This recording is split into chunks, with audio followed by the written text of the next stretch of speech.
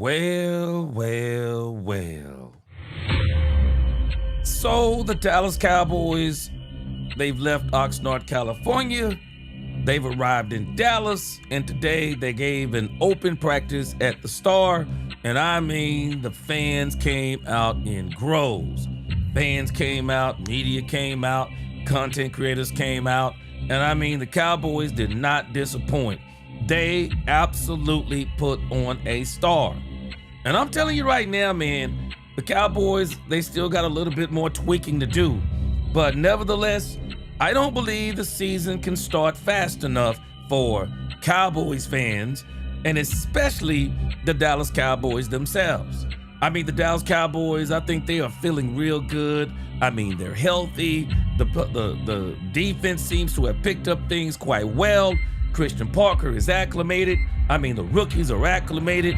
I mean, we got a cohesive team here, and they seem like they are ready. Let's talk Cowboys. Oh, yeah. We about to talk facts. What is going on, Cowboys Nation? I wanted to come on early today, but I had a few things to come up. But nevertheless, I wanted to see all of the things that are developing today. There are some very good things that have developed, and we got a lot of things to talk about tonight on Let's Talk Cowboys. Let's go. Let's get it. Welcome, welcome, welcome, Cowboy fans and Cowboy haters alike. I'm the G, and I'm the host of Let's Talk Cowboys, where we talk facts. And as you come into this live stream, please hit that like button, share, subscribe, hit that notification bell so you know the next time we post another video or go live. And if you haven't become a channel member subscriber yet, what are you waiting on? Man, we got a lot of great things coming up this season. Now, let's talk facts. We got a great show planned for tonight. We are going to come straight from the Star. As far as some of the things that I've seen some people talking about on X, we're going to come from the Star. We'll show a couple of plays. I'm sure they couldn't do a lot of filming, but I'm sure I'll show you a couple of plays, some things that were said. But nevertheless, we're going to come from the Star off the rip. Then we're going to go and listen to some of the player interviews. Player interviews tonight from the Star, or it'll be last night in a few moments from the Star. Then gonna talk a little bit about the new signing today, and may even talk a few things about some trade rumors out there that I don't believe that are really trade rumors, more of wishful thinking. But we'll talk about the new signing the Dallas Cowboys just made and why they made that signing. Then y'all might not realize it, but today, I believe, is the 1-year anniversary. And I'm not going to tell you what that 1-year anniversary means, but I'm sure some of y'all can pick up on that. Then, Nick Harris, I think he talked a little bit to Will McClay. So we'll see what he talked about with Will McClay and see if there's anything else on the horizon for the Dallas Cowboys. Then we're going to look at another little article. You know, people are talking about, you know, Joe Milton had such a great performance. And again, this is just what people do. They jump the gun on these things, and all of a sudden now Joe Milton is ready to take a team to the Super Bowl. And this is what people do. Let's let Milton keep on developing. The best thing he could be doing right now is developing and keep on listening and watching Dak Prescott. He'll get some time to play in garbage time this year to continue to sharpen his skill set, but we'll talk about that in a moment. And then we're going to end it with Around the League. And there's a big story, or a couple of big stories, that came from out of the NFL. And one of the reasons why I'm going to bring this up, because these things affect the Dallas Cowboys in the overall theme as it applies to the NFC. So, man, we got a great show for tonight. From the Star, player interviews, new signing, 1-year anniversary, Will McClay, trade assets, and Around the League. Let's go, Cowboys fans. Oh, let's get it. Yeah, let's go. Let's get this quick roll call in, and then we're going to get this show started for tonight. Yeah, let's get this show started for tonight. See what we got rocking. Let's go. Man, a lot of us, I know we ready for the season to start. Let's take our time, enjoy what's going on with these Cowboys. Yo, G, bless 'em. Yeah, it is the Queen. What is going on, Queen? Good to see you late night. Yeah, we locked in, G. Hey, we locked in. We locked in. We them boys. We locked in. What's going on with them boys? Mose Logan in the building, in the congregation. What's going on? Ron Mack, return of the Mac. What's going on, Ron Mack? Bass in the building. What's going on, Bass? Yeah, it ain't over yet. What's going on, Dolores Betty Boop? What's going on? Good to see you tonight. Enoch Taylor. What's going on? Amber Soprano. What is going on, Amber Soprano? Always glad to see you in the congregation. What's going on, Andre Johnson?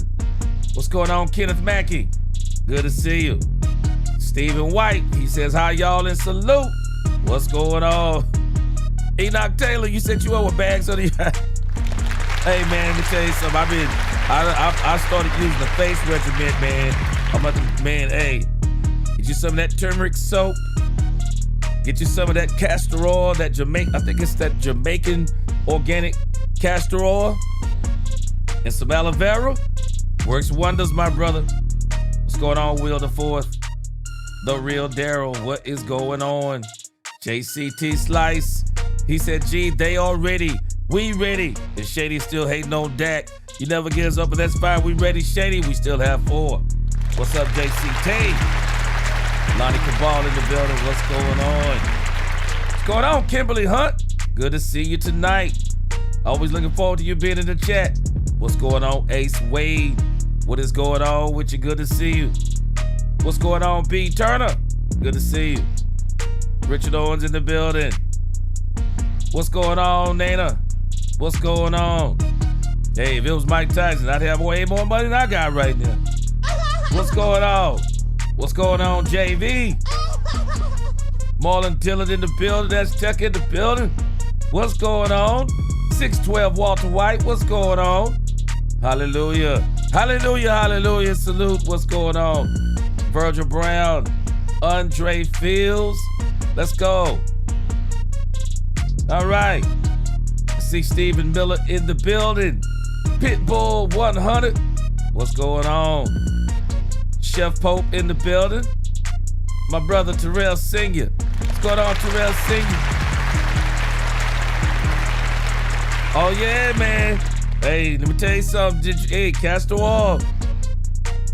Yeah, hey, that castor oil is like Benjamin Button juice, man. Telling you right now, you get that in organic. Shoot, what's that Benjamin Button juice? Trying to tell you how to age backwards, man. Trying to tell you, boy. I'm not done. I got some more I'm adding to the regiment, man. Trying to tell you. What's going on, Dak Elite? Cry about it. What is going on? All right, good to see everybody tonight. Good to see everybody tonight. Man, we got a great show planned for tonight. Let's get this show started. First things first, man, let's come straight from the start. Cowboys, man, they were over there today, and they did not disappoint, man. They did not disappoint. The Dallas Cowboys put on a show.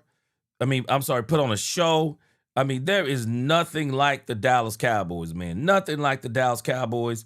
And, you know, people can say what they want to say about Jerry Jones, but Jerry Jones, one thing he does, man, he makes the team very accessible to its fans, makes the team very accessible to the media. Love it, like it, or hate it. I think it is very, very, very exciting I think it's very, very exciting for the fan base. Stephen White, you probably got onto the mobile. Let me give you, hold on, I'm going to put the link in the description. I'll put the link in the description for the regular view. You can either do the desktop view or the or the vertical view for the mobiles. Hold on a second. Let me see if I can get that up for you real quick. I'll put that in the chat. All right, let's see here. All right, I put that link in the chat for you there, Stephen White, in case you want that full one. Appreciate you, Chef Pope. The hoodie came from Fashion Nova. I don't think they have these anymore, but they'll be having some more during the football season. And don't you worry, I'll be doing some giveaways now that the season is starting. We'll be doing some giveaways, working on some Let's Talk Cowboys merch. So we're gonna get all that stuff going. Yes! Here we go! But here we are, man. We about to go from the star. I mean, in the Cowboys, again, they put on a show, and I'm telling you, man, they did not disappoint. Let's cue it up. They did not disappoint. DallasCowboys.com posting Dak Prescott. Yo, G, bless him. Telling you right now, man, they got plans for Jaden Blue. I've been telling y'all this for 2 years. They got plans for Jaden Blue. Jaden Blue wasn't going anywhere. You see Jaden Blue out there. Dak on the rollout. Nice little play right there. Yeah, they got plans, man. I'm telling y'all. Yeah, Cowboys today. Cowboys from the star, man. They were doing their thing.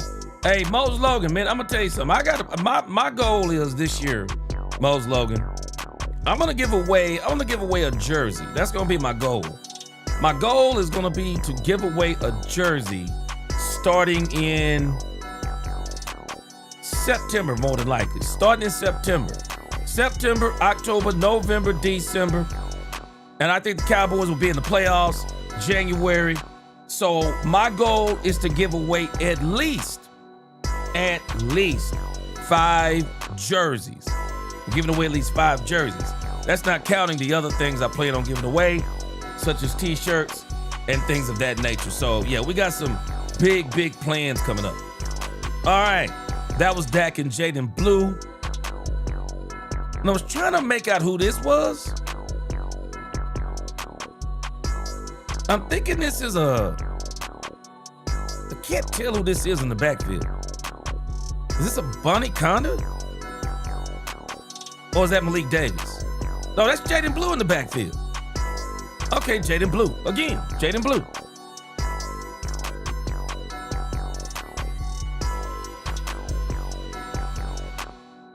And Cowboys look like they ready, man.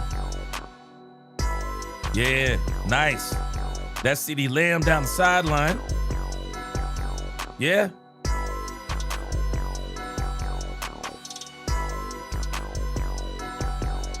Man, that crowd was out there today, man. That crowd was out there. That right there looks like Javonte Williams. Yeah, I think that was Javonte Williams right there.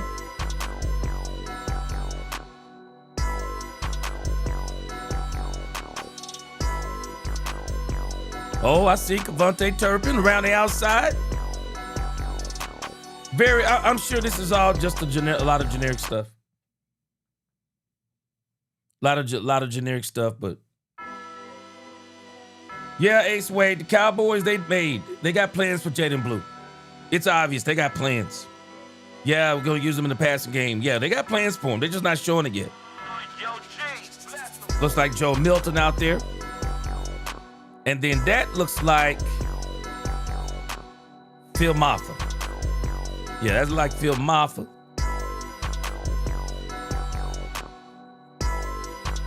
And I'm sure today they kept it pretty generic.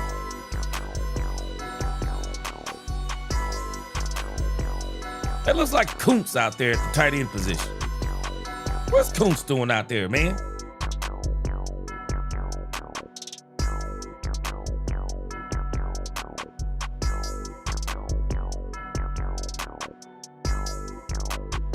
Nice.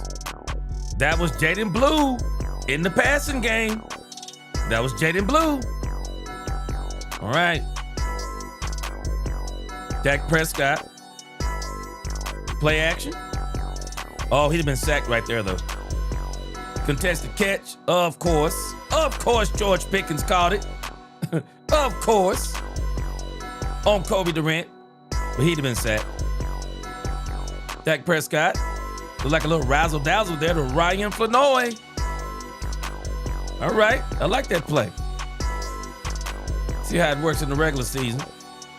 I'm gonna remember that play. I know we'll see that again. All right. Cowboys like they lined up in what, 12 personnel? Malik Davis. Okay, running out of 12 personnel. I see you, Malik Davis. It's a different look, running out of 12. I think that was 12 personnel. 2 tight ends there on the right-hand side.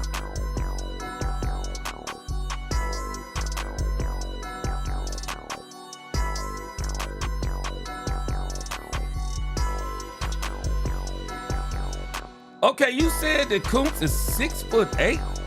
Oh my gosh. I didn't know he was, I didn't know he was 6'8". My gosh, you right, hallelujah. Man, you need to be out here grunking dudes. All right, here we go again. Cowboys is like 11 personnel. That's Jake Ferguson that time. And who is that? I think that's a Bunny Conda. Yeah, he'd have been stopped in the backfield on that one. All right, I see you, Sam Howell. Okay, somebody shot out of there. I'm going to go out on a limb. That might have been Jashaun Corbin, maybe? Because I don't recognize the number, so I'm assuming that's Jashaun Corbin, maybe?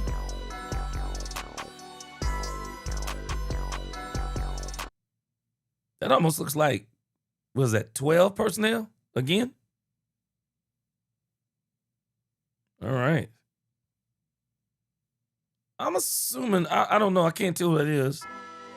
Maybe Jashaun Corbin back there. I think this is Phil Maffa back there. I see a 7.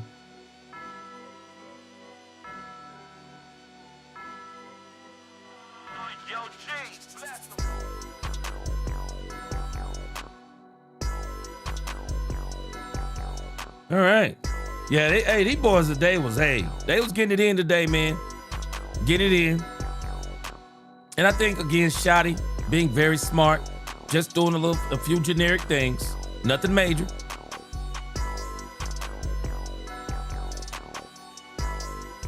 Yeah. Nice. Straight from the start. Let me see who that was that gave us that nice footage.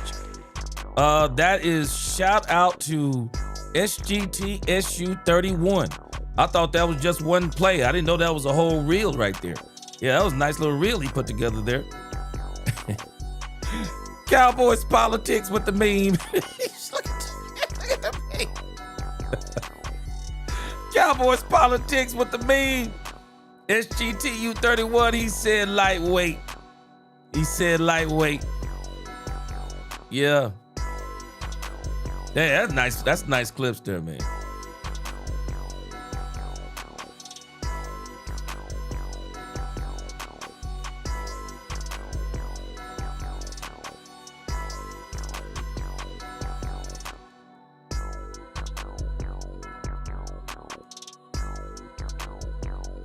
Yeah, that's nice work there.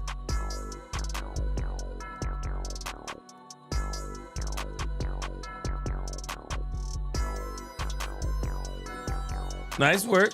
All right, let's see what else here.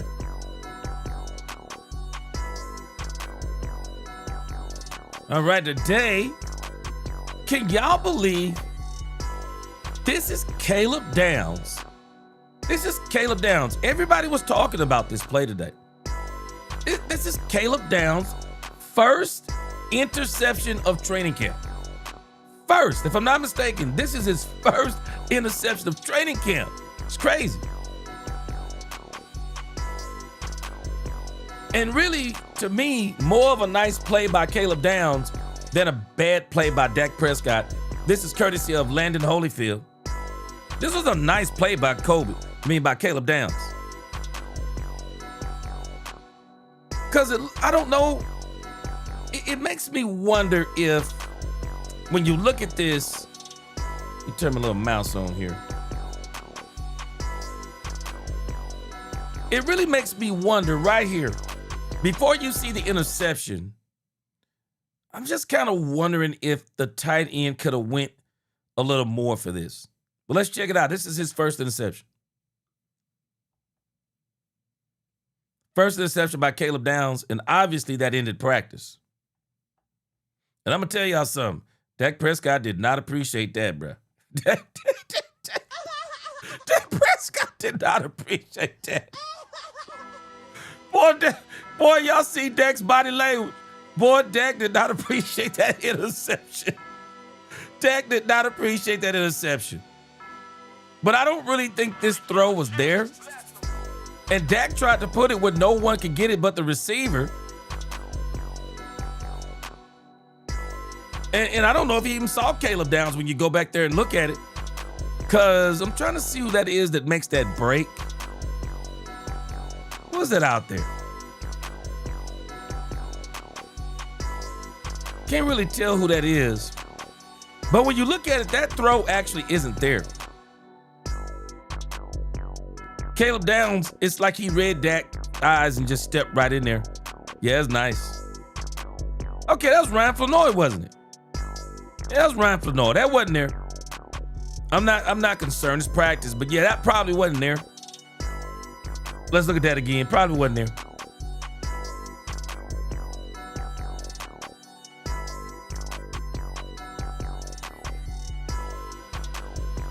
And I'm assuming this play is designed for Flanoy, but as you can tell right here, Caleb Downs is in perfect position. You're not getting this ball anywhere in this range, which I think the CeeDee Lamb throw, might have been the better throw. Let's check it out, let it develop again. I think the CeeDee Lamb, what do y'all think? I think the Lamb one would have been a better bet. Lamb probably could have got Jalen Thompson on this. It'd have been tough. But I think this would have been the throw. Because this right here, I agree with you, Enoch Taylor. He gave Caleb Downs one right here. Great play, but I think he gave him one right there. Yeah, I think he gave him one. Somebody must have said if the defense get an interception, we'll end practice today. Somebody must have said if you get an interception, you end practice today. Dak said, okay, hold on just a second. I'm just playing out. I'm sure. Oh, I'm just playing, man. Rose, what up, Rose? You was in the building. Let me see. Let's see. Rose says, saw all of this. Oh, gosh. Rose said he saw all of this in real time tonight. Place was lit per usual. Yeah, it looked like it was lit, too. Bad, you said use that magnifying glass, bring it back to my grade school. Yes, sir. Hey, that was Caleb Downs' first interception of training camp. I mean, there's AOC. Shout out AOC. Y'all see AOC? That is AOC in the picture there. Yeah. I'm just blown away that was actually his first one. First interception. First interception of training camp. He's made some great plays. But I'm going to tell y'all right now, boy, look at Dak Prescott. Boy, Dak don't like this right here, bro. Look at Dak. Look at Dak Prescott. Boy, Dak is not happy about this, bro. Look at that body language. That man, Dak Prescott, is not happy at all, man. Boy, that man, Dak Prescott is not happy, bro. That is the competitor right there. I really love that. But that was a great play. Center field by Caleb Downs. I hope we see a lot of that this year from Caleb Downs, man. I really do. I really hope we see a lot of that from Caleb Downs. All right. Straight from the star again. Man, I am sorry. I am just excited about Von Miller being in Dallas. I am just excited. I am excited about Von Miller being in Dallas. This dude is going to pay some serious dividends. Man, I'm telling you. I believe people have underestimated Rashawn Gary. I believe they're underestimating Von Miller. Man, I'm telling us the Cowboys are going to have a way better pass rush than people believe. I believe they're going to have a way better pass rush. Man, I thought this was crazy today. This is some insane stuff by Jerry Jones. Jerry Jones has partnered with HEB. Look at Jerry getting his groove on. Y'all see Jerry? Boy, Jerry doing that money dance. That's that money dance right there, man. I'm telling you right now. That's that money dance. Jerry, man, I'm telling y'all, man, Jerry deserves so much credit. Jerry has listened. And that's the biggest credit you can give Jerry. He's listened. He's listened and he's done what he's needed to do. Jerry has built a great team. He's built a great team. And a lot of people, you know, we don't need no egos on this team. We don't need no egos on this team. Anybody who does their part in a championship, on a championship team, they are a part of the reason why you're doing it. Jerry is the GM and he's GMing, and he has done a great job. Proud of Jerry. Get out the way. Listen, understand what they're telling you. Get out the way, make the right moves. Jerry's doing what he's supposed to do. I don't understand how you don't deserve a lot of credit for that. Jerry deserves a lot of credit. A lot of credit. Hey, what's going on, Jerome Missy from the Bahamas? Hey, Jerome, boy, they done hooked up with HEB. I saw people in the chat, Jerome, talking about what's HEB. What's HEB? Shoot. What you talking about, what's HEB?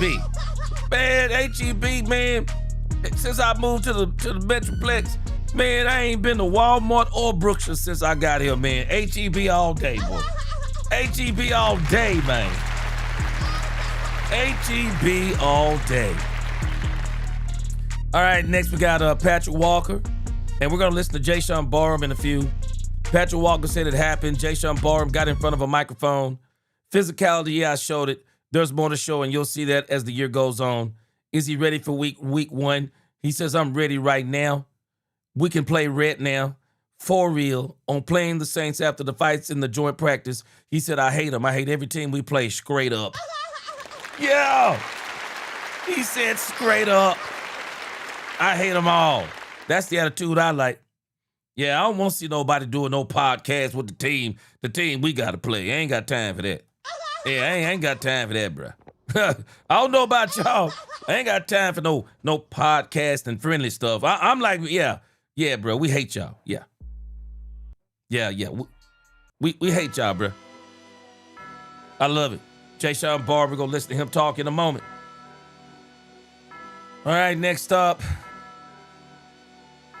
Kobe Durant. Let me see what we got on Kobe Durant. Okay. This was news from Todd Archer. Todd Archer said, seems like Kobe Durant will be the starter opposite Deron Bland as week one approaches. Savon Revel has had a nice camp, but Durant is getting to work with the ones. Now, don't worry about Kobe. Don't worry about Savon Revel Jr. and don't worry about Jashaun Barham. They will not be starters, but they will be a big part of what the Cowboys do. They're playing. Book it. They are playing. They're too good not to play. They will be playing. So I'm not worried about them not being starters. It just shows you that we got some depth. They will be playing. I saw this today. I thought it was pretty funny, the meme. But Nick Harris said on the second play of the team period, Cowboys quarterback Dak Prescott got his feet caught while trying to hand off to Malik Davis and failed, and the entire Ford Center gave a collective gasp. He popped right back up, and he was fine. Had everyone like... People crazy. Yeah, boy. Hey, they said don't mess with the money. Down season said, yeah, in practice right now. Jaden said, don't scare me like that. Look at the meme by Busy B. Boy, these people be killing me, bro. Somebody said I almost had a heart attack reading this. Brave Cowboy 95. Clinton Foster said, oh, great heavens. Oh, man. Lou 21 said practice council, bro. Oh, man, Cowboys fans, boy, they be tripping me out, man. All right. Dak Prescott running out onto the field with the backhand throw. I guess it was that Jaden Blue. That guy didn't throw it backwards to Jaden Blue. All right. Then, of course, after practice, Cowboys were out there signing a bunch of autographs. Yeah, he's out there signing. And Dak's doing his normal thing. We saw Von Miller doing it. Man, this guy, Pete Shiuz or whatever, Pete Shiuz, I think it is. Man, this guy is, or Shiuz Pete. Man, let me tell you something. This guy, the story is big. I hope this guy can play. He gets on this roster. I hope he contributes. Then finally, we got that last interception by Caleb Downs. And this time we see it from the end zone angle. Courtesy of Lacey. Yeah, this time we got it from the, yeah. Yeah, that throw probably wasn't there. Dak gave him one on that one. Yeah. So they obviously they got the in practice on this. Obviously they got the in practice on this right here. So, hey, man, very good by the defense. Very good day by the defense. But from everything that I heard, though, Rose, you tell me if this is correct, what I heard. Tell me what your perspective is on this. But I heard Dak Prescott cooked in the grand scheme of things. I heard Dak Prescott cooked that defense. I heard he cooked them. Oh, okay. Thank you, Bass, for giving me that pronunciation there. Appreciate it. Shiaz Pete. I thought they said Shiaz. I heard somebody say Shiaz Pete. Yeah, I thought they said Shiaz. Shiaz. We're gonna get it right eventually. But hey, I hope he really has a great season. Somebody posted the Cowboys unofficial depth chart also. This is the Cowboys unofficial depth chart going into this next game. So we'll look at that some more tonight here in a moment. We're going to look at that. We'll look at that. But I'm going to tell you now, man, the Cowboys, oh my gosh. Man, the Cowboys got some decisions to make. Oh my gosh, they got some decisions to make, man. Ooh-wee. I'm telling you, man, I don't know how the Cowboys going to pull all this off. The Cowboys are probably going to break our hearts. They are probably going to break our hearts. And the reason why I say the Cowboys are probably going to break our hearts because you can't keep all these players. You can't keep all these players. We're going to go through tonight and just, we're going to be doing this all the way up until the 30th. You can't keep all these players. Even sending some of them to the practice squad, you can't keep them all. And there are some players, I got a feeling, that we absolutely want to keep. And we're just not going to be able to keep them. We're just not going to be able to keep them. And I'm telling y'all now, we got some players on this team. And I've been telling y'all this. Matter of fact, I didn't put this on the agenda, but I'm gonna slip it in. Mickey Spagnola today was saying the same thing I was saying about some of these players. Mickey Spagnola was saying the same thing about some of the same players I've been talking about. The Dallas Cowboys, they're not going to be able to be slick and slide Camden Brown on the practice squad. They're not going to be able to be slick and do it. They're not. They're not going to be able to do it. They will not be able to be slick either and try to slide Michael Trigg. Because even though the Cowboys signed Michael Trigg to a 3-year deal, it doesn't seem like it's a fully guaranteed deal from what I can tell, because the Cowboys can still let him go out into free agency, and so they actually wouldn't be on the hook as a total guaranteed deal. They're not going to be letting him slide out there. I'm telling you right now. People are looking. He was the top 5. He was the 5th rated tight end in the draft this year. And I'm telling you, even though people have only seen a little bit of Michael Trigg, I think there are some people out there, they've seen enough. And his injuries are starting to mount up already. His injuries are starting to mount up. Nah, a player like Michael Trigg, nah, bro, you ain't gonna be able to put him out there. Camden Brown, you're not gonna be able to put him out there. You're not gonna be able to do it. You're not gonna be able to do it. So we're gonna go through this in a moment. You're just not gonna be able to keep them on. You're just not, man. It's gonna be tough. It's gonna be tough. So you can only stash a couple of them as it applies to. You can only stash a couple of them as it applies to injured reserve. So, man, Cowboys, they got a great problem, as someone said. I saw in the chat. Boy, they got a great problem to have. But nevertheless, man, it's a problem. It is absolutely a problem. You just can't keep them all. All right, so for now, man, we got plenty to talk about tonight, man. I appreciate y'all rocking with me tonight. Y'all make sure y'all hit that like button, share, subscribe, hit that hype button. Also, let's see if we can get us about 10 super chats tonight. I appreciate y'all, man, as y'all continue to support the channel. I appreciate y'all, man. Best chat on YouTube. Chef Pope, he said, I'm telling you, After Dark is like a work shift. 5+ hours of good content. Appreciate you. Now, I'm not sure I'm going to do 5 hours tonight. I told y'all anything past 3, and that is officially called overtime. That's Cowboys overtime. Yeah. 3 hours is After Dark. Anything after that is overtime. Hey, Nathan Too Tough, he said, we got to watch the Dallas Cowboys practice tonight. How was it? Rose said it was off the chain. Yeah, Rose said it was off the chain. So, I think they're doing practice again tomorrow. I think it's open. Well, we're into tomorrow now. It'll be open again today.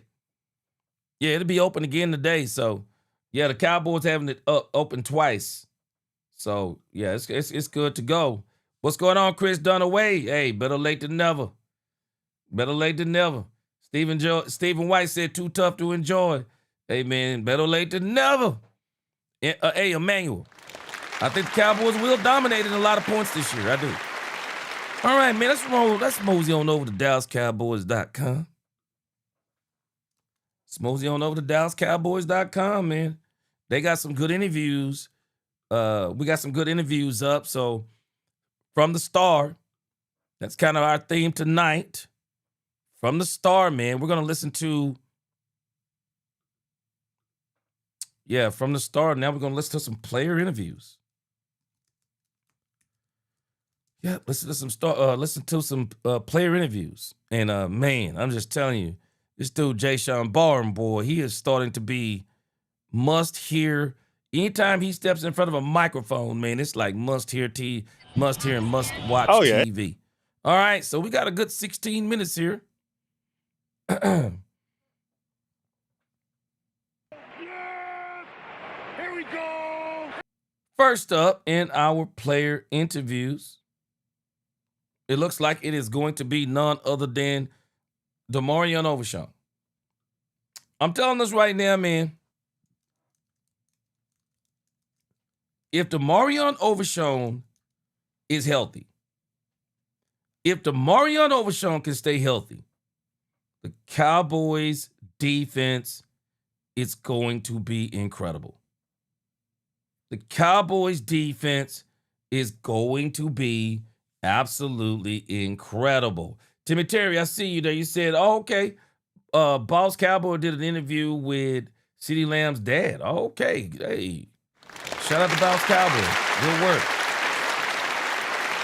Yeah, I saw some of the content creators out there today. AOC, Lose Take, just hit 10K on YouTube. Shout out to Lose Take. He does some very good work. Saw Lose Take out there. I saw I think I saw HTM Sports, maybe. I think I saw him out there. Then I saw Boss Cowboy. No, I saw Boss Cowboy out there, and I'm pretty sure. I think I saw a guy named BGJ, the Cowboys fan or something. I think I saw him out there. They were in a suite or something out there. I don't know what it was, but yeah, man, I'm sure they did a great job out there if they was out there today. So yeah, y'all make sure y'all check that out over there on Boss's channel with CD's dad. All right, and so this is going to be our player interviews. Our first one, again, it's going to be Demarion Overshown. Still Demarion Overshown, if he stays healthy, man, Cowboys defense is going to be devastating. It's going to be devastating. Demarion Overshown, contract year. He's either going to be here or somewhere else next year. But whatever that means, he's got to stay healthy. He's got to stay on the field. Same thing I said about Guyton. He's got to stay healthy. He's got to stay on the field. And I think if he stays healthy, he will stay on the field. And if he stays on the field, shoot, I believe my man Demarion Overshown is going to dominate. This is Demarion Overshown, first up. It's always fun to see the blue and white show up for the support. We know how bad they want it just as much as we do. So when we get to actually be home, we love our people in Oxnard, but our people in Frisco, man, it's a different type of energy. So they ready for the season, and I'm glad they got a chance to see a glance of what we putting together for the season. What did you think about Caleb Jones from Dak Prescott? Hey, he's a baller. Look, I'm glad that people got to see it that haven't been paying attention to the media or whatever people his teammates been talking about him. He's a student of the game, man. He want to do great his rookie year. So, we pushed him to that, and, he's accepted that. He want to be great. So seeing him make a play like that, that's going to be common. Tomorrow, I know it's 40 season, right? But how big would it be for the team to go just 3-0 and you have a good note heading into week 1? Hey, winning is always the goal.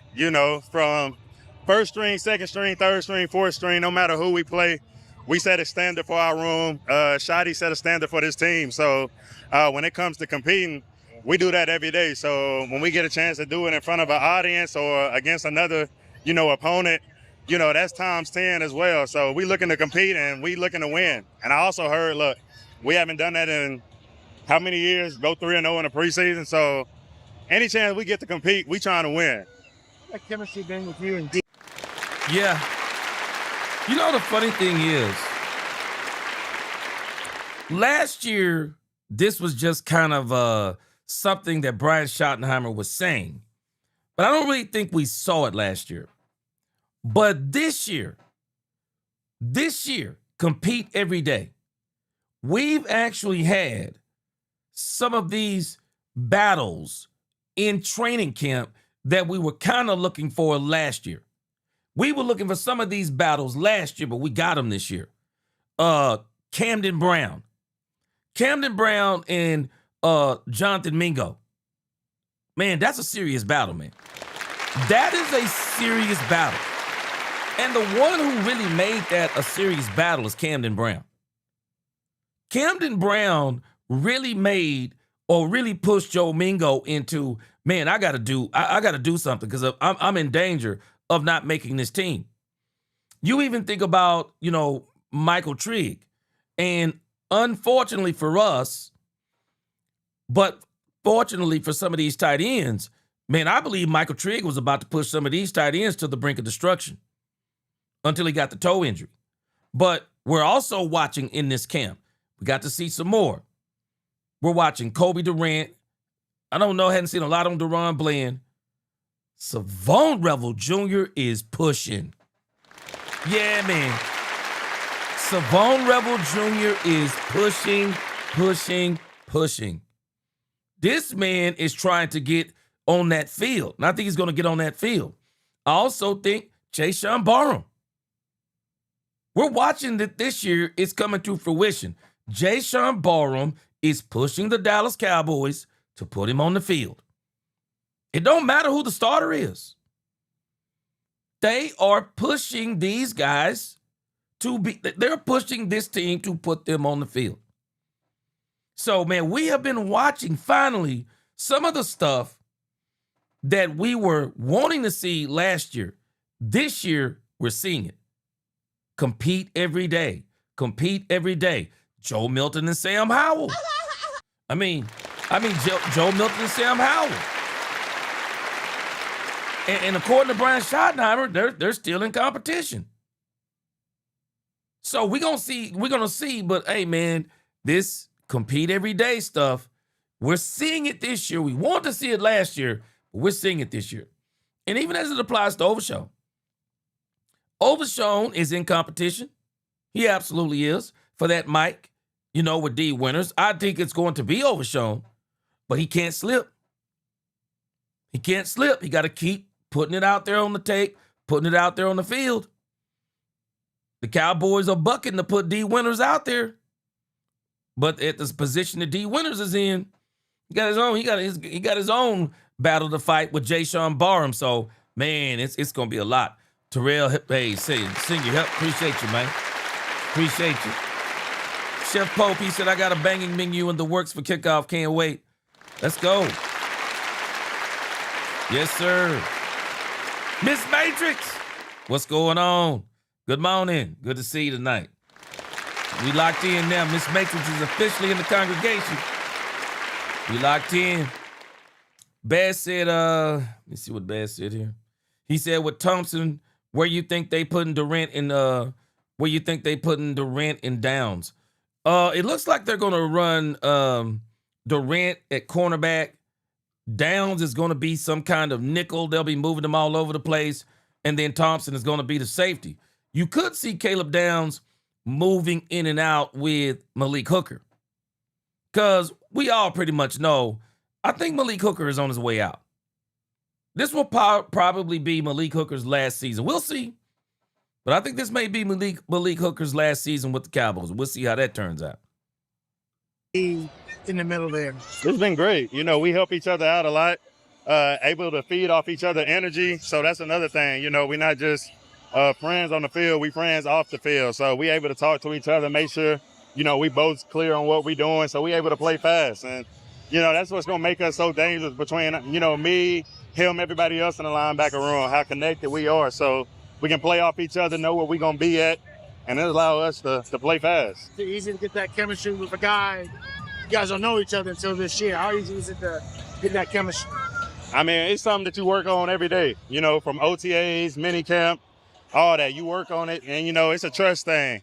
I know he got my best interest, and he know I got his back. So we all want to see each other do good. And now, this right here, what Overshown is explaining, we couldn't see this last year either.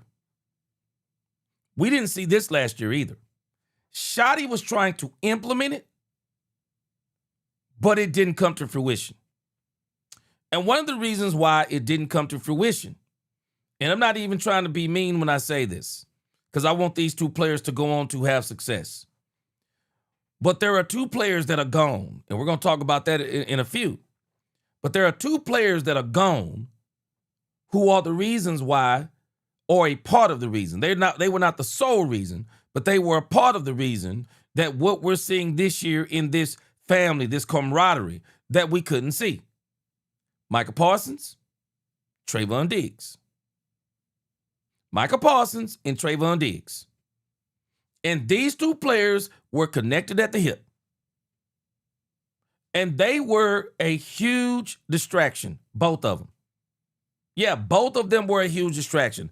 One of them going for a contract, one of them coming off back-to-back injuries, arguing about rehabbing at the facility, arguing in the court of public opinion, not only with the ownership, advocating for them to sign Micah Parsons, getting fines, speaking out in the court of public opinion against the coaches. Man, I'm telling you right now, I'm so glad that type of behavior is over. A family don't put its business out there in the streets. A family keeps its business internal, and it works those things out internally. And so when it comes to those two players, because they kept out talking to the media, all the little things they were doing, it was just one. Man, I want y'all to think about how crazy this stuff was. Micah Parsons laying on the table, even if it was for 30 seconds, laying on the table, eating nachos. I mean, jersey on his neck.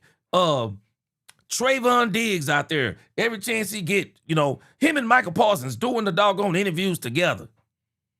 I mean, do y'all realize we had a player that was out with a concussion, a millionaire trying to hang his own television on a pole? Let that sink in. I'm telling you right now, if there is $1 million in my bank account, the handyman days are over for me. I don't know about y'all. Shoot. When I get 7 figures in the bank, you think I'm going to be Mr. Fix-It? I wish I would. I'm not Mr. Fix-It once I get $1 million in the bank. I'm sorry, man. I want y'all to think about this. I mean, we were going through we were going through stuff, bruh. We were going through things that you shouldn't even be going through. What? You get a player with a concussion from a TV dropping on his head that he trying to hang, and he's a bleeping millionaire? Stop it, bro. Stop it. This was man, we were going through some of the craziest stuff you could go through. It was crazy. It was literally crazy. And isn't it funny? Both of them are gone. And look at how the team settled down. With both of them gone, teams totally settled down, brought in leaders. Brought in grown men, leaders, guys who are hungry, want to win a Super Bowl, want to be in Dallas. We brought those kind of things in, and it changed. It did. Miss Matrix, she said, Michael, yes, but honestly, that was the Joneses and the media forcing the Diggs stuff. You know what? I'm gonna disagree with you a little bit on this, Miss Matrix. Diggs was a mess. Diggs started it from the get-go. When Diggs decided to rehab down in Miami rather than in Dallas, Diggs started it from the get-go because the Joneses were criticizing Trayvon Diggs, understandably in the court of public opinion, because when Trayvon Diggs rehabbed the last time, what was the thing they were saying? Diggs wasn't rehabbing good enough. He wasn't serious about his rehab. And Diggs didn't even look right after he came back from the first injury. So the second injury, Diggs knew clearly there was a clause in his contract to where he had to work out at the facility. And Diggs didn't do it. Got that $250,000 fine, and it was on and popping.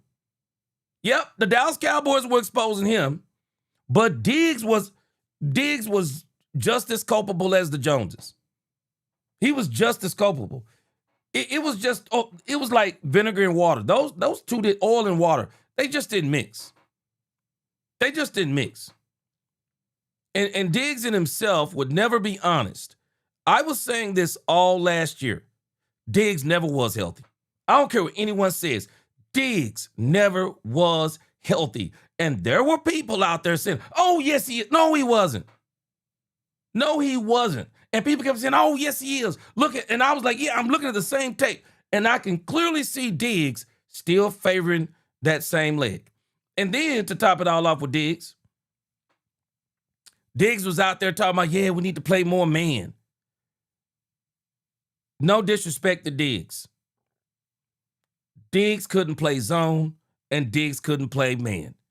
Diggs couldn't hold water last year. Couldn't do it. Diggs couldn't hold water last year.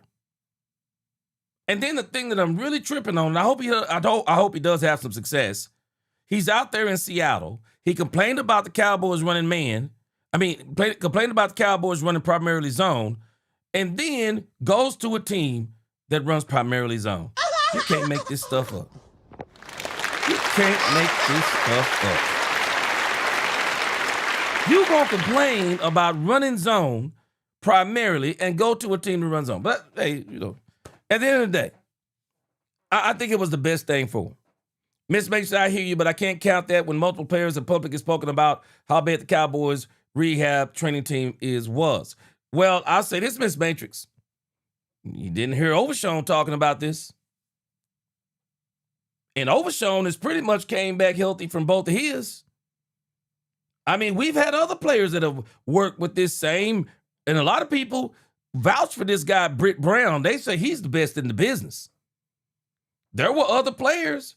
They rehabbed with Britt Brown, and they came back just fine. Came back absolutely fine. But again, at the end of the day, yeah, I get what you're saying, Miss Matrix. I'm sure you get what I'm saying too. But at the end of the day, it's not even just those things. Trayvon Diggs, his affinity for Michael Parsons was also his downfall. His affinity for Michael Parsons. And you even think about the guy, who's the defensive guy that we had here? What was his name? Al Harris? Al Harris, no longer with the Cowboys. Reportedly because of Trayvon Diggs. Because Al Harris kept making excuses for one Trayvon Diggs. And just by association, Al Harris, not with the Cowboys no more. But again, he's with the Bears. He's doing a great job over there. But everybody thought that Al Harris was going to be the defense coordinator here. But everything happens for a reason. So he's doing good over there. But at the same time, I'm just telling this man, Trayvon Diggs, and I don't think it was just that injury stuff. Diggs just didn't have the right mentality to be over here. And for what they were trying to do, Diggs didn't have the right mentality. And that's the best thing about this team in general. Like, I think everybody want to see the next person succeed. Yeah. No matter what we're dealing with that day. Yeah. We're going to show up for our best day of work for our brothers. So that's the kind of connection we got. We're not going to let each other fail. And it's just going, like I say, that starts off the field. But yeah, and Miss Matrix, let me tell you another part of this. Don't discount this part, Miss Matrix. I'm going to tell you another reason why the Cowboys were sour with Diggs. We do realize that after Diggs signed that contract with the Cowboys, Miss Matrix, let's add this part in too. Diggs had the biggest ego. Diggs had always had something to say. Diggs basically took money from the Cowboys because Diggs didn't even play barely a full season once he signed that contract in 3 years. What was it, 3 years? Diggs barely played. And if you don't think that, hey, Miss Matrix, if you don't think that'll make a franchise mad at you, if you don't think that don't make a franchise mad at you, and then they got to play you because you're making all the money. In reality, if they didn't owe you money, they'd cut you. They cut you. But because you make all the money, they know they can't cut you. So they want you to play and get something out of you because they hadn't got nothing out of you in 3 years. That was another reason why they were mad at Trayvon Diggs. And Trayvon Diggs at the same time, his big ego was like, but hey, it don't matter. You still owe me the money.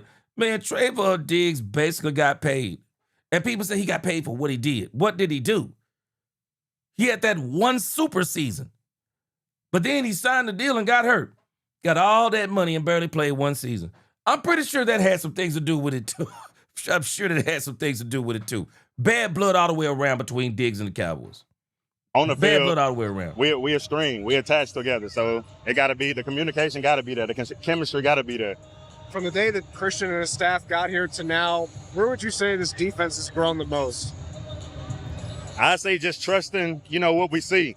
Trusting our instincts. He allow us to play fast just by putting us in the right calls. Just by, testing us in the meeting rooms, making sure everybody know who they tied to, what the other 10 people doing on the field. So I think he's allowing us to use our skill set, use that run and hit factor that we need to play, that certain play style. We able to play like that because, he allow us to play fast. So that's one thing when you get a coach like that, also teaches you the game so you can play fast, you win ball games. This is the biggest thing and the biggest difference between Christian Parker and Matt Eberflus. Last year, Matt Eberflus strikes me as this guy who's really smart about football. Because it's not like Matt Eberflus don't know football. We're not going to fool ourselves and lie and say that Matt Eberflus don't know football. But the problem with Matt Eberflus, extremely stubborn. He has a way that he wants to do things, and it's no other way.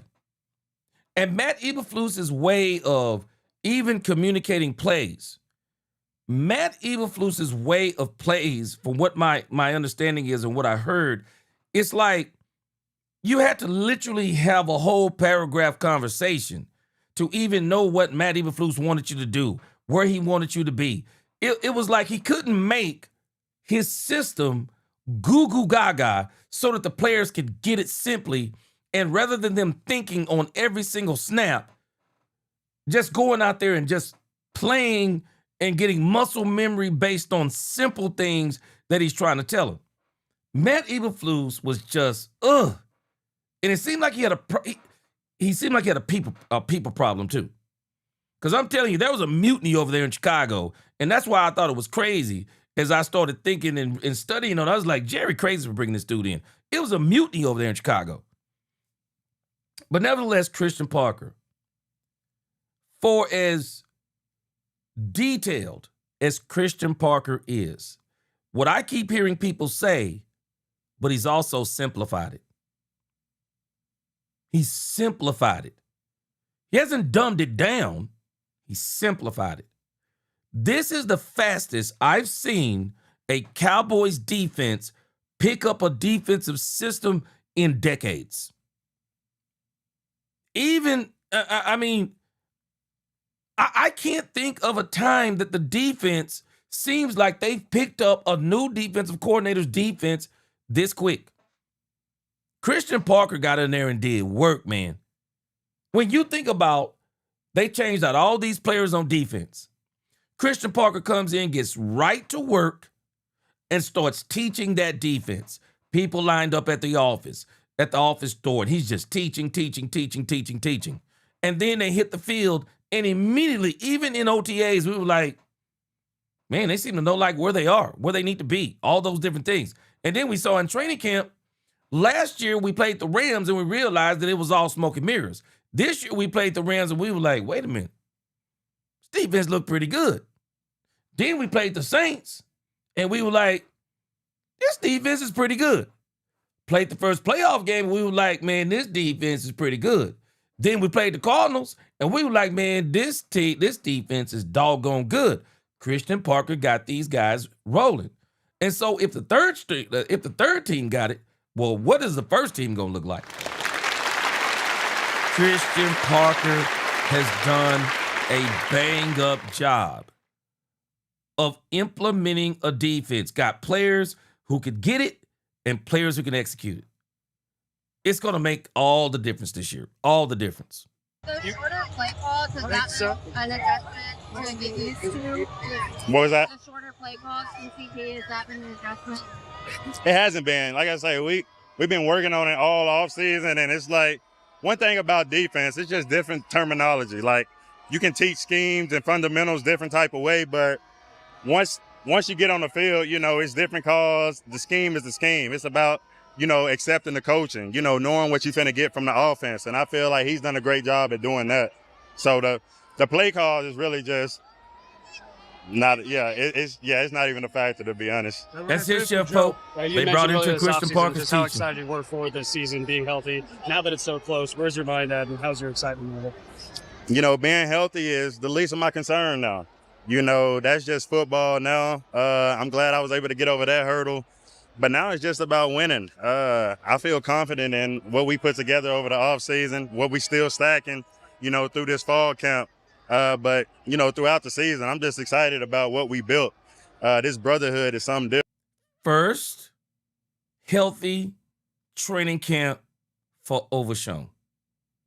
First healthy training camp. And I'm talking from start to finish since he's been a pro. First season, almost made it, hurt in the preseason game. This year, of course, no preseason game, but he's played in the scrimmages. Marion Overshown, I'm telling you now, if he stays healthy, this defense is going to be one of the top defenses in the league. Different. And, you know, I'm just ready to lay it all on out on the line for, you know, the other 10 on the field with me. I love it. I love it. I love it. I love it. And DeMario and Overshown, fully confident. I'm telling you right now, whatever he got done, whatever Overshown got done, man, he probably need to share with some people. Because, again, Overshown said he got the best knees in the NFL. That's what he said. They don't put that. Hey, I'm telling y'all right now. Anybody, hey, the older folks know what this sound mean. Shoot, they done gave my man Overshown them bionic knees. Let's go, Overshown. Let's go, Overshown. They done gave my man them bionic knees. Shoot, I'm telling y'all, boy, Overshown is going to be a dog this year. When Overshown went and got moved together, he was telling us, I'm about to be a dog this year. I hope he does. I hope he does. And if he stays healthy, I think he will be. All right, next up. Yeah! Here we go! Jashaun Barham. This man is off the chain. Check him out. Good, can't complain. Just getting working with the team, so it feels good to be out there. They obviously trust you with a lot of different responsibilities. Just to have that trust as a rookie, what does that mean to you? How do you feel like you're doing with that? I feel like it means a lot, but I still got a lot of work to put in, so I'm just trying to get better every day, trusting the coaches, trusting my teammates. I mean, it feels normal. I did it in college, so it's just a step up in the NFL and just having to call plays, demanding the defense, so just getting used to it. How tough was it being out? I'm telling y'all right now, a lot of people don't realize it, but Jashaun Barham actually could have went in the first round when you think about it in the grand scheme of things. He could have went in the first round. The issue is people didn't know what he was. You know, as Shotty explained, as his stock started rising, he wound up getting an injury. But when you think about Barham is as good as, I would dare say, Barham, people are going to realize it later, but I believe Barham is going to turn out to be as good as Sonny Styles. He's going to turn out to be as good as Ruben Bain, who went in the first round. This dude is going to be so much better. He's going to be so much better than people understand. He is going to be so much better than people understand. And there will be people looking back at this dude in the draft, and they're going to be kicking themselves in the butt. They absolutely are going to be kicking themselves in the butt. And so I'm telling this man, Jashaun Barham, let me see here.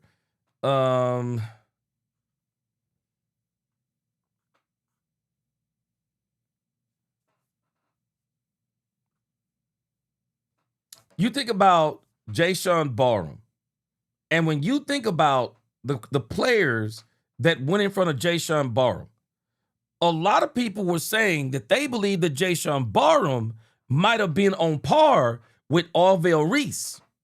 Might have been on par with Orville Reese as well as Sonny Styles. People are saying that they think that he was as good as those guys. Ruben Bain Jr. When you look at those top three players, those were the players everybody was talking about. But Jashaun Barham, when you go back and look at his statistics, you go back and look at his film, he almost looks like Orville Reese. He almost looks like him. Barham is one of them, man. Barham, I'm telling you. Barham is one of them.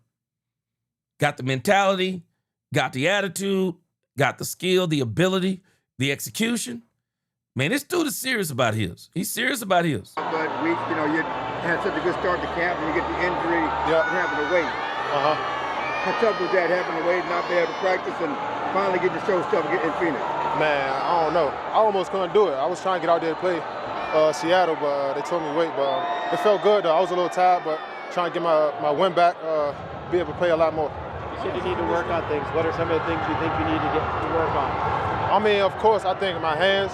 my height, playing lower, sideline to sideline, my coverage. I feel like all around, I'm not perfect, so it's a lot of stuff I can still work on. The physicality that you showed, is that what you're going to bring? A lot of people are excited about what they saw in the game, Mr. Carter. Yeah, I mean, of course, that's something. That's one thing that I showed.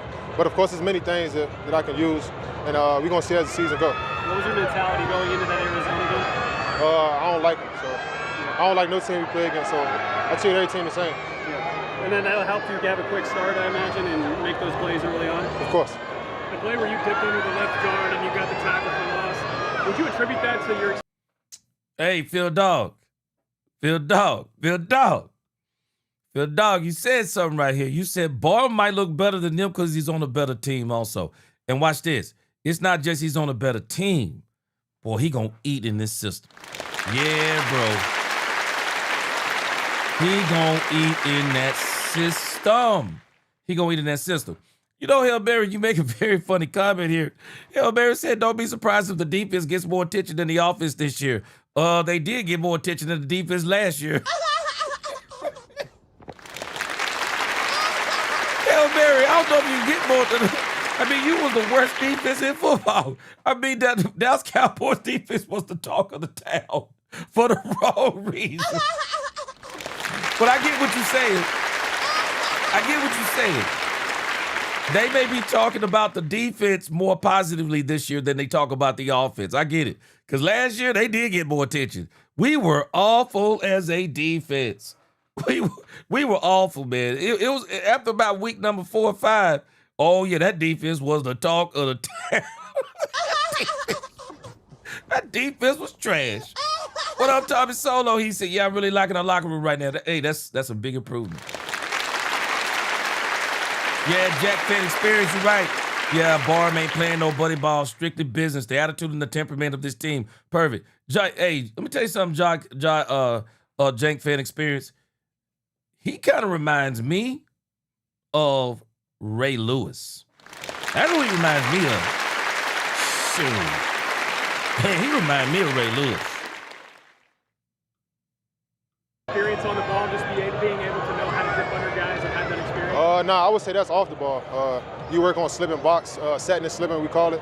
But you work on slipping, shedding. I feel like you got to use them all. You can't just always run and hit. You got to learn how to slip blocks and get off blocks. So, I just tell you to kind of get this thing going for real, like week 1. Week 1? I'm ready right now, for sure.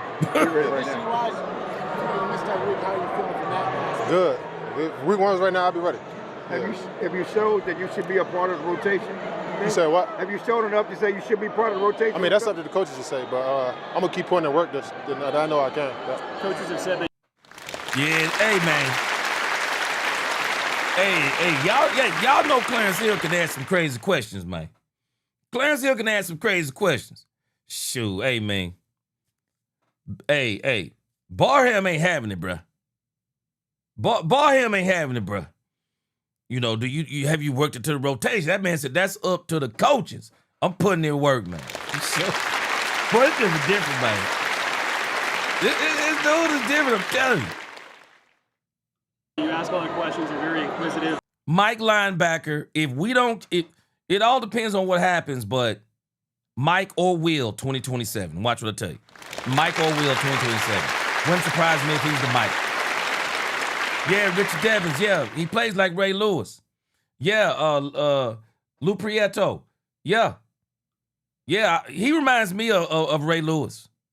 Yeah, he said Ray Lewis. I was just thinking that, and then you said the same thing. He reminds me of Lewis, man. And that's saying something. He reminds me of Ray Lewis. Even the look. Shoot, might need to go see Dana. Y'all know who Dana is, don't you? Shoot, you might need to go see Dana, man, because even when I kind of look at him, just kind of glance at him, oh, hey, man, you might need to go see Dana, man. Check with this man. Hey, check with this man father is. He kind of look like Ray Lewis a little bit. No disrespect to his own father. But man, this dude kind of, just look at him as just kind of the glance. Shoot, definitely like he could be Ray Lewis' nephew. He remind me of Ray Lewis. How much has that been a part of your mentality going into being with the Cowboys? Asking questions? Yeah. I mean, of course, I feel like you got to ask. This is how y'all asking questions now to know more. I feel like it's helpful for you and your job. So, of course, I'm gonna keep asking questions. How has you been learning from Christian Parker and Scott Simons and some of these coaches? I mean, I feel like it's a perfect coaching staff. They're gonna put you in the right spot to make your plays. It's up to you to make it. Thank you. Appreciate it. Let me hear that last part again. What did he say about Christian Parker? Let me hear that again. You say you should be part of the rotation? I mean, that's up to the coaches to say, but I'm going to keep putting in work that I know I can. Yeah. Coaches have said that you ask a lot of questions, you're very inquisitive. How much has that been a part of your mentality going into being with the Cowboys? Asking questions? Yeah. I mean, of course, I feel like you got to ask. This is how y'all ask the questions now to know more. I feel like it's helpful for you and your job, so of course, I'm going to keep asking questions. How has you been learning from Christian Parker and Scott Simons and some of these coaches? I mean, I feel like it's a perfect coaching staff. They're going to put you in the right spot to make your plays. It's up to you to make it. Thank you. Appreciate it. Yeah. Yeah. That's it, man. This man said it's the perfect coaching staff. That's it. That's it. Put you in a position to make plays. Is there anything more you can ask for from a coach? What else is there to ask? Just put me in the right position. Your preparation, and putting you in the right position. Things happen like that. Things happen like that.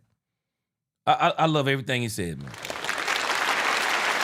I love the way he even interviews. He ain't got time for all that shucking and jiving, man. He ain't got time for all that shucking and jiving, bro.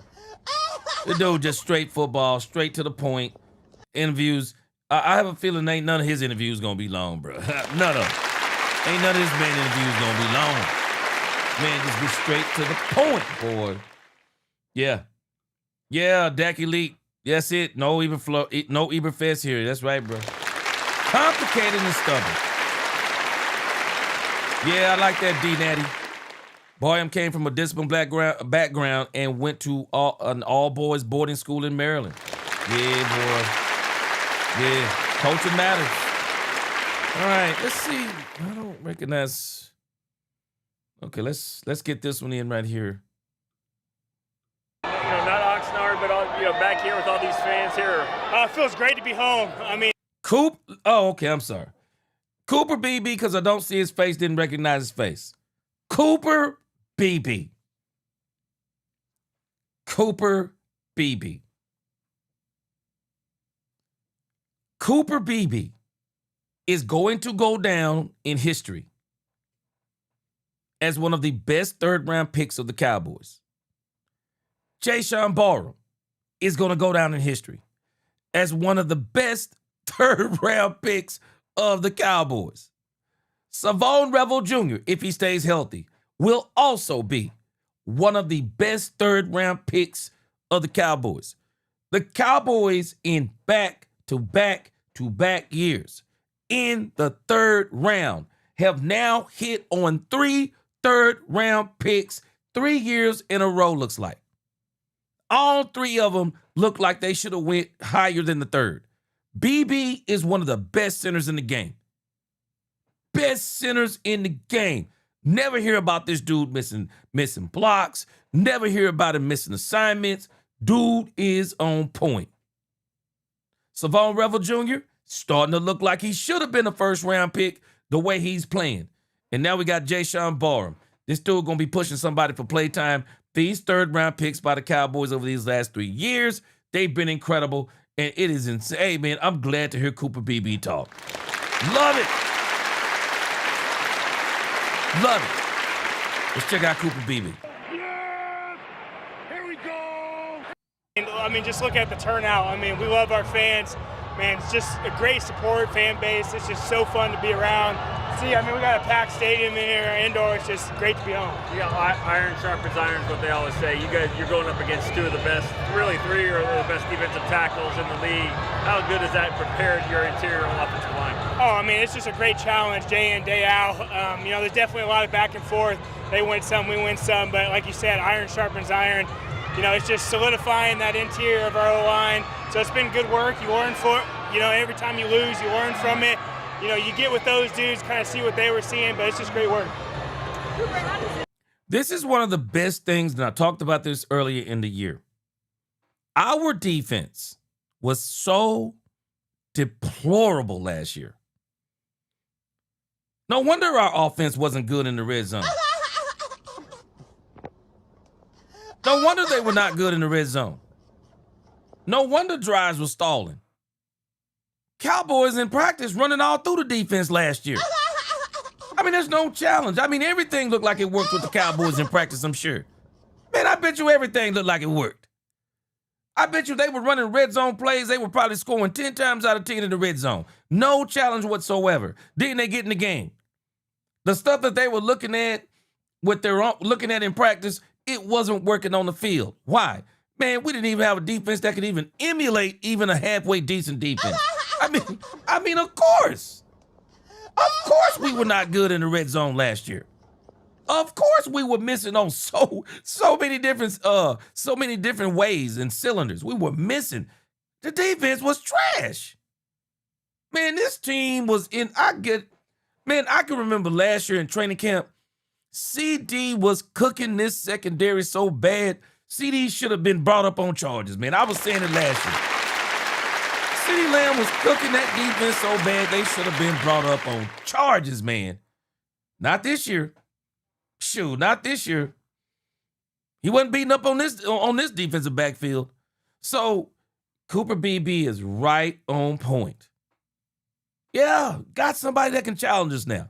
Now you got some defensive tackles that can challenge Ty Smith, Todd Booker, Cooper Beeb. Now you got some edge rushers, Von Miller, Rashawn Gary, that can actually challenge Terrance Steele, that can actually challenge Tyler Guyton. Give them a little bit of hell so that when they get into a game, they'll be a little bit more prepared now.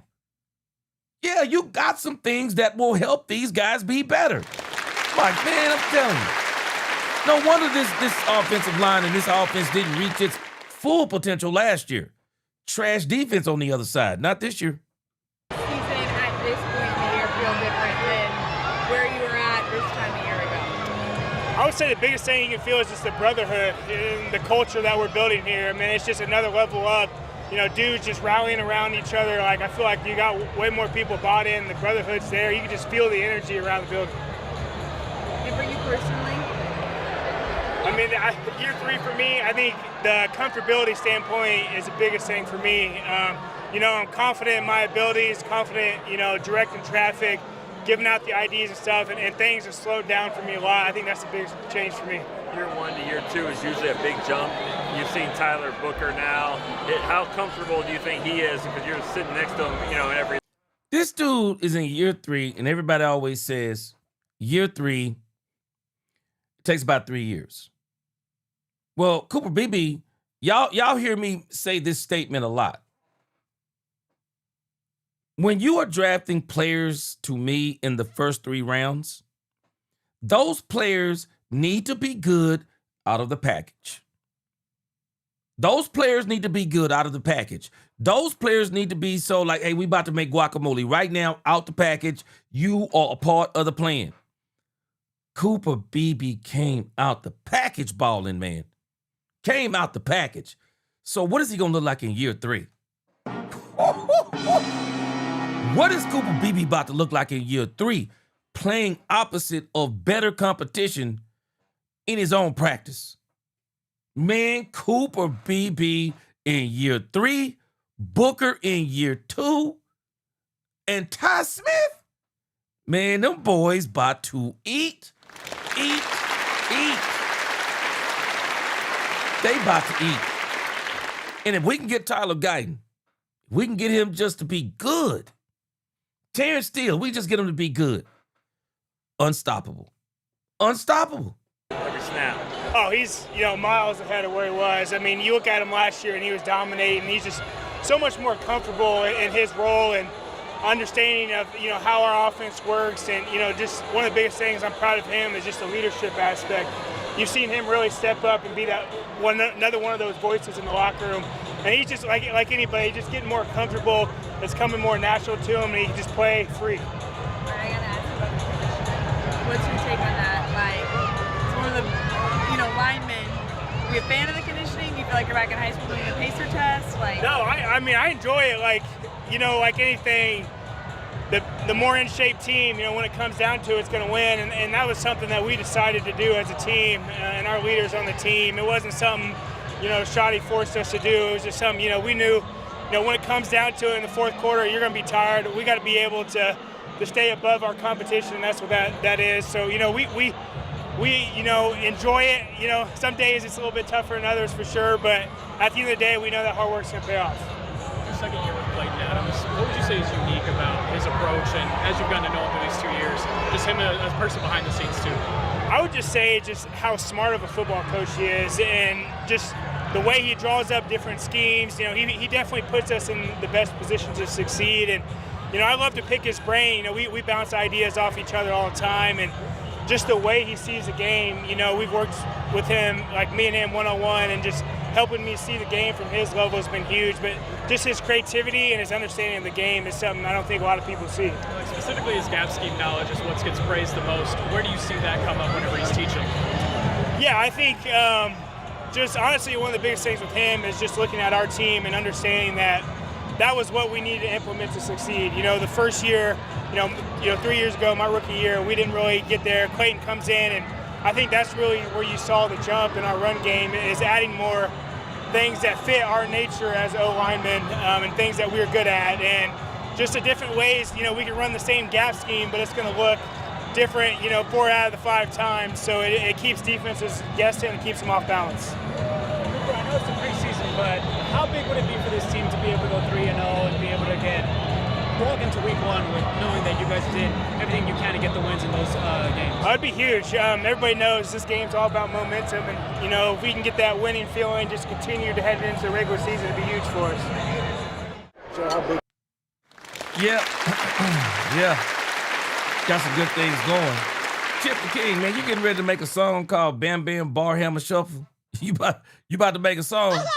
Bam Bam Barham Shuffle. You got a song you about to make?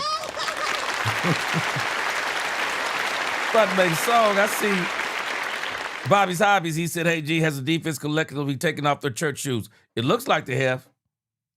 It looks like they have, but we're gonna see, and I think we'll see by game 4. But I've already told y'all, man, just looking at the schedule, do not be surprised if the Cowboys start off as a top 10 defense. Do not be surprised. And I'm going to show it to you again tonight if we get time. Do not be surprised if the Cowboys are a top 10 defense by the time we start week number 5. Because you got to think about it. We're not facing offensive juggernauts. Come on, the Giants. We're not facing offensive juggernauts. The Commanders, not an offensive juggernaut. The Baltimore Ravens, they're not an offensive juggernaut. The Texans, man, C.J. Stroud right now is struggling so bad, it is insanity. He's struggling so bad, it's insanity. I'm telling us, we may be going into week 5, and the Cowboys may absolutely be a top 10 defense. They might be right there at about number 8, 9, or 10, because we're not facing offensive juggernauts. We got to realize what a top 10 defense is based on. Stats. What kind of stats do you put up? Again, and I'll show it to us in a few. Look at the teams we're going up against. We're not going up even with what team will we face that's truly going to be an offensive juggernaut? There are very few. There are very few. The Rams. Who else comes to mind? And I don't think the Rams are an offensive juggernaut. I don't necessarily consider the Seattle Seahawks an offensive juggernaut. They're more of a defensive juggernaut. The 49ers, man, if you have not been looking at the 49ers, the 49ers, oh my gosh, they are injured across the board. But I'll give Kyle Shanahan credit. Kyle Shanahan can call plays. But if you just really look at this in the grand scheme of things, we're not playing offensive juggernauts. We're not. We're going up against a second-year quarterback in Jackson Dart. Man, I'm no more sold on Jackson Dart than a man on the moon. I'm not sold on Jackson Dart. Jaden Daniels and that offense and everything with Washington, not sold. The Baltimore Ravens, man, we don't know what the heck they're going to be. Got a brand new coach. We don't know what they're going to be. We know they're going to be able to run the ball. But I'm not so concerned about the Baltimore Ravens because I know that we're going to be able to stop the run. And I know that Lamar Jackson is going to struggle against a defense like Christian Parker's. I guarantee you he's going to struggle. I guarantee you he is going to struggle against Christian Parker's defense. I'm telling y'all right now, do not be surprised. Just based on what you're going against. Do not be surprised the Cowboys, by week 5, they're still a top 10 defense. Because at the end of the day, what's the most that the Baltimore Ravens are going to do? They're going to run the ball. Even if the Baltimore Ravens were going to be hard, who's after that? Who's after that? I'm telling us C.J. Stroud is struggling. He is absolutely struggling. We're going to see what the Tampa Bay Buccaneers look like. Baker Mayfield and, what that offense looks like. But in the grand scheme of things, man, I'm telling you, we're not facing offensive juggernauts. We're not, except Rams. I wouldn't consider the Seahawks an offensive juggernaut. I consider them a defensive juggernaut. But when you look at it in the grand scheme of things, the offenses that we're going to be playing, they're going to struggle against that Christian Parker's defense. You watch what I tell you. We'll look at it. We'll look at it in a few. All right, this is Joe Milton. You know how the media, they're already ready to crown Joe Milton. I love the progress of Joe Milton. I want Joe Milton to keep on progressing. Keep on progressing, keep doing his thing, keep his head down, stay humble. Was that game for you in Arizona in terms of just some of the quarterback battle, just your confidence and that kind of thing? Shoot, the game was great. It's always an opportunity every time my name is called just to go out there and showcase what I have and what I've been working on. So that's what I was looking forward to do, and that's what I did. How different is year 2 in this system versus year 1 for you? A big difference. I made a huge jump in my stride of just this offense, getting closer with everyone on the team, but also just... Mimosa a dog, you said who that in the preseason, going to see what you're working with this week. Oh, you talking about the New Orleans Saints? They don't even have, what's his name, playing. Alvin Kamara's not even going to be playing. Nah, I don't think you're going to see anything from the Saints. I really don't. I don't think you're going to see anything from the Saints. And I'm going to tell you something. The Cowboys are coming to beat the Saints. After what happened in training camp, Kellen Moore going against the Cowboys. Now, you better believe, yeah, they trying to win. They trying to win Friday. Get ready. Get ready if you are a Saints fan. The Cowboys are coming to win. They are coming to win on Friday. I'm telling you right now. They're coming to win on Friday. After that 10-plus fight scrimmage, oh no, they coming to play. They coming to win. You watch what I tell you. Cowboys coming to win. My development at quarterback, me understanding myself more, just doing self evals, just being able to understand that when I'm in a great. Now it's funny. Who does Joe Milton sound like? Who does Joe Milton sound like now when he's talking? Who does he sound like? Anybody knows who Joe Milton sounds like now when he's talking? I'm able to deliver the ball however I want to. Whenever my base is bad, it kind of come out, however. So just got to have a great base at all times. Scotty was talking about the poise you showed in that game and also the soft touch and your different arm angles and stuff like that. How much of that goes back to that base and how much of that goes back to the work you put in? I think that just goes back to the work I put in. It always going to come to light. Just whatever you do in the dark is just going to come to light. So that's all the stuff I've been doing in the dark, and it's just starting to pan out. Big Z. Who he sound like? Big Z? Big Z. Yeah. Joe Milton sounds like Dak Prescott. That's what he sounds like. Yeah. Why? He sounds like Dak Prescott, doesn't he? He sounds like Dak Prescott. It's exactly how he sounds.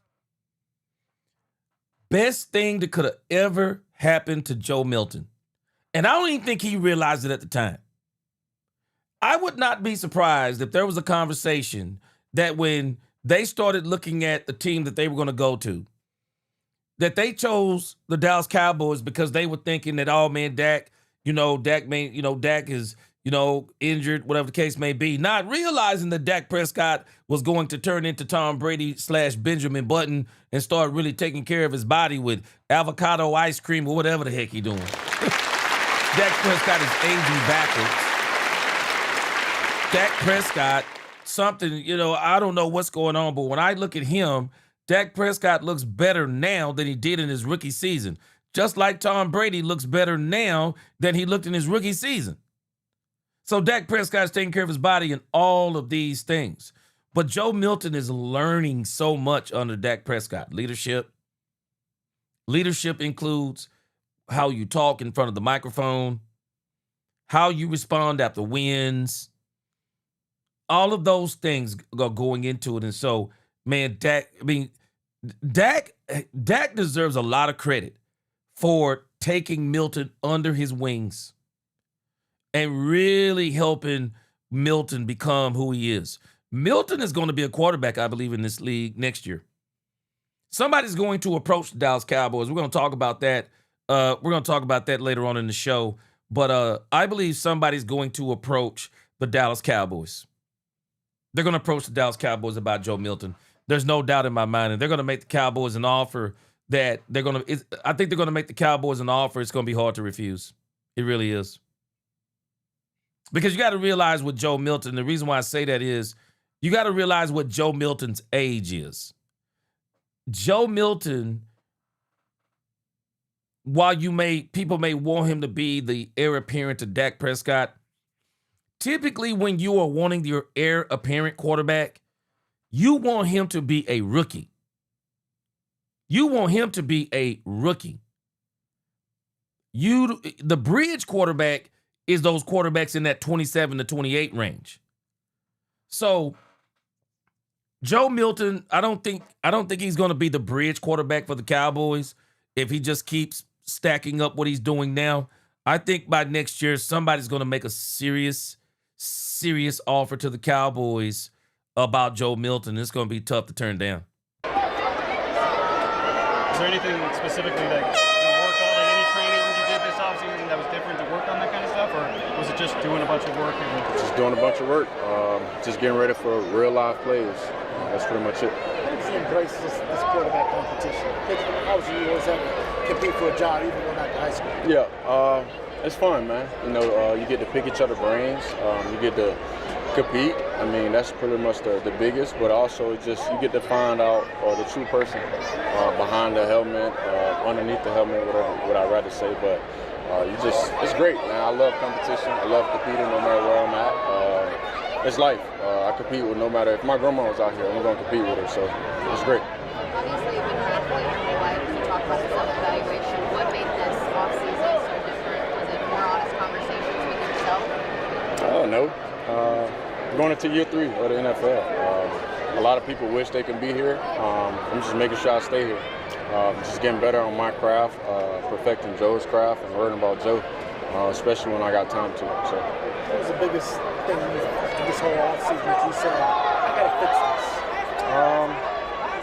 I say my mindset in between plays, being able to flush a play, not worrying about the last, not being too emotionally invested. When I say that, not yelling at someone because they're wrong, or not getting mad at myself for doing something wrong, or not taking the right footstep. Just being able to flush it and move on with the next play. Is that a hard thing for you to do, or is that just something that you can just do? I'm just a person that just loves football a lot. And yeah, this dude, see, he's sounding like, Dak has really helped this man's mindset. You can tell some of this stuff sounds like things that I've heard from Dak Prescott in the past. It is so good for him to have been around Dak Prescott. And Joe Milton, I believe, has the opportunity to be a quarterback in this league. And because of his age, and that's why I say once again, because of his age, someone's going to make the Cowboys an offer, and I believe because they love Joe Milton.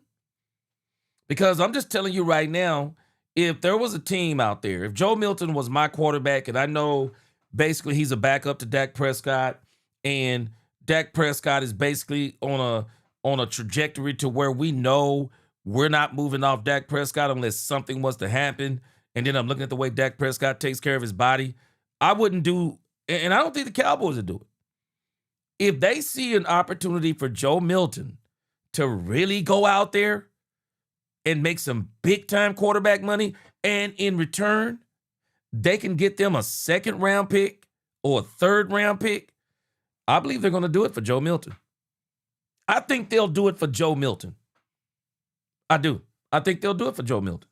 And I do think next year he's going to be, there's going to be some offers for Joe Milton. Tony, what's going on, Tony?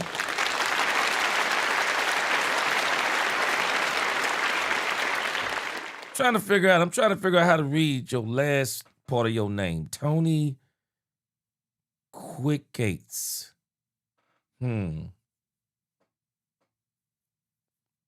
Bad. Give me the Tony. Do I want the pronunciation for the last part of your name? Do I want the pronunciation? Tony, can you give me the pronunciation of the last part of your name? Is that Quick-Gates? Cates? Anyway, good to see you in here tonight. Cowboys After Dark. Good to see you in here tonight. Tony, you're right. He ain't going to be in Shedeur Sanders' situation. No, he's not. No, he's not. He's not going to be in Shedeur. He's not going to be in Shedeur Sanders' situation. Yeah, Chip the King, yeah, he's gotten way better. He's gotten way better, but I'm still nervous if he has to play in the season. Well, I'll tell you this. I think that we'll just keep praying for Dak Prescott. But Dak Prescott is really taking care of his body. And when you take care of your body, man, that thing will bounce back in ways you never believed. It'll bounce back.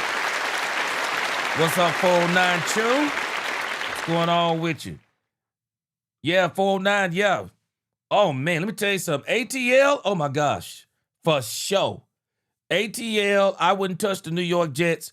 We're going to see what Malik Willis do over there in Miami. Is that his name, Malik Willis?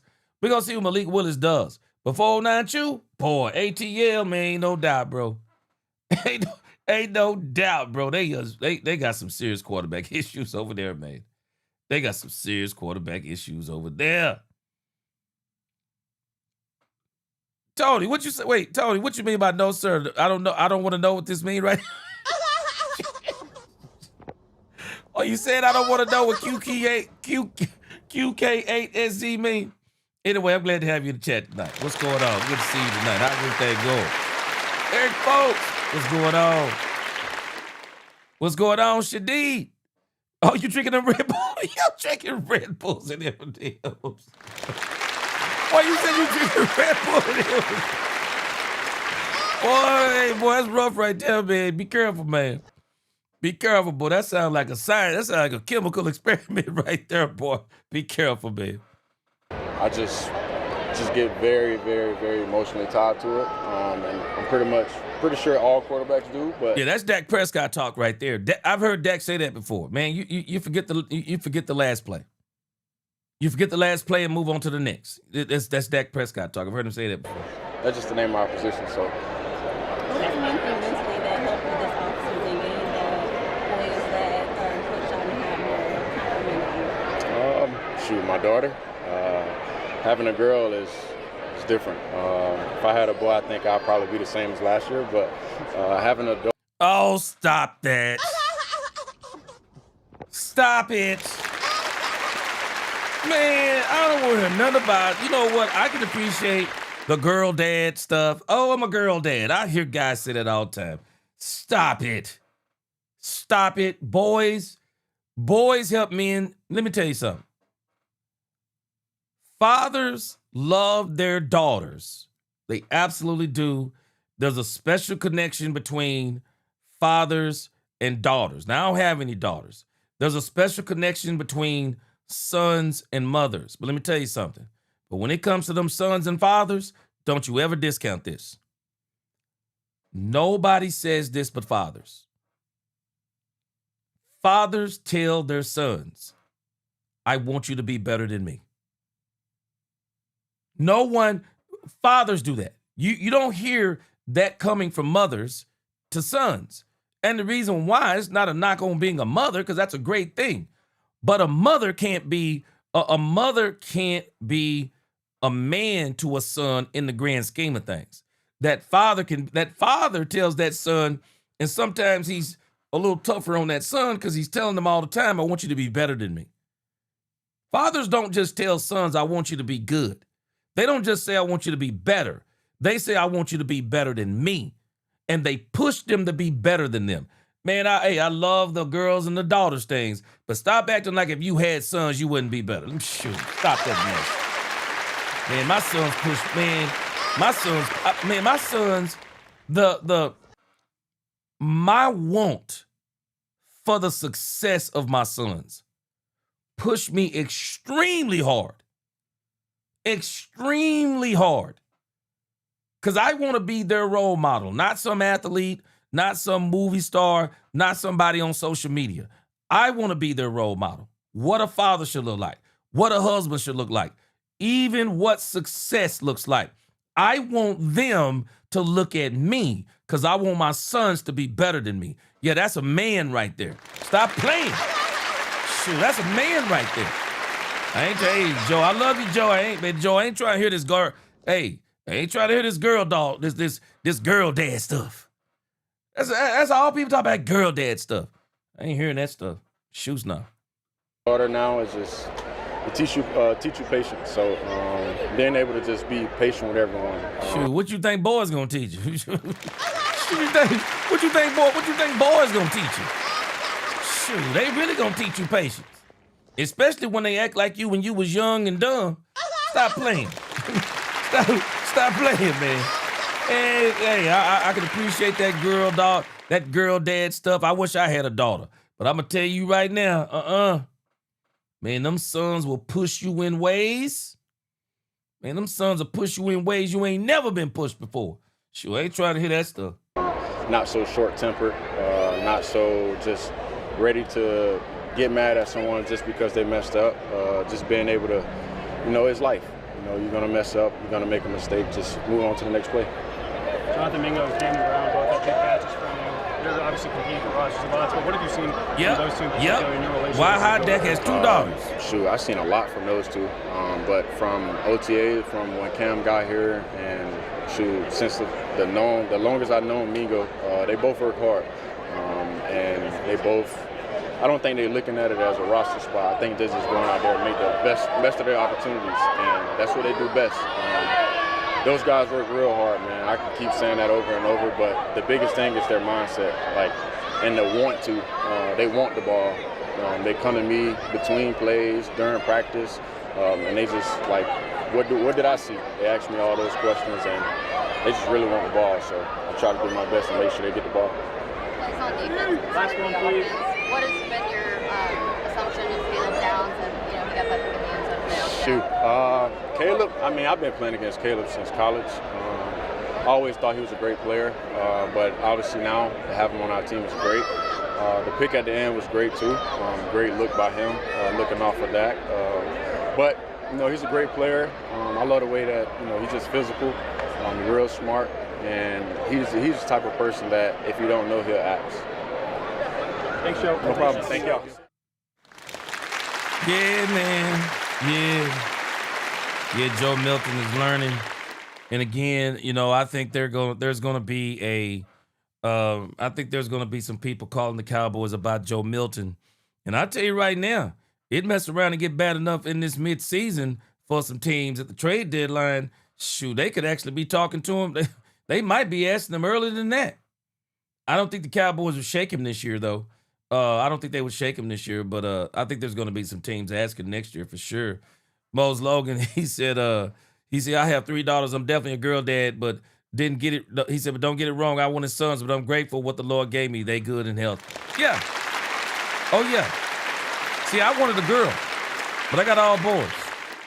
Yeah, I wanted a girl, but I got all boys. And I'm telling you, man, them boys will push you in ways. Shoot. Man, them boys will push you in ways you will never imagine. You'll never imagine, because when you have a son, man, it's different. A father don't necessarily tell a daughter he wants her to be better than him. What a father does with a daughter is he tries to give her everything that she wants. That's what a father would typically do with a daughter. But when it comes to a son, he's more focusing on, I'm going to give you everything you need because I need you to be a man. I need you to be a man. I want you to be a man. And he's always talking to him about being a man and how I need you to be better than me. He's loving him hard. He's loving him. It's not that he's not nurturing him. He's nurturing him. He's, he talks to him when he needs to talk to him soft, but then he talks to him hard when he needs to talk to him hard. And he's always pushing him into that responsibility, that leadership, because, man, you're going to be leading your own home one day. You're going to be having your own sons, your own daughters. You're going to have a wife to take care of. And so, man, them sons, man, them sons will push you in ways, man. Boy, them sons will push you in ways you never dreamed, bro. They push you in ways you never dreamed. Now, they'll make you want to be better. Yeah, Chris Dunaway said I was blessed with both. Amen. Amen. Yeah, Tommy Sullivan, you got what, 3 sons and 1 daughter? Yes, sir. You know what I'm talking about? Shoot, them daughters, you protect. Them sons, you teach them how to be protectors. Amen. Shoot, amen. Teach them boys how to be protectors. So, hey, them boys will make you get on your P's and Q's, man. Yeah, them boys will make you get on your P's and Q's for sure. For sure they will. But again, appreciate y'all rocking with me. Those are some good player interviews. Frank Lawrence said, G-Man, with the Cowboys weapons, I'm thinking Milton balls out. A good quarterback nets us another year with an extra first-round pick, and the really bad teams need a quarterback, so a high first round at that. You know what? I can see, man, I don't know about a first, but I could definitely see a second or a third. Depending upon how desperate a team is. I could definitely see it. Chip the King, all boys. Yep, me too. Me too, all boys. And Chip the King. Boy, love they mama, bro. Love they mama, boy. Them boys and them mothers got a connection too. Russell said Nick Foles, the backup, won a Super Bowl, had a few of the best quarterback games ever, never long-term starter. Yeah.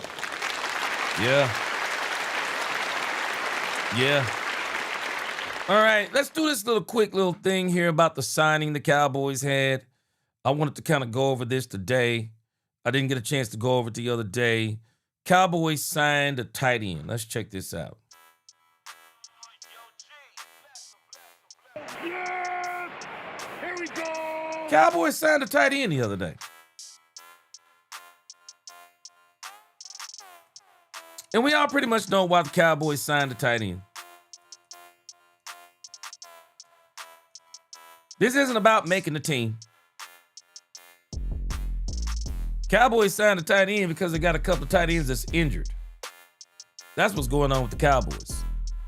So they got somebody basically for the last game of the season, because in reality, I think the 3 tight ends that are going to make the Dallas Cowboys squad, they're on the team. Probably don't want to play them a whole lot. Even Schoonmaker probably going to not play a lot this week. They're going to probably let Kuntz.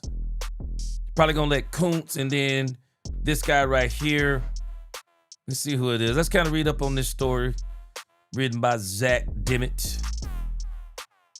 Cowboys, it says the Dallas Cowboys are making an addition to their offense ahead of the team's final preseason game against the New Orleans Saints on Friday. The Cowboys have signed former New England Patriots tight end Mitch Van Vuren, per reports from Nick Harris of the Fort Worth Star-Telegram. In a corresponding move, Dallas released rookie defensive tackle Kelvin Gilliam. I don't even know who Kelvin Gilliam is. Says Dallas undrafted rookie tight end Michael Trigg, who impressed in the preseason opener, didn't play against the Arizona Cardinals due to a toe injury. DJ Rodgers also didn't play due to injury, leaving the Cowboys with just 2 healthy tight ends in Arizona, and Luke Schoonmaker and Zach Kuntz. Yeah. In other words, they're not playing Brevin Spanford, and they're not playing Jake Ferguson. What's going on, Brave Cowboys? What is going on, Richard Velez? Yeah, so what they're telling us is they don't want to play those guys. They're putting him in the package until the first game of the season. Says adding Van Vuren now gives the Dallas Cowboys another healthy body at the position.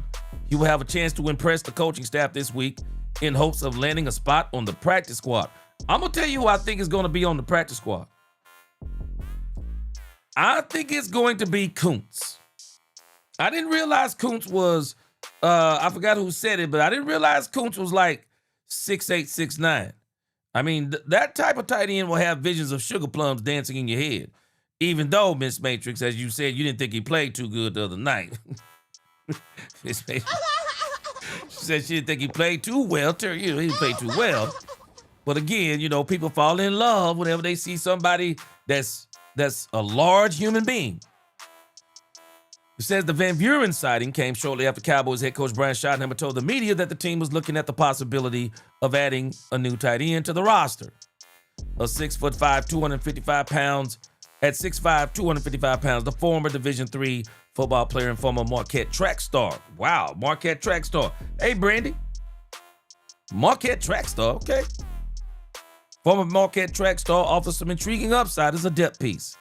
Other teams clearly recognize this, as Van Buren has also previously signed deals with the Seattle Seahawks and the Cleveland Browns before ending up with New England. We're looking at that, Schottenheimer said. I would expect us to add a tight end. Schottenheimer added that he was impressed with what Kuntz brought to the table against Arizona. With Trigg sideline and Schoonmaker potentially on the roster bubble, he could look to make some noise as the potential number 3 tight end behind Jake Ferguson, Brevin Spann Ford. Talk about Zach Kuntz, he played really well, Schottenheimer said. Was a little nervous getting in there at first. Got popped one time, and that kind of helped settle him down a little bit. He had the 4th down drop, but he played really well. It's amazing how you be talking about it's amazing how somebody be talking about the stuff that somebody did well. The stuff that somebody did bad and didn't say they did well. Man, you drop a ball on 4th down, bruh. You don't drop a ball on 4th down and say you did well unless you come back and catch a couple touchdowns. You gotta make up for that. He says, I think 40-something plays, and I'm so really pleased with him and proud of him. He deserves credit. Had a big explosive 25-yard play between him and Sam Howell, but yeah, both those other tight ends are working back. Whether they make it back in time for the game, we'll see. Cowboys will begin their final preseason game against the New Orleans Saints at home on Friday at 7 p.m. Central Time. I would actually like for Michael Trigg to get up and get back on that field. Your best ability is availability. Gotta stay on that field, man. Gotta stay on that field. And also, too, who is the guy? Let me see. Porter Jr. Everybody's been talking about the Cowboys trading for Joey Porter Jr. Let me go ahead and bust everybody's bubble right now. The Cowboys are not trading for Joey Porter Jr. I'm gonna go ahead and bust y'all bubble right now. I do not believe the Cowboys are trading for Joey Porter Jr. I do believe the Cowboys could possibly, look at some cornerback help, but I don't think it's gonna be Joey Porter Jr. It is being reported that the reason why Joey Porter Jr. has not signed with the Pittsburgh Steelers is that Joey Porter Jr. wants to reset the market. And I'm telling you right now, if the Dallas Cowboys were to bring in Joey Porter Jr. and extend him and then let George Pickens go next season, oh, I'm furious. Shit. Enough's enough, man. We ain't bringing nobody else in here, man. We are not doing it. And people talking about Porter Jr. Please. And it's always funny to me, man, every time there is an opening, boy, people start talking about Cowboys signing him. Now it's Porter. I got one more player I'm going to bring up on new signings. I'm gonna bring up one more player, but man, every time you look up, somebody's talking about the Cowboys should sign him. Sheesh. Look at this. This is the story over here on Joey Porter Jr. Joey Porter Jr. wants to reset the market. Yeah, you think he coming to Dallas? We're not resetting no market. We're not resetting no market with Porter. Says nobody wants to trade a 26-year-old starting cornerback, especially not one the Pittsburgh Steelers drafted themselves, who has established himself as one of the team's most important defensive players. Hold on a second. Let me do something real quick. Man, ain't nobody trying to sign no doggone Joey Porter Jr. Not trying to do it. Who in their right mind? Who in their right mind are going to try to sign Joey Porter Jr. to a humongous contract? Who in their right mind? I know I wouldn't do it. Cowboys still got business to take care of next year, Cowboys Nation. All right, let me read some more of this. It says the whole point of drafting and developing players like Joey Porter Jr. is to keep them around for their prime years. It says unless, of course, that player wants to be paid like something the Steelers don't believe he is.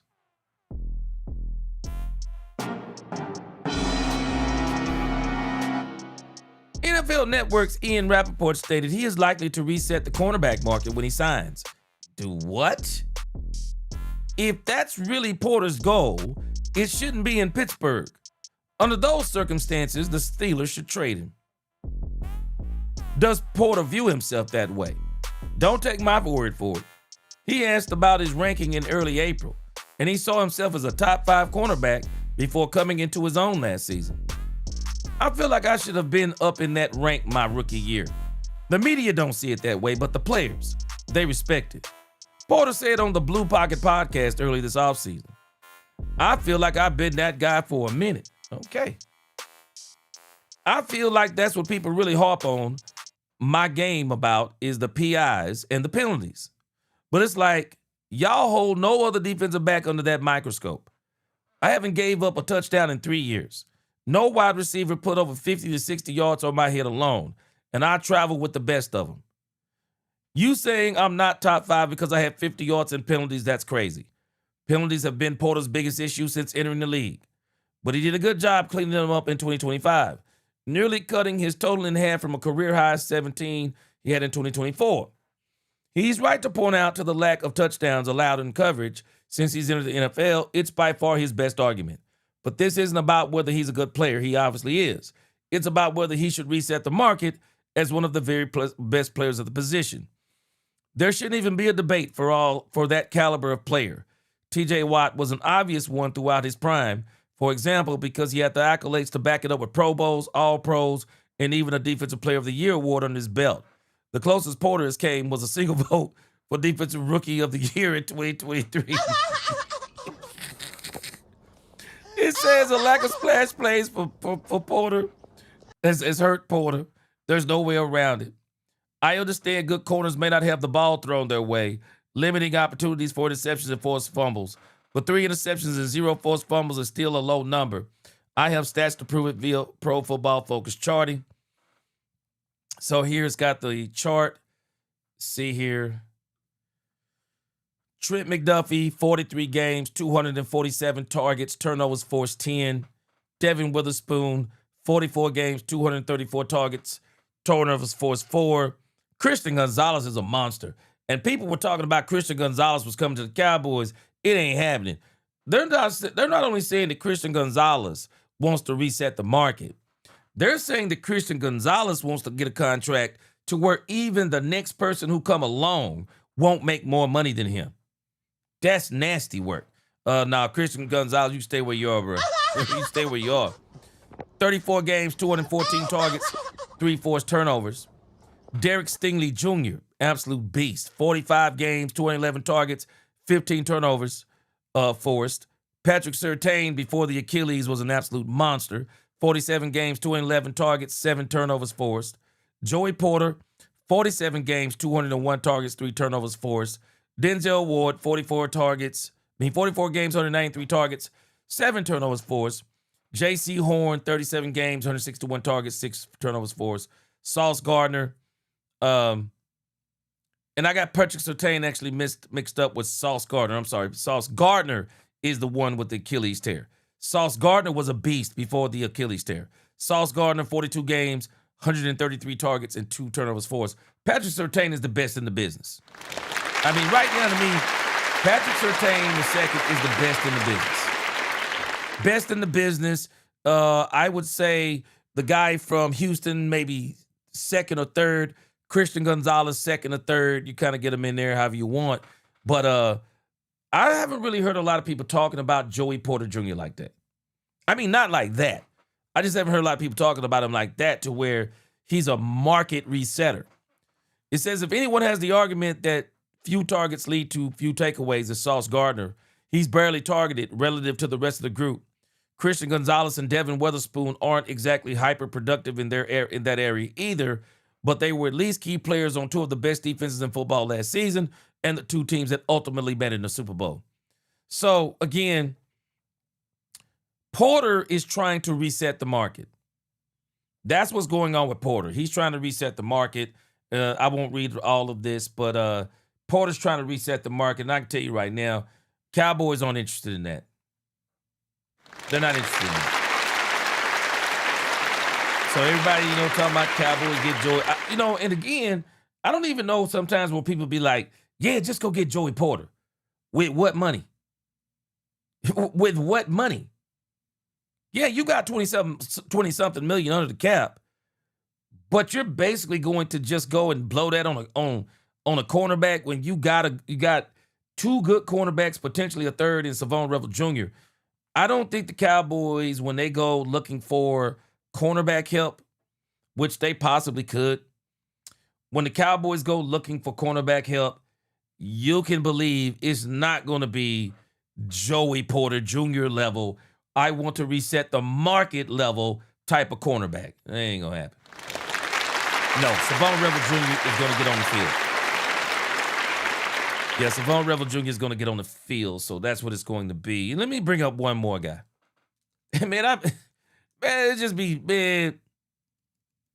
just laugh sometimes when people start talking about some of these players.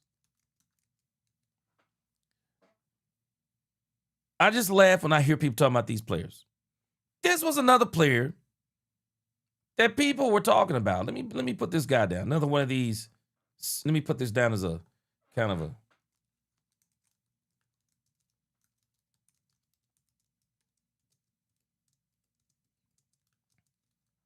This was another one of these people that people brought up. I started seeing some people talk about this guy, and I was very confused. Here's another guy that I heard people saying the Cowboys should pick up.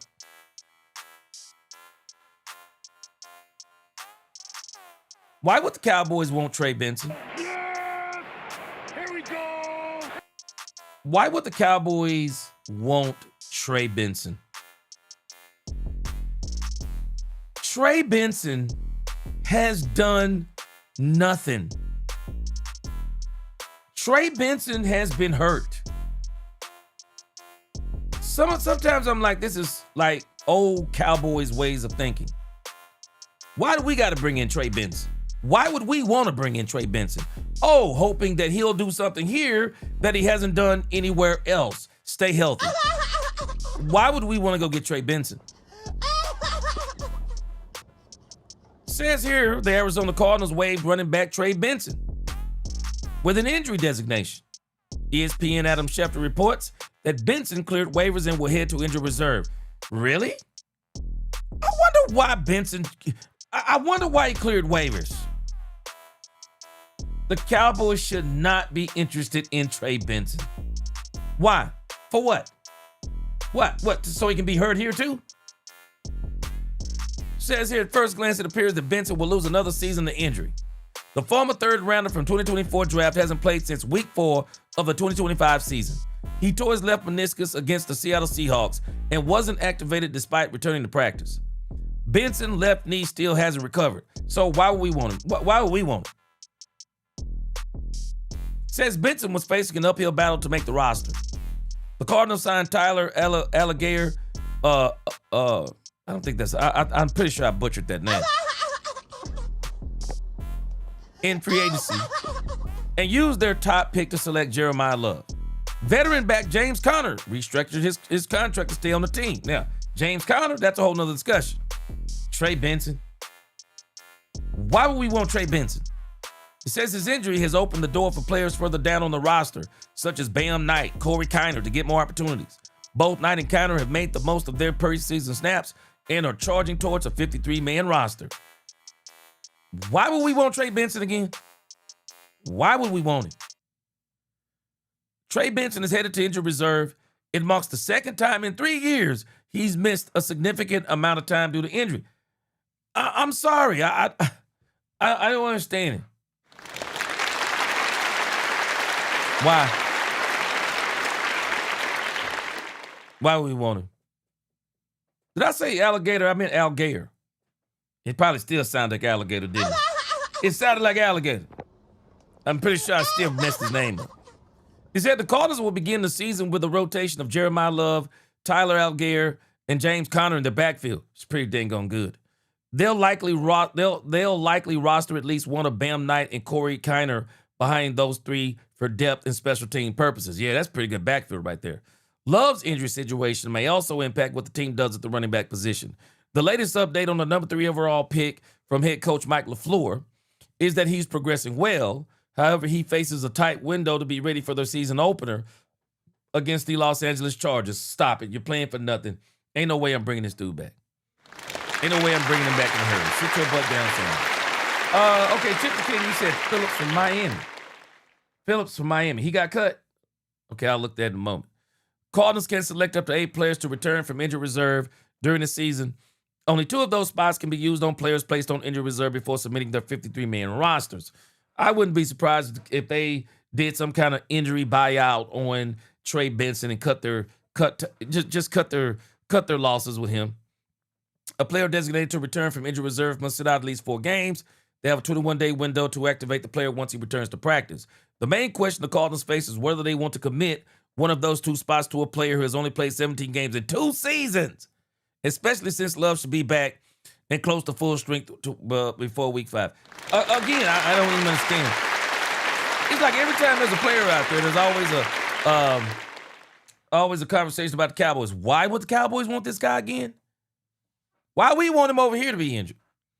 And this is exactly what I was saying just earlier. Trey Benson is expected to reach an injury settlement. He put that back on the screen so y'all can see it. Yeah, Trey Benson expected to reach an injury settlement with the Cardinals. It would probably be the best thing. Let him go start his career somewhere else. Not in Dallas. Not in Dallas. We don't need him in Dallas. He's done nothing to even warrant being in Dallas.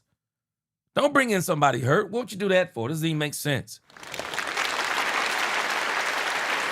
I'll be honest with you. I really think the Cowboys, I think they are settled at running back right now, unless there is somebody that they cannot refuse. I believe they are set at running back. I told y'all before, I thought it was going to be the same thing it was last year. Jaden Blue, Malik Davis, and Javonte Williams. Why mess with it? You're not a running team. Contrary to what some people believe, the Cowboys actually are not a running team. We run out of 11 personnel. You're not a running team. George Pickens turned us into a passing team. Once you added George Pickens to CeeDee Lamb, Ryan Flournoy emerged, Kevontae Turpin with his speed, now you got Camden Brown. You're a passing team. You're actually not a running team. And if you develop Michael Trigg, and if Ferguson get his butt back down them seams, you're going to be one of the most prolific passing teams that we might have seen since the fastest team on turf. I'm telling you, man, the Cowboys' offense is not a running team. We're a passing team that runs the ball. Those are 2 different things. We're a passing team that runs the ball. And the running back room that we have, contrary to so many people knocking it the entire offseason, saying what we needed at the running back position. I mean, I'll be honest with you. For me, I think it looks fine. Y'all tell me what y'all think. I think the running back room looked good. What about you, Miss Matrix? I mean, Miss Matrix said that we've cut Malik Davis 5 times. He only comes back and just does exactly what we want. So I think the Cowboys are all about to say, you know what? Let's just give Malik Davis a chance. We got Javonte Williams. Let's give Malik Davis a chance. We got Jaden Blue. Perimeter game. We're about to do some different things with Jaden Blue. And if Phil Maffa can do something on special teams, maybe you'll even keep Phil Maffa and let him continue to develop. I think the Cowboys running back room at this point in time, it's fine. People say, oh, man, you need a veteran running back. Yeah, his name is Javonte Williams. yeah, his name is Javonte Williams. No point in creating issues for yourself. There's no point in creating issues. I think the Cowboys, they are fine. I believe they are fine in the running back room. Chip the King. Nah, Blue ain't taking too long to develop Chip the King. Brian Schottenheimer ain't showing us what he's going to do with Jaden Blue. Watch what happens during the season. You're going to see what I'm telling you. Shotty's been hiding what he's doing with Jaden Blue, and he said it around the first or second press conference. He said that we're not showing y'all everything that we're doing with Jaden Blue. Shotty went as far as saying that everything that we've been watching has been very generic. You're going to see some different things from Jaden Blue when the season starts. Jaden Blue is not going to be the number 2 running back. He's going to be passing game, screen game, quick pitches. You watch what I tell you. They're going to do a whole lot of different things with Jaden Blue, and Jaden Blue is going to be just fine. Get him in space, and he'll be okay. Get him in space. Because as long as Malik Davis stays healthy, I mean, okay, run Malik Davis and Javonte Williams. What's the problem? What's the problem?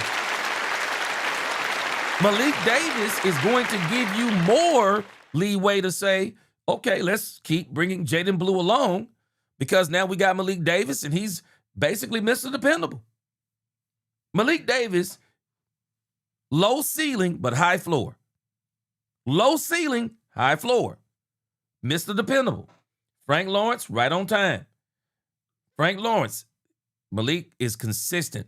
4.8 yards per carry, right up there with the top 13 NFL starting running back. There it is. Malik Davis, Mr. Dependable.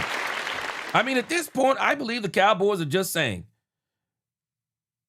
he's a good running back.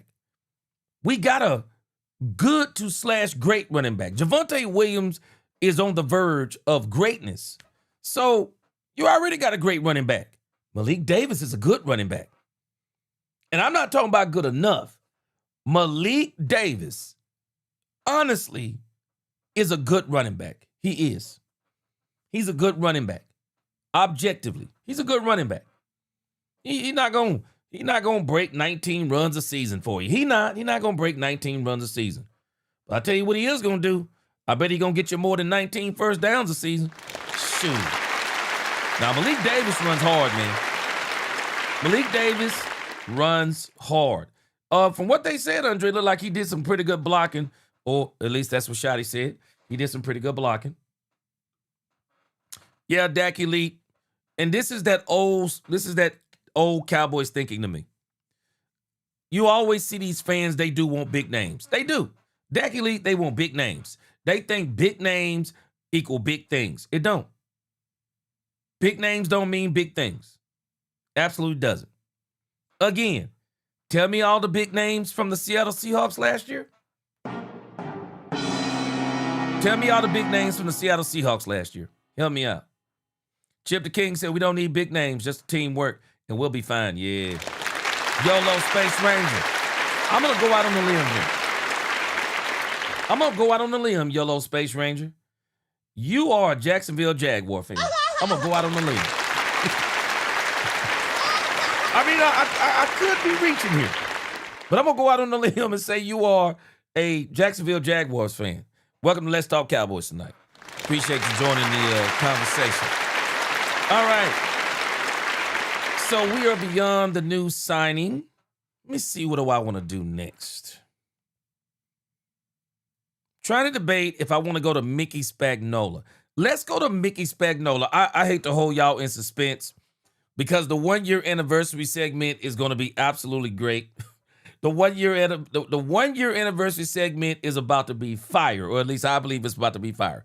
But before I turn that loose, I do want to slip in Mickey Spagnola. I forgot to put this on the list today. Y'all forgive me. I forgot to put this on the list. But Mickey Spagnola had some things to say about the Cowboys today. And they were very interesting. And I mean very interesting to say the least. Because I'm going to tell you this. Mickey Spagnola. I don't know if y'all have noticed this. Mickey Spagnola, very skeptical about the Cowboys. Very skeptical about the Cowboys' success. I'm going to let you hear what Mickey Spagnola had to say about the Cowboys. Check this out. And I thought this was very interesting. All right, hold on a second. Matter of fact, man, I'm telling you, doing these Cowboys After Dark, I'm telling you, Miss Matrix, they got my brain mixed up. It was Tuesday yesterday, and I was sitting around trying to figure out how I was gonna go live because it was a Wednesday. I'm thinking in my mind it's a Wednesday, and I'm not gonna be able to go live. And my wife asked me, she was like, "What you doing?" I said, I'm trying to get ready for Bible study. My wife said, "So you ain't gonna live out Tuesday?" My wife said, "You getting ready for Bible study?" She said, "What about Tuesday?" Man, your boy head messed up after the doggone Cowboys After Dark. I'm still wrapping my head around getting used to those. Okay, let me see here. Let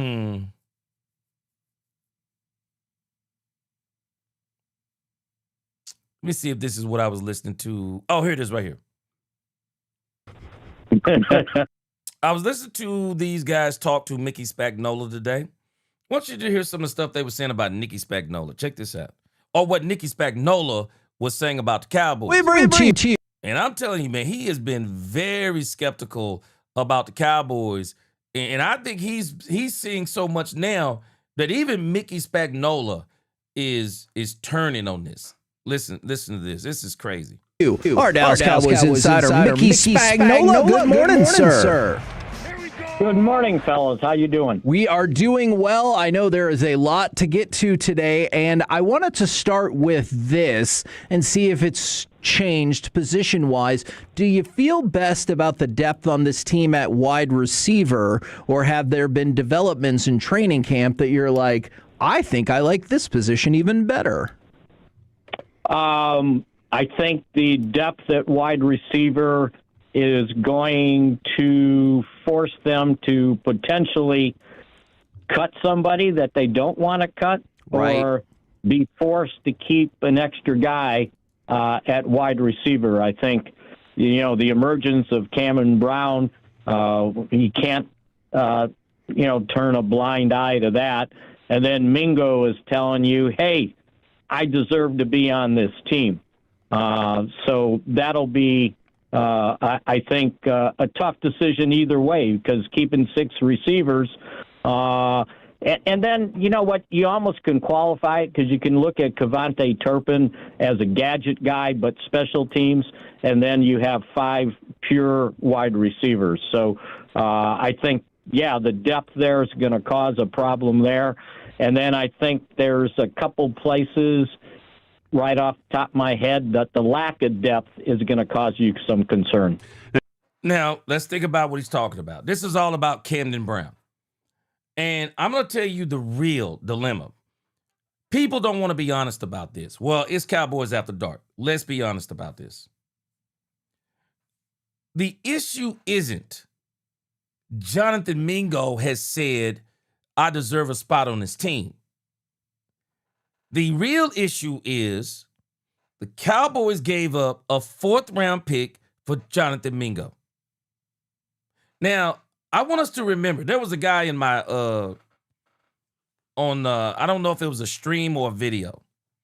And he was asking me, why was I being so hard on Jonathan Mingo? And he said, if you're going to talk facts, talk facts. Well, I guess because he hasn't been around long enough, he doesn't understand the facts are actually wrapped, or Jonathan Mingo is wrapped in the facts. Let me give us the facts on Jonathan Mingo, whether we understand this or not. And I think you'll understand it more as I unpack this. So the Cowboys said in the year that Jonathan Mingo got drafted, listen to how crazy this is. If I'm not mistaken, Schoonmaker was drafted in 2024, correct? I'm thinking Schoonmaker was drafted in 2024. And we'll look at it when let me see here. I'm thinking he was drafted in 2024, if I'm not mistaken. But something else happened in 2024. If you listen to Mike McCarthy and the Cowboys, the player that they had on the player who they were looking at in 2024, but they wound up drafting Schoonmaker, is none other than Jonathan Mingo. If I'm not mistaken, this is what they were alluding to. The player that they really wanted was Jonathan Mingo. And I'm not sure how this all went, but the Carolina Panthers wound up drafting Jonathan Mingo. The Carolina Panthers wound up drafting Jonathan Mingo before the Cowboys could. And let me make sure on this. Cowboys, let's see, Panthers, I think it was 2024. The Panthers drafted Mingo, I think, what was it, 29th overall?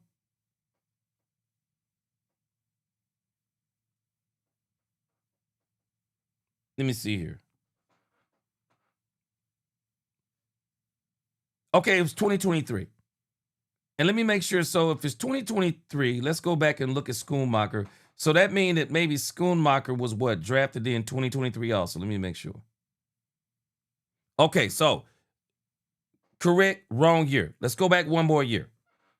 Schoonmaker was drafted in 2023. But the Cowboys wanted Jonathan Mingo in 2023. But Jonathan Mingo wound up getting drafted by the Carolina Panthers. So the Cowboys then got Schoonmaker, is how this all went down, if I'm not mistaken. They wound up getting Schoonmaker. Schoonmaker was then, after not being able to find any traction on the Carolina Panthers, did not live up to that second-round draft pick. Since the Cowboys had Jonathan Mingo on their draft board and was not able to get him, traded a fourth-round pick. If that fourth-round pick wasn't involved, my question becomes, would this really be a matter of we got to keep 6 wide receivers? This doesn't sound like to me that Jonathan Mingo has performed at a level to where the Cowboys are saying, yeah, man, we got to get Jonathan Mingo. Or we got to keep Jonathan Mingo. No, it sounds like, no, we gave up a fourth-round pick for Jonathan Mingo. We think he can be good. We want to make good on that fourth-round pick. We don't want to be wrong on that fourth-round pick. Same thing they're saying with Schoonmaker. They don't want to be wrong on Schoonmaker on a second-round pick. If we're really being honest, Schoonmaker and Jonathan Mingo have underperformed. Both of them. BOFEM. Both of them. They both underperformed. If Schoonmaker wasn't a second-round pick out of Michigan, and if Jonathan Mingo, if they hadn't gave up a fourth-round pick for Jonathan Mingo, Jonathan Mingo has been with the Cowboys now since 2024. What has Jonathan Mingo done? As I was telling the person who was asking me why am I so hard on Jonathan Mingo, well, what has Jonathan Mingo done since he's been here? I mean, what has Mingo really done? What has Mingo done that jumped off the page, jumped off the film? What has Mingo done? There is no way that a second-round pick wide receiver should be playing special teams. No, he shouldn't be playing special teams. If you're a second-round pick, and I even put this in the comment, let's put this all in perspective. Do y'all realize Ryan Flanoy was a 6th-round draft pick? Ryan Flanoy was released from the Dallas Cowboys, came back, and worked his way in front of Jonathan Mingo. If it wasn't a 4th-round pick, Mingo wouldn't be here. Bottom line, Mingo wouldn't be here. Dak Elite, Mingo wasn't hurt. Not last year. I remember Mingo last year. And if he was hurt some of that season, your best ability is availability. Mingo would not be here if it wasn't for that pick. I don't believe he would be. And when somebody's got to tell you what Mingo has done, because this guy was explaining to me what Mingo has done. He plays special teams. He goes down and make tackles. He plays on the kick return team. Yeah, it's strange you got to tell me that. Because he's done nothing from the wide receiver position. Turpin jumped him. Flanoy jumped him. Pickens made him obsolete. And now here we are again in 2026. Camden Brown has done more in training camp, in games. We know who Camden Brown is because of what we've seen in training camp, what we've seen in practice, what we've seen in the game. And somebody got to tell us who Jonathan Mingo is. Man, I'm telling us right now. Mingo don't make this team if there's not a 4th-round pick tied up in him. If there's not a 4th-round pick tied up in Jonathan Mingo, he's not on the team. That's what Jonathan Mingo is all about. 4th-round pick. 4th-round pick. Dak Elite. You're answering the question. Yeah, he's barely on the field. It don't matter what the reason is. He's barely on the field. Camden Brown came in and made that man obsolete, and they know it. But they don't want to give up on him because they got a 4th-round pick tied up in him, and they don't want to be wrong about it. Same thing with Schoonmaker. Schoonmaker is not good. Man, let me tell you something. Kuntz could actually outdo Schoonmaker. Amber Soprano, thank you. I forgot about this player. He couldn't beat out Tolbert either. Mingo was supposed to beat out Tolbert. Mingo didn't even beat out Tolbert. Everybody on the depth chart continued to pass Mingo. Mingo is on this squad if people are being honest. Mingo is on this squad because there's a 4th-round pick tied up in him. Because there is no other way that anyone else would look at Camden Brown and then look at Jonathan Mingo and say, ooh, hard decision. Who? Who looks at an undrafted free agent, comes in, works his way up from the dirt? Camden Brown worked his way up from the dirt. And Dak Elite, you said he didn't have a chance. Well, what do you call Camden Brown? Camden Brown worked his way up from the dirt. UDFA from the dirt. Making plays. Started Moss in the 3rd team. Moss in the 2nd team. Moss in the 1st team. Worked his way in the first team reps. We do know Jonathan Mingo was on that same team, right? We were not hearing about Jonathan Mingo in training camp. We weren't hearing about him mossing people. We were not hearing about any of those things. Then we get Camden Brown in the game. What does he start doing? Camden Brown starts mossing people in the preseason game. This man on his first touchdown in the preseason, Moss. Second touchdown in the preseason against the Seattle Seahawks, one hand Moss. Comes back. Jonathan Mingo has this one big play. And oh man, Jonathan Mingo. Yeah. Camden Brown said, now hold my drink. Camden Brown's thing came back again. Big time play. Big time play. Mingo is here because of that fourth round pick. There's no room on this team in actuality for Jonathan Mingo. Camden Brown, it should be Lamb, Pickens, Flournoy, Turpin, Camden Brown. That is truly the wide receiver, the wide receiver core. But again, it's that fourth round pick. It's that fourth round pick. That's the only thing it is. Miss Major said you lost me, Coos G. Let me tell you something. I'm just saying that's how bad Schoonmaker is that Kuntz is actually competing with him. Because Kuntz shouldn't be competing with Schoonmaker. Schoonmaker didn't live up to that second round pick. But why is Schoonmaker here?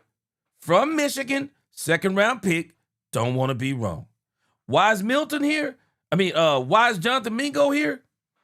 I would love to see what this would be if he didn't have that fourth round pick tied to him. The Cowboys could actually go out and do better than Jonathan Mingo. That don't mean Jonathan Mingo isn't good. But when Camden Brown upstages you, Tolbert upstages you, Ryan Flournoy, sixth round pick, upstages you, oh no. Oh no. Shadid, he says, do you think Turpin is better than Camden Brown? No. No, I don't think Turpin as a pure wide receiver is better than Camden Brown. No. But Turpin under contract. Number two, Turpin adds a certain element. We got to get that element back in the kickoff game. Turpin, he's going nowhere right now. Turpin's under contract. But Jaden Blue is going to be the new Cavante Turpin. Book it. soon as that contract is up, Jaden Blue is going to be the new Cavante Turpin. Bigger, better, and they're hoping to improve. That's what's going to happen with Jaden Blue. You know what's going to happen now, Mickey, is like once Cam Brown and Mingo are like solidified, people are going to go, well, now one of our receivers is expendable. We can trade one. What? One of our very expensive receivers. We can trade it. That's what's going to happen. No. I'm not saying. I'm not suggesting it.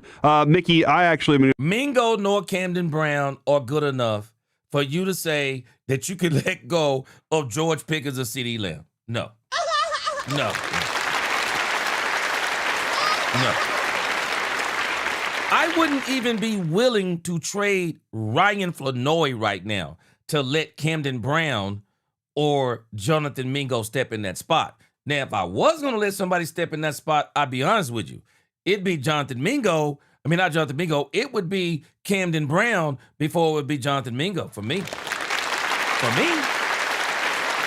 But neither one of those wide receivers are at a point. And the reason why Camden Brown, the only reason why I'm saying Camden Brown isn't at a point to where you can trade Ryan Flournoy, he's an undrafted free agent. We need to let him continue to develop in this game. But where he is right now, you're excited. You're excited because Camden Brown can't hit free agency. But I just wonder if Jonathan Mingo hit free agency. I just wonder if Jonathan Mingo hit free agency. You could actually let Jonathan Mingo hit free agency and he would probably clear, and you could bring him back. But I bet you this, you ain't letting Camden Brown hit free agency. He ain't coming back, bro. He ain't coming back. I guarantee you, he's shown too much. Camden Brown has jumped off the tape to NFL teams. Go ahead and try to play that. Go ahead and try to play that game like you did last year with Ryan Flournoy. Boy, I bet you teams right now kicking themselves in the butt about Ryan Flanoy. I bet they, man, I knew we should have got that dude. I bet they won't do that with Camden Brown. They ain't gonna make that mistake with Camden Brown.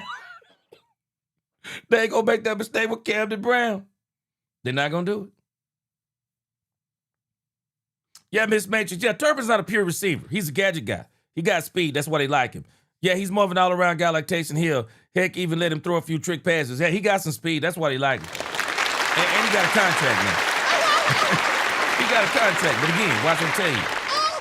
Jaden Blue gonna be the new Kevontae Turpin before it's all said and done. He gonna be the new Kevontae Turpin. They're grooming him right now. Check out what Mick continues to say about this. I'm going to go a different direction, though. What is the fate of Michael Trigg on this team? So if he isn't practicing this week because of the injury, I think that they've got to figure out how they can get him on IR and then... Did I not tell y'all the same thing? Can't let Michael Trigg. You can't let Michael Trigg hit free agency either. You can't let Michael Trigg hit free agency either. NFL know what Michael Trigg is. They know what he is. Michael Trigg is almost Odell Beckham Jr. in a tight end's body. And what I mean by that, go look at this dude's tape and some of the catches that he makes. Oh my gosh. Man, this dude, Michael Trigg, is making some of the most handsy, acrobatic catches you'll ever see in your life. You can't let Michael Trigg hit free agency either. You know, so they can keep his rights. I just think that he's a guy that if you cut and you say, I'm going to put him on the practice squad, I don't know that he gets through waivers. So you remember the little deal that they pull, all the teams pull, is they keep somebody on the 53 initially.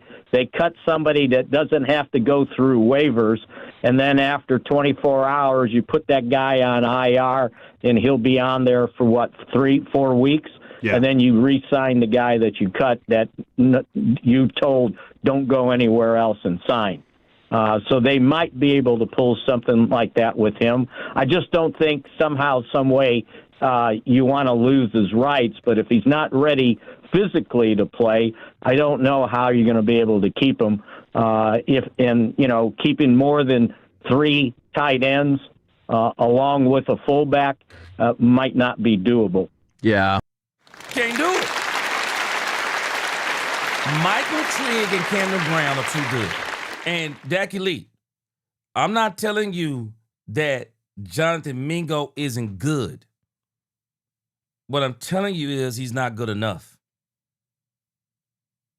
See, we got to stop making excuses for Mingo. And I'm not talking about you, Dak Elite, in particular.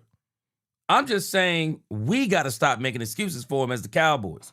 Because everyone said when he was at Carolina that they changed coaching staffs or office coordinators or whatever they did, they changed. And so Jonathan Mingo didn't get a fair shot. So he gonna come to Dallas and he gonna get a fair shot. Well, he came to Dallas. And we said Mike McCarthy didn't throw to him. Cooper Rush couldn't get him the ball. Well, last year he was on the squad. Why didn't he beat out Tolbert? Mingo was supposed to challenge Tolbert. He was supposed to beat Tolbert. Couldn't beat Tolbert. They kept him over Ryan Flanoy. Ryan Flanoy hit the street, came back and beat out Jonathan Mingo. Hit the street, came back and beat Jonathan Mingo. He had every opportunity in the world. And even if he did get better, he didn't get good enough.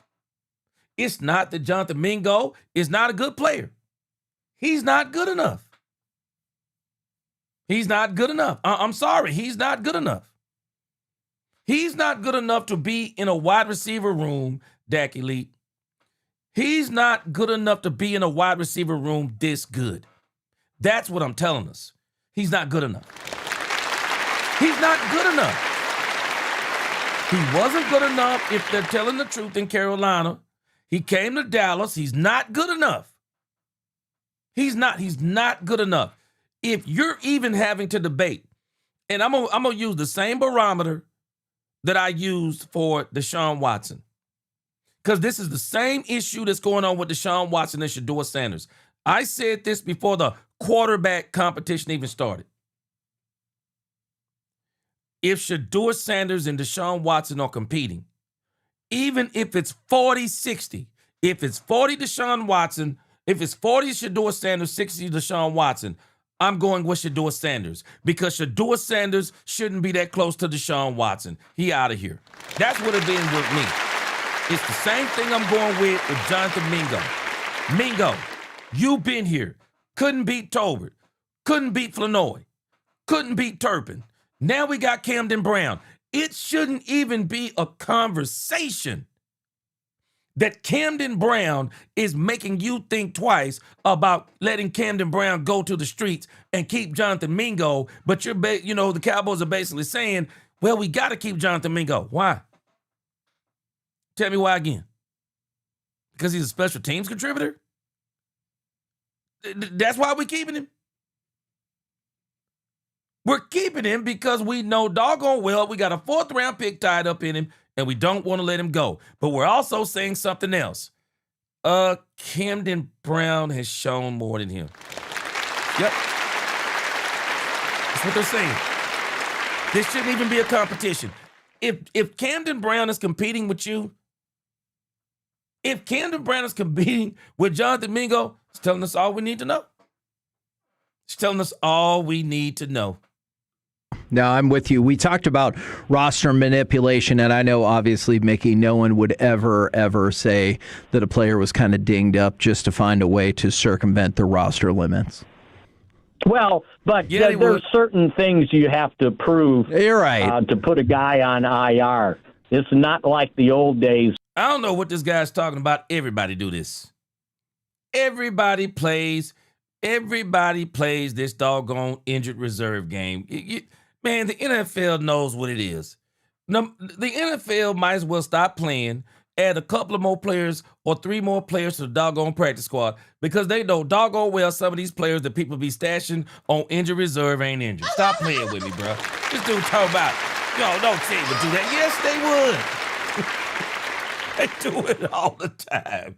Teams do this all the time. Man. Where you stash guys on injured reserve, and it was like being on the taxi squad, right? Right. So there are some physical, how do I say it, ramifications. Oh, stop it. The leniency is there. Stop it. Boy, everybody does this, man. Everybody plays this game. It's a loophole. Or you have to be able to prove it to put a guy on injured reserve. Now, I wonder what the burden of proof is. Yeah, he injured. Okay, put him on there. Stop it. Stop it. Shoddy was very effusive with his praise of the offense yesterday, especially lack of penalties. On the flip side, though, there were some particularly agitating pre-snap penalties on the defense. Did you see anything there? Is that just part of the ramp-up period, or am I supposed to now be worried about penalties yet again for the Cowboys? Well, those guys aren't going to be playing on Sunday, right? One of them was James Houston. I hope he's playing. Well, he'll be. Yeah, but see, I was thinking the same thing on this. The Cowboys did very well with penalties. That's the third team. We still got to see what the first team looked like as it applies to penalties. So we don't know what they're going to look like. I mean, we don't know what they're really going to look like. So we'll see in the first couple of games what the Cowboys look like on penalties. Yeah, DC says, facts, G. Brown is doing it in 1 year what it took Mingo 4 years to do. And Brown got more touchdowns in his career. 2, Mingo got his first last game. Yeah. Man, this dude Brown, and again, it's not about liking Brown because I had no ties to Brown. But in the grand scheme of things, it's just being honest. Man, let Brown and Mingo both hit the street. I guarantee you Brown will get picked up before Mingo. Mingo has done nothing to make anybody in this league say, Cowboys better not let go of Mingo. Camden Brown, there's a reason why the Cowboys are afraid to let go. I'm telling you right now, the Cowboys are trying to figure out how they're going to keep Camden Brown because it's got to be political, man. Chip the King, it's got to be somewhat political. And don't get me wrong, Cowboys aren't the only one to play this game. Teams will invest in a player, and they don't want to admit they're wrong on the investment, and they'll keep said player. It's not just the Cowboys doing that nonsense. Other teams do it too. They'll keep a player because they got a draft pick tied up into him, and they say, oh, we gave up something for him. We want to let him develop a little bit more. But Camden Brown has came in and did what Mingo couldn't do in 4 years. Mingo, I want y'all to think about this. Who were they talking about more in the Jonathan Mingo, Joe Milton touchdown? Who were they talking about more?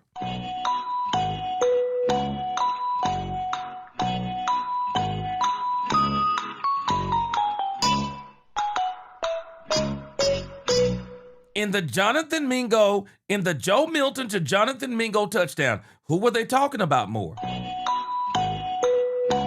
Who?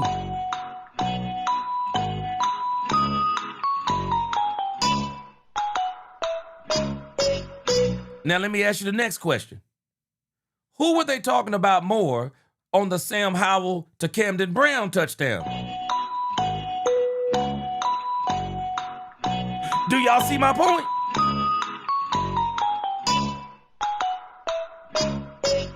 Sam Howell didn't make a great throw, didn't make a good throw.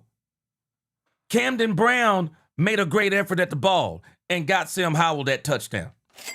Yeah, that's what happened. Oh, I got another one for us. When Joe Milton threw Camden Brown the touchdown, who were they talking about more? Joe Milton or Camden Brown? Joe Milton or Camden Brown?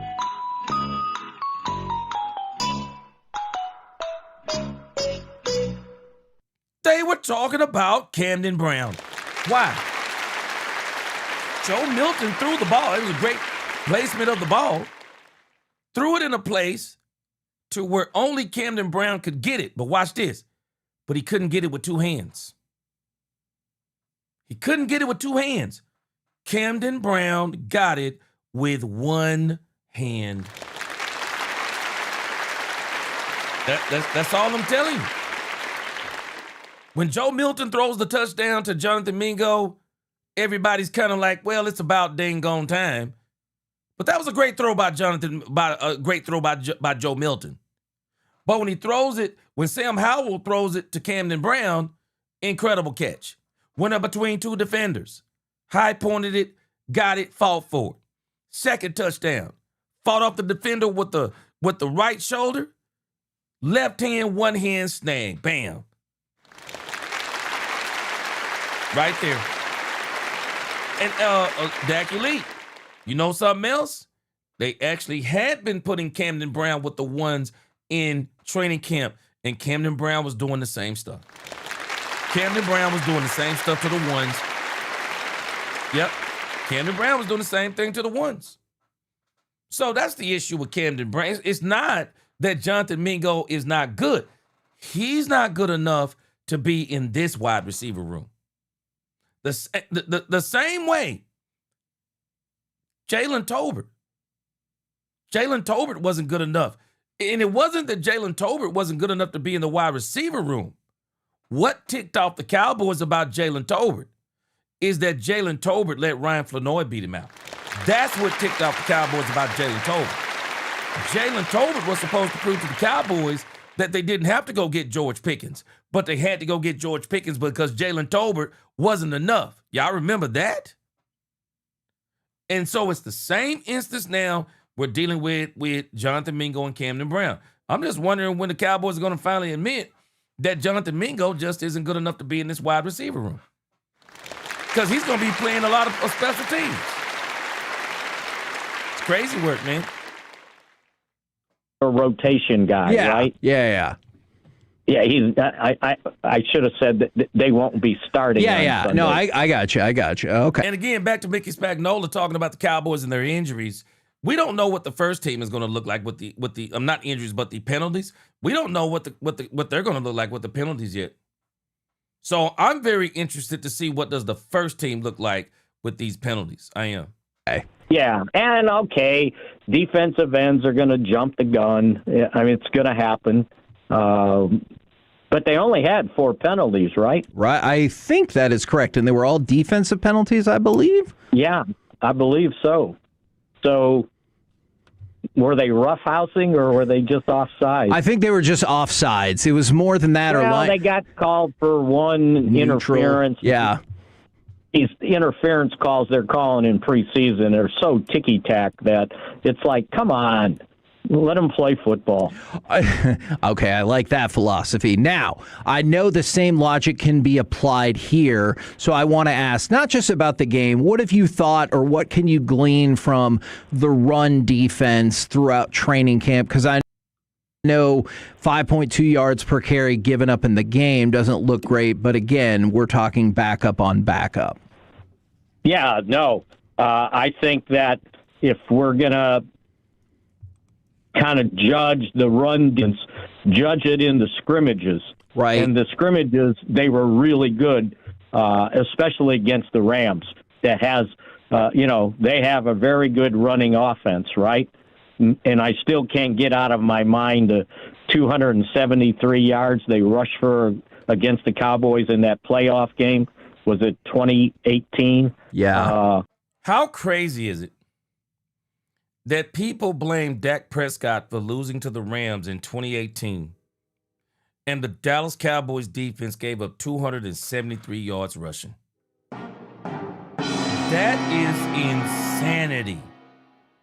Who are you beating? Who are you beating?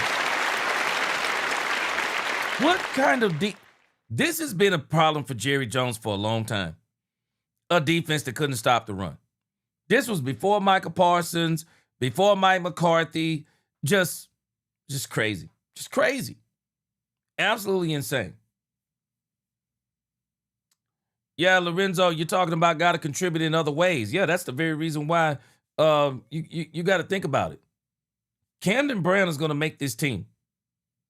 And they're going to still keep Jonathan Mingo on special teams. I'm sorry, that shouldn't be. That shouldn't be. Camden Brown is not as good on special teams. And he going to make this dang on team. He's going to make this team. Bottom line. They see a high ceiling on Camden Brown. Yeah, he making this team. They ain't caring nothing about no special teams. They going to make him play special teams. That ain't going to be the thing that's going to let him make the team. I wish they would do it. Do it and watch what these other teams do. Cut him and make that the excuse. All right, Frank Lawrence, he said in today's NFL, keeping extra wide receiver should be no-brainer. Yep. I'm going to tell you, I'm going to give you a scenario, though, Frank Lawrence. I thought Cavonte Turpin could be counted as special teams. And that way, you would be able to keep, like, Camden Brown, Jonathan Mingo, and if you wanted to, you could keep another wide receiver. But you got but now you got Cavonte Turpin taking up one of those spots. I'm going to tell you another player that's taking up one of those spots, and Mickey Spagnola kind of glossed over it. It's doggone Hunter Lipke. I believe Hunter Lipke is a good to great football player. Can absolutely contribute. He don't fit this offense. He don't. Hunter Lipke don't fit this offense. This offense, again, is an 11 personnel offense. 1 running back, 1 tight end, 3 wide receivers. This is an 11 personnel offense. You might see some 12 sprinkled in there. Saw some of that tonight. 2 tight ends, 2 wide receivers, one running back. This offense is not a 21, 22, 23 offense. It's not. It's not a dual backfield offense. Hunter Lipke is a fullback. Well, if you're running 11 personnel the majority of the time, Hunter Lipke is almost a useless position other than special teams. I'm not spending that kind of money on a fullback playing special teams who rarely plays fullback. I mean, it's almost like they're holding themselves hostage with Hunter Lipke. They're holding themselves hostage because they don't know what to do. He's a good to great football player, but they don't know what to do with him on offense. So they've relegated him to special teams, paying him like he's contributing to the offense. It's crazy work. It's crazy work. It's absolutely crazy work. And I'm telling us right now, man, when Jonathan Mingo's contract comes to the front of the congregation, I believe that's when you're not going to see Jonathan Mingo no more. You're not going to see Jonathan Mingo no more, I believe, when his contract comes to the front of the congregation. Frank Lawrence said, see video, Trigg dragging 6 Auburn defenders for yards after the catch. Yeah, man, I'm telling you. Man, people have to go watch that Trigg film. Trigg next level. Yeah, Frank Lawrence, again, appreciate those 3 super chats. He said, Mingo, Schoon, Lipke, either play them or release them. Frank Lawrence. The Cowboys are paying Hunter Lipke to play offense, and he's not playing offense. Hunter Lipke isn't playing offense. Hunter Lipke got the Cowboys in a chokehold. Kevontae Turpin, if he don't get back to returning kicks like he did in 2024, Kevontae Turpin is holding them hostage because you're going to start seeing, and they're going to continue to use Kevontae Turpin because of his speed.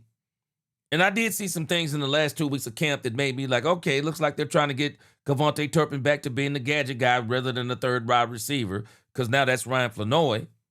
So I guess Kevontae Turpin, less snaps on offense, keep him to the gadget stuff, and play Ryan Flanoy and give us a little bit more of Camden Brown. I think you also will see some more Mingo, because I think they're going to start trying to get the value out of Mingo. So I think he's going to get his opportunity this season, especially if they keep him on the roster. They're going to give him his opportunity. But they got to figure out what the heck they're doing with Hunter Lipke, because he's really taking up a roster spot that a lot of teams don't let take up a roster spot unless they're using that particular player, like the San Francisco 49ers. They use Usek or whatever his name is, the fullback. I mean, they use him enough to justify keeping him on the squad as a fullback. Yeah, Tommy Solo. Yeah, Turpin. I believe Jaden Blue is going to be the new Turpin. So every time I see the Rams, I see them running up and down the field, but they didn't do it in the scrimmage. And they did a pretty good job in the scrimmage. And last year they ran all over us against the Saints, stopping the run, and had been given the offense problems with their run defense. So, they've upgraded the talent there. It's not the same guys. And, as I keep pointing out, 7 or 8 of the starters in the first 5 games of the season last year aren't even on the team this year. So the run defense has improved. Now we got to see it in a game, because the Giants are going to come out in that opener and try to run the football. A fun fact about that Rams game that I will never forget. I was sitting right next to Mike Bassick, and the first Rams offensive play was a carry for like 9 yards, and he looked at me and said, "We're going to lose." and it was 2 running backs right over 100 yards. Yes. And one of them just came off the couch that week.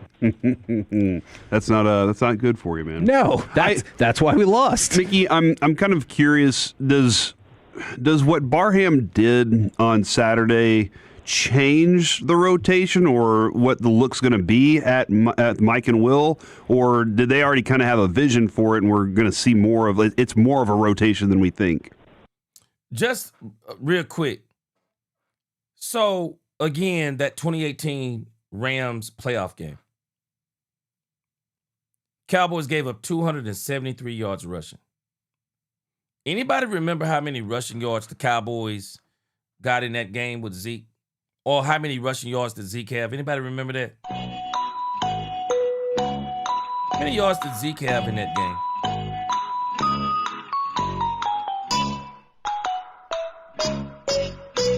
How many yards did Zeke have in the 2018 Rams playoff game? People be blaming Dak Prescott for these doggone playoff losses and not paying attention to the stuff that was going on around him. Look that up and then tell me what you think about the yards that Zeke got. Absolutely crazy. Absolutely crazy. Yeah, it may increase the rotation, right? I just think if he continues to play like that and he stays healthy, somehow, some way, you got to get him on the field. Now, maybe not 55 snaps, right? But between the three of those guys, Winters and Overshown, I think he's got to fit in and maybe get. Zeke ran the ball 20 times and got 47 yards.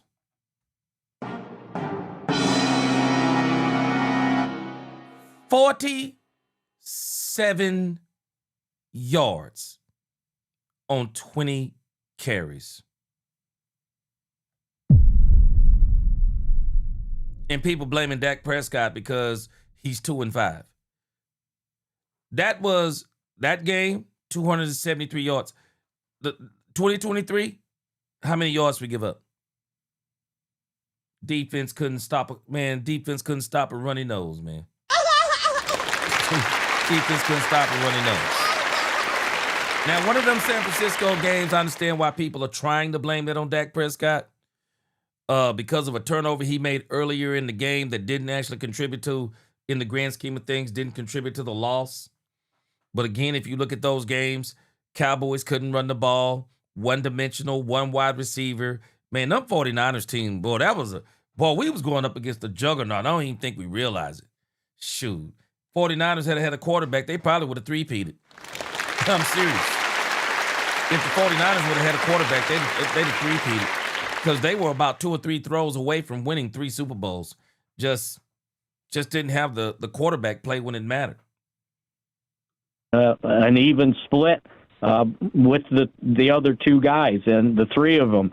But I just think you see he's got to, and I think it'll be dependent on what the other team does well offensively. Or do they want to run the ball?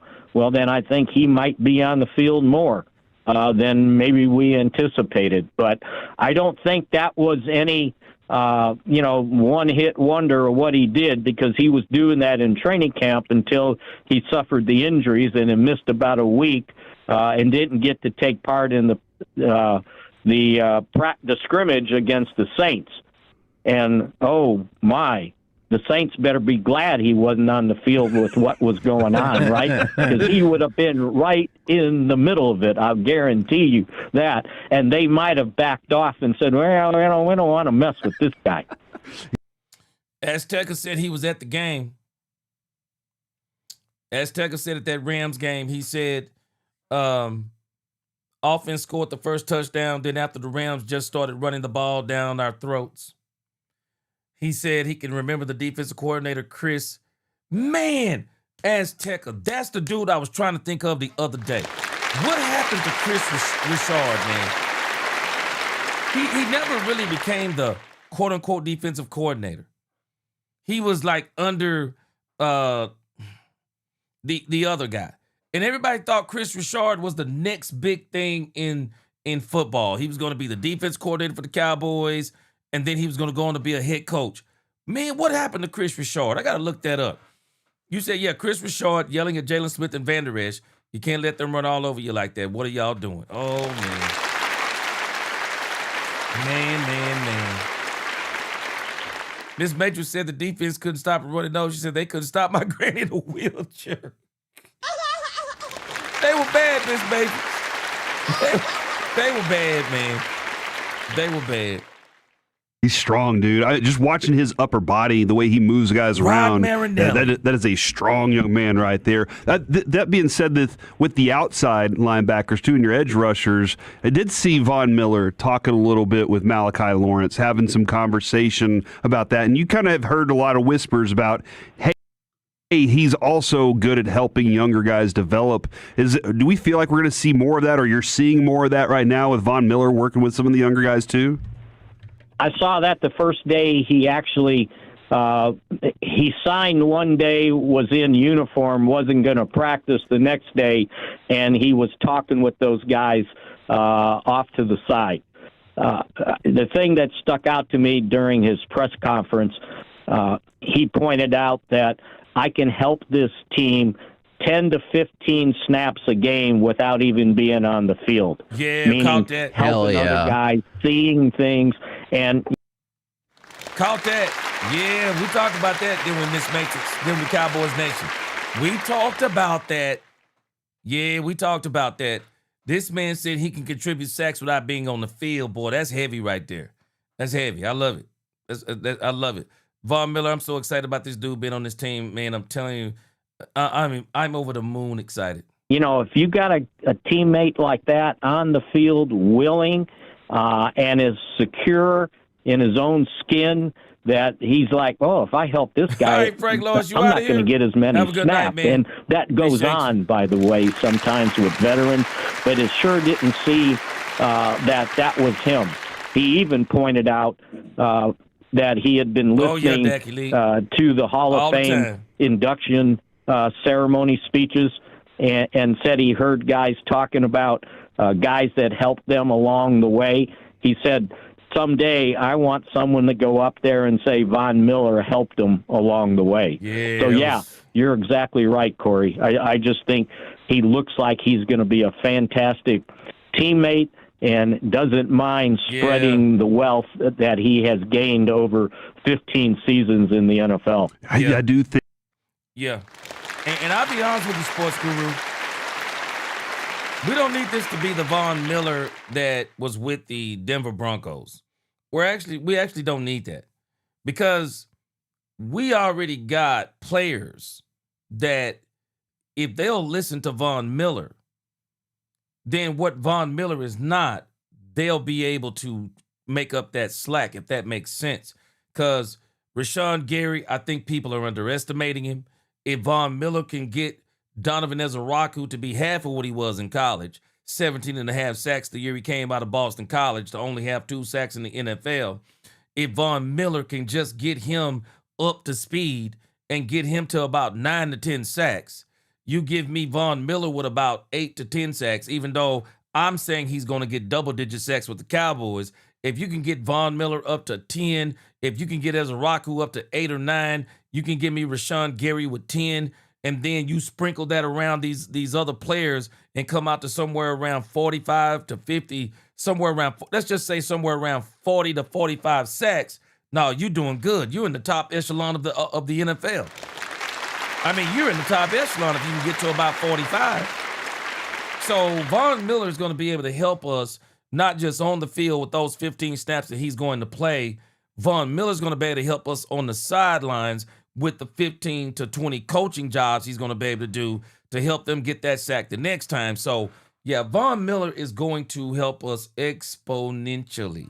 So, I love what Von Miller's bringing to the team, man. I really do. Mess around, he'd be up in here coaching for the Cowboys the following season, so. I think it'll be interesting if he does go into the Hall of Fame. Maybe he's like, you know what, go ahead and tack on 40 extra sacks, because I was responsible for those 10 to 15 plays. Oh, yeah. You know, there's some sacks that happened even when I wasn't on the field. Yeah. Smart. That is smart. I like it. You know what? He pointed out, he goes, if they had a Hall of Fame for teammates, I want to be in it. I like what up, Guru? Yeah. Man, I might need to pick your brain about Hall of Fame and not Hall of Fame for teammates at some point. Now, in terms, I like that conversation. Yes, absolutely. That's the podcast right there. In terms of tonight and then tomorrow, what's the vibe usually like at the Star practices, as opposed to, obviously, it feels different in terms of fans in Oxnard? Well, Schottenheimer pointed out that tonight they'll be in shells, and tomorrow night they're going to be in pads. Yeah, so Brave sometimes Cowboys, that has an overriding effect on the intensity of the practice from the player's standpoint. But, hey, anytime people are watching, you're going to be a little jacked up a little bit more than if it's in some sterile environment. You could see the difference in the practices in Oxnard when there was, 2,000 people there than when there was maybe 700 people there, right? And anytime anybody's watching, we've all played stuff, right? And when people are watching, you want to put your best foot forward, and it's a little bit more motivation than if you're just out here, in the back fields here at the Star, and people are watching. Probably people that aren't supposed to be watching are watching from the buildings, right? What is it? Oh, yeah. Okay. Yeah. No doubt about it. But I don't know if the players factor that into the motivation, right? Yeah, but when you see No doubt people about in the stands, and usually what happens is they get a lot of people here that, maybe have never been in Ford Center. And this is an opportunity to go. It's free.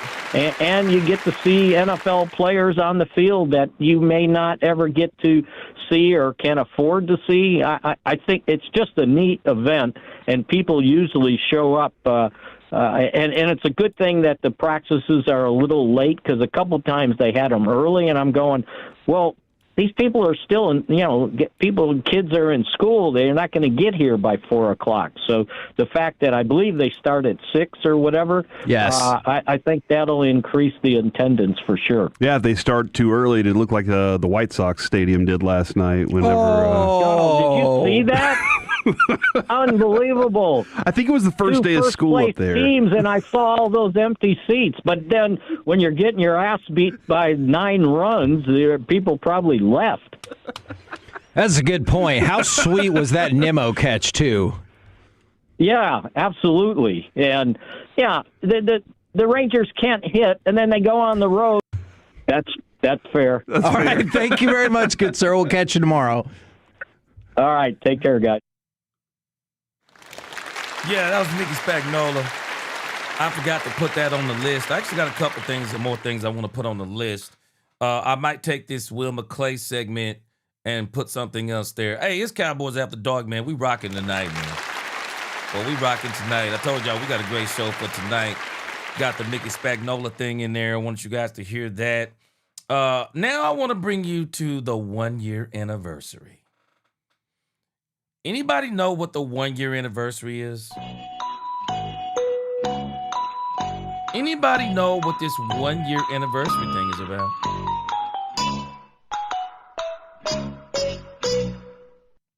Sports Guru, I said the same thing.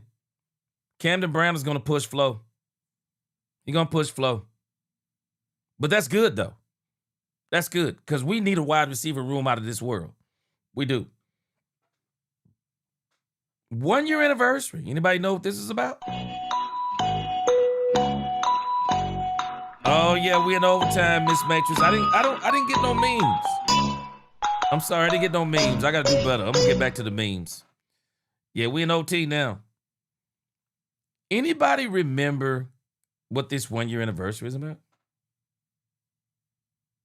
Guru. 1 year since the Michael Parsons trade. 1 year anniversary.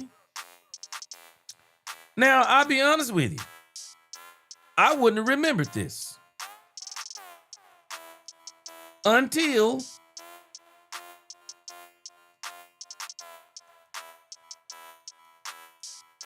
Terrance Parsons. Terrance Parsons decided that he had a few things to say about this. And this is Terrance Parsons over here on X. This is Terrance Parsons. Check this out. This has to be one of the craziest. This has to be one of the craziest tweets I've seen. This is Michael Parsons. This is Terrance Parsons' brother. Look at this. John Machota said 1 year anniversary. Terrance Parsons said, best thing Michael ever did to get the F out of here. Really? I thought he didn't do it to get out of here. I thought he didn't do it to get out of here. Oh, so now we're telling the truth. You know, I'm going to tell you what's going on with Terrance Parsons. You know what's tearing Parsons? You know what's tearing Parsons' soul up? You want to know what's tearing Micah Parsons' soul to pieces? Is that the Cowboys look so much better without Parsons. It's tearing their souls to pieces. It's tearing them to pieces. That they know full well this team is better without them. Full well. And they know it. They know that ever since this man got traded, this is a whole different team. And this team is going to spank Michael Parsons' team. He knows it. Cowboys are going to spank Green Bay. The Green Bay Packers are looking just like the team that Michael Parsons left. They got riddled with injuries. They lost the middle of their defensive line. They lost some key players on defense. And once again, Michael Parsons is going to be playing pretty much by himself. Yeah. Hey, but at least he got $40 million. At least he got 40 million. Yeah, he got what he wanted to be the highest paid player, non-quarterback. I think Green Bay gonna wind up regretting it. Miss Matrix said that is crazy. Just brought him up right in time for the segue. Must be the football god speaking to me. Miss Matrix.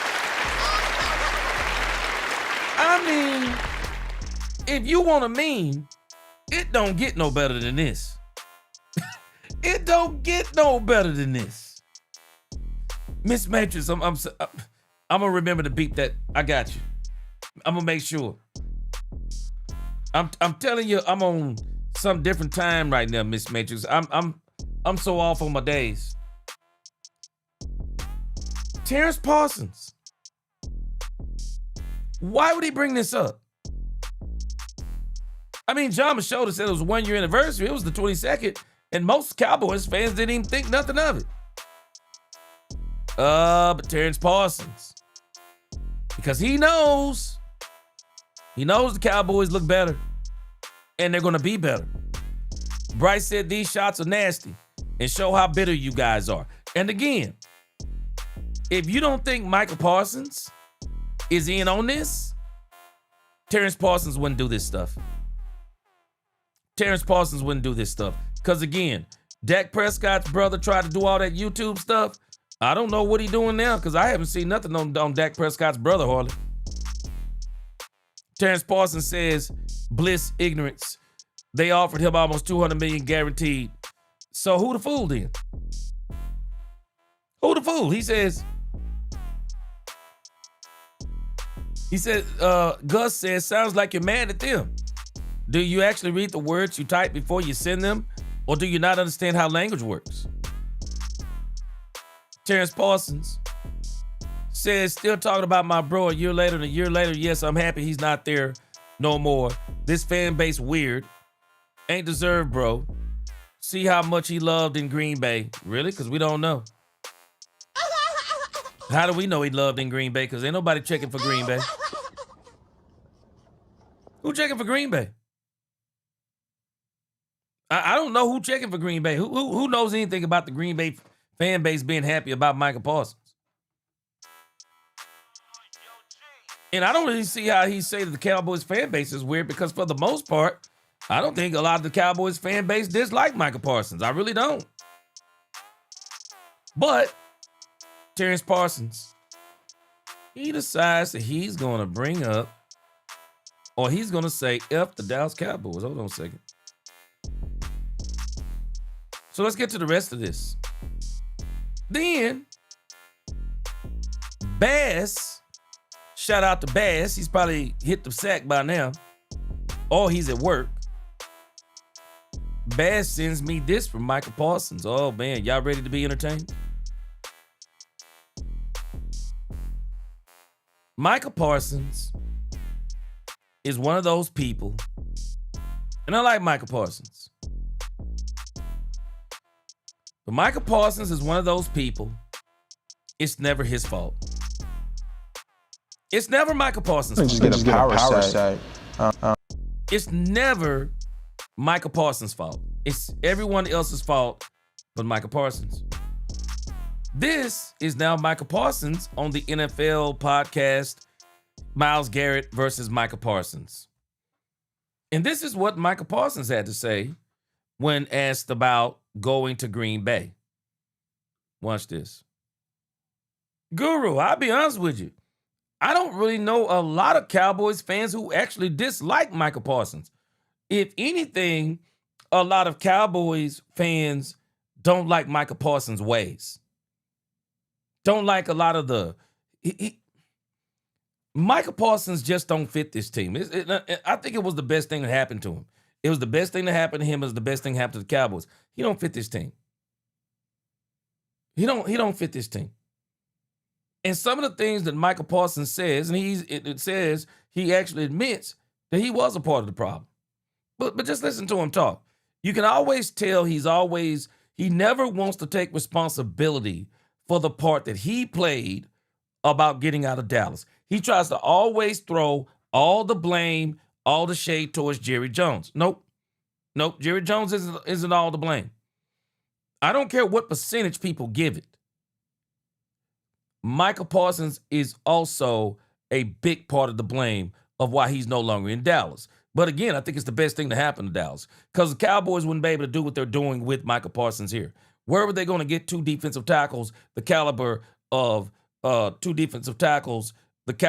Kenny Clark and Quentin Williams within a 1 year span? How are they going to get the draft picks they got like they have right now within a 1 year span and sign all these people that they've signed? They were never going to be able to do it. They were never going to be able to do it. So I'm loving it. I'm loving what the Cowboys have done. This is always Michael Parsons right here. The part I can't stand about the way Michael Parsons approaches things. That he had more respect for them than they had for him. Okay, hold on a second. For them and want them to. Let me go back for a second. See, your actions will always betray you. Have a lot of. I don't care what anyone says. Your actions will always betray you. And I'm going to show you exactly what I mean. I'm going to go back to Exhibit A.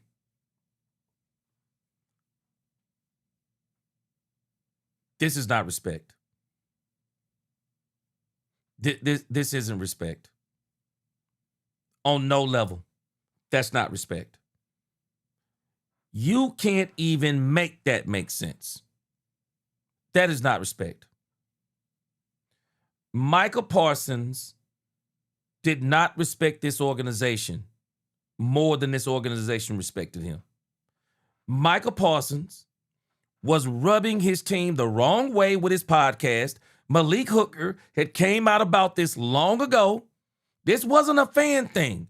Malik Hooker was the first one that came out and said he didn't like Michael Parsons' podcast.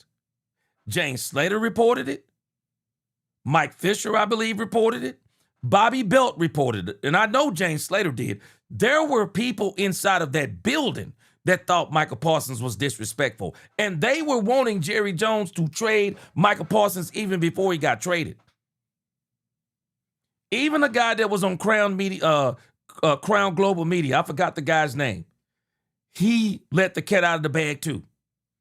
It was Jerry Jones all along who was advocating for Michael Parsons to stay with the Cowboys. It was Jerry Jones. Even James Slater said, There were people in the Cowboys organization that were asking for Michael Parsons to be traded even before he got traded. And it was Jerry Jones who kept advocating for Michael Parsons. And Michael Parsons can say anything he wants to say. Michael Parsons not only disrespected the Dallas Cowboys organization, Michael Parsons disrespected the game. He disrespected the game, and I brought this up long before anybody else did. Michael Parsons, when he went on ESPN right after Dak Prescott signed his contract, Michael Parsons said, "You know what they say about the players who get paid the most money? They can't have players on their team. I don't have to be the highest paid player. I know that's going to make my agent mad, but I don't have to be the highest paid player. As long as I can keep the guys who got me to where I'm getting to, as long as I can keep them with me, I ain't worried about it because God done blessed me exponentially. I don't have to be the highest paid player." That is disrespect. That's disrespect for the game. That's disrespect for the players who come behind you. That's disrespect for the game.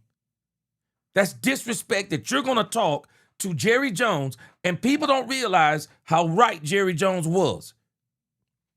What ticked off Jerry Jones is that Michael Parsons sat down with Jerry Jones multiple times without his agent, negotiated a deal, and kept coming back and saying, "Well, I need this, and I need this, and I need this." And then when he got that deal, bloated and blowed up the way he wanted it, then he says, "I need you to talk to my agent." What? Yeah, now I need you to talk to my agent. Because now I got the deal bloated. I got the deal to this point. And Jerry said, "We're not going beyond this point. Hey, don't call me no more. Don't call me no more. I'm not going to call you." Okay, why we stop calling each other now? That's like a man and a woman cheating on their spouses. And then when the woman get pregnant, they say, "Hey, don't call me no more." Yeah, don't call me no more now because you pregnant and we married and we don't need to be doing this. Well, it's too late now. We pregnant. Michael Parsons tried to pull the okie doke that no one does. Y'all do know nobody does this, right? Maybe I'm telling us something brand new. Do y'all know nobody else does this? No, Guru, you're not getting it. No, you're not getting it. Michael Parsons disrespected the process. Michael Parsons disrespected the process. No player goes and tries to negotiate a deal with the team without their agent. Who does it? Tell me. It is rare. Now, there are players that do it, but we're not going to take the exceptions and make them the rules. It is an anomaly. It is an anomaly and a rarity for a player to try to negotiate his own deal. It is a rarity. And again, B-Bird Cowboys, nope, not giving it to you because Michael Parsons himself kept saying, "Oh, I don't know who started it." Michael Parsons literally had the nerve to say, "Yeah, I don't know who called who. I don't know who started it. He may have started it. I may have started it." Michael Parsons said that. Michael Parsons said that himself. Michael Parsons indicts himself every time he talks about this. Even Dak Prescott said to Michael Parsons in the court of public opinion, "Don't sit down and talk to Jerry Jones about your money. That's what your agent is for." Dak Prescott said that, and Michael Parsons didn't listen. He did not listen. And I got news for you. This is why the Players Association, why do you think they didn't get after Jerry Jones? Why do you think they didn't? Why do you think they didn't get after Jerry Jones? Because they know Jerry Jones did nothing wrong. If a player is willing to negotiate with the owner without his agent, Well, really, that's that player's right. That's that player's right. Micah Parsons should have never, ever, never negotiated his deal without his agent. Never. Never. And everyone knows it, but everyone tries to give him the excuse. Lamb didn't do it. Dak didn't do it. Zeke didn't do it. No one does this. No one does it. But Micah Parsons did something real evil, and people won't admit it. He got Jerry to a point of where Jerry was going to make him the highest, give him the most guaranteed dollars. So then he says, well, now I'm going to give it to my agent. And then when Jerry starts trying to talk to David Mulugeta, no, this is the starting point. The starting point. Do you not realize how long me and Micah Parsons have been talking? Do y'all think David Mulugeta didn't know that Micah Parsons was talking to Jerry? Let me give you the dirty underbelly. Let me give you the dirty underbelly of what people don't understand that Micah Parsons did. Micah Parsons took advantage of his relationship with Jerry Jones. And he doesn't want to admit this. He took advantage of his relationship with Jerry Jones. And he used it to get that deal to a certain point, knowing full well he was going to get David Mulugeta to come in and try to close the deal. Now, Guru, what you don't understand is I'm repeating Micah Parsons' story. And that is not true because Micah Parsons said he tried to negotiate. Micah Parsons verified that he did get that he did talk numbers with Jerry. And Micah Parsons' argument is, but we never signed anything. Yeah, oh, really? Yeah, we know you didn't sign anything. That is not Jerry Jones' version. That is Micah Parsons' version. Micah Parsons said he did negotiate with Jerry Jones. He absolutely did. And he knows that he's did. And that's why even when this was coming from when Stephen A. Smith and Guru, I know what I'm talking about because Micah Parsons said as much. Because you don't handshake something that you didn't negotiate. You don't handshake something that you didn't negotiate.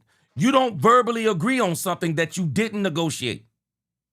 Micah Parsons negotiated that deal. He did. And B. Bird, the reason why Jerry Jones did not talk to David Mulugeta is because Jerry Jones told Micah Parsons point blank range. I'm not changing this deal. This is the deal that you and I negotiated. Yes. And this is why people, I'm sorry, Guru, I don't trust Micah Parsons. I don't trust Micah Parsons further than I can throw him. I don't. Is he a great football player? Yes. But to say I trust Micah Parsons? No, I don't. Because Micah Parsons all the time changes that story. But what I'm telling you, I didn't get from Jerry Jones. I have listened to Micah Parsons tell this story differently almost every single time. And he never takes any ownership of the fact that he was doing something that other players don't do. Andre Johnson, thank you, sir. I'm talking public knowledge. I'm not talking Jerry Jones. I'm talking Micah Parsons. I'm talking Micah Parsons. Bird, it ain't about trusting Jerry Jones. I don't trust Micah Parsons continuously telling a story in a different way every single time to where he never takes responsibility. That's why I don't trust Micah Parsons. Period. End of story. I don't trust Micah Parsons. Liar. He's a liar. Anybody who's listening to that story knows it's crazy. That story is crazy. Why would Micah Parsons ask Jerry Jones for his personal phone number? Jerry Jones said himself, only 3 people have my personal phone number. Michael, one of them. Why? Why? Why would he have Jerry Jones' personal number? I got news for you. I don't want Jerry Jones' personal number. If I play for Jerry Jones, I don't want his personal number. Because the same thing Stephen Jones said. Stephen Jones said it perfectly. There are players that want to talk about their contract, and there are players like Dak Prescott. Bird, I'm sorry, I don't know what you're talking about because that is not the normal part of the process. That is not. Even Stephen Jones said, no, there are players who want to talk about their contract as far as numbers, and there are players that don't. For example, he said, Dak Prescott is one of them. Stop it. That's not true. That is not true. It is not a part of the process for a player to sit down with the ownership and start talking about his contract without his agent. No, it's not normal. It's not normal. It's actually abnormal. It's like a man being his own lawyer. A man that has himself for a client is a fool. That's a fool. I'm not going in and negotiating a contract with Jerry Jones, especially if I'm Michael Parsons. No smart man does that. That's a fool. And this is what we keep trying to let Michael Parsons off the hook for. Oh, Jerry Jones should have knew better. Do you not understand? Every owner would actually like to do this. Every owner actually would like for a player to be dumb enough to come in and negotiate his deal without his agent. Every owner would like to do it. But they know that most players aren't dumb enough to do it. You're not 99% of the players. They're not dumb enough to sit down with an owner and talk any contract issues. They're not going to do it. It's not a normal part of the process. That's a lie. That is a lie. Michael Parsons, every time he tells this story, it's always it's Jerry. Have we ever thought about that maybe they disrespected each other? But we can't come to that conclusion. They both disrespected each other. And Michael Parsons knew what he was doing. Michael used his relationship with Jerry Jones, got his personal phone number, started going to games with him. Tell me again what player goes to games with the owner? Tell me again. Who's that player? Tell me who that player is again. Everybody knows it. Everybody knows it. Michael Parsons was 1,000% wrong. 1,000%. Bird, you said Jerry lied and said his agent told him to stick it up his rear end. Now, I remember when that statement was first made, and I clearly said, if you listen to Jerry Jones, that's a figure of speech. Some people don't understand figure of speech. Jerry didn't say that was a direct quote. And I quote, he didn't say that was a direct quote. Jerry even clarified that. Jerry said when they sent that offer sheet over, they rejected it. And Jerry took that as stick that up your whatever. And Jerry said from that point forward, he will not negotiate. He will not negotiate. And that's the facts of that whole situation, and people don't want to accept it. And even beyond that, the guy on Crown Global Media, I think he was alluding to this.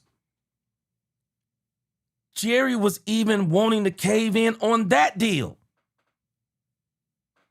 Jerry wanted to cave in on that deal. Do you know who stopped him? Y'all better stop thinking that Jerry made that decision on his own. See, everybody is blaming Jerry for not extending Michael Parsons. I got bigger news for you. It wasn't Jerry Jones who didn't want to extend Michael Parsons. It was the people around Jerry Jones that did not want to extend Michael Parsons. I bet you if you put them to a lie detector test, Schottenheimer was done with Michael Parsons. I guarantee you. Schottenheimer was done with Michael Parsons. Absolutely. Schottenheimer was done with him. Other coaches were done with him. Front office done with him. I bet you if you put Dak Prescott and some of those players to the test, I bet you they were in on it too. I'm putting us up on game. A lot of us don't realize this. It has been years, and I mean years, since Jerry Jones has actually made a decision on his own. We are crazy if we think Jerry Jones is making decisions on his own. Even if Jerry says he has the final say-so, understand what I'm telling you. Jerry Jones is not making decisions on his own.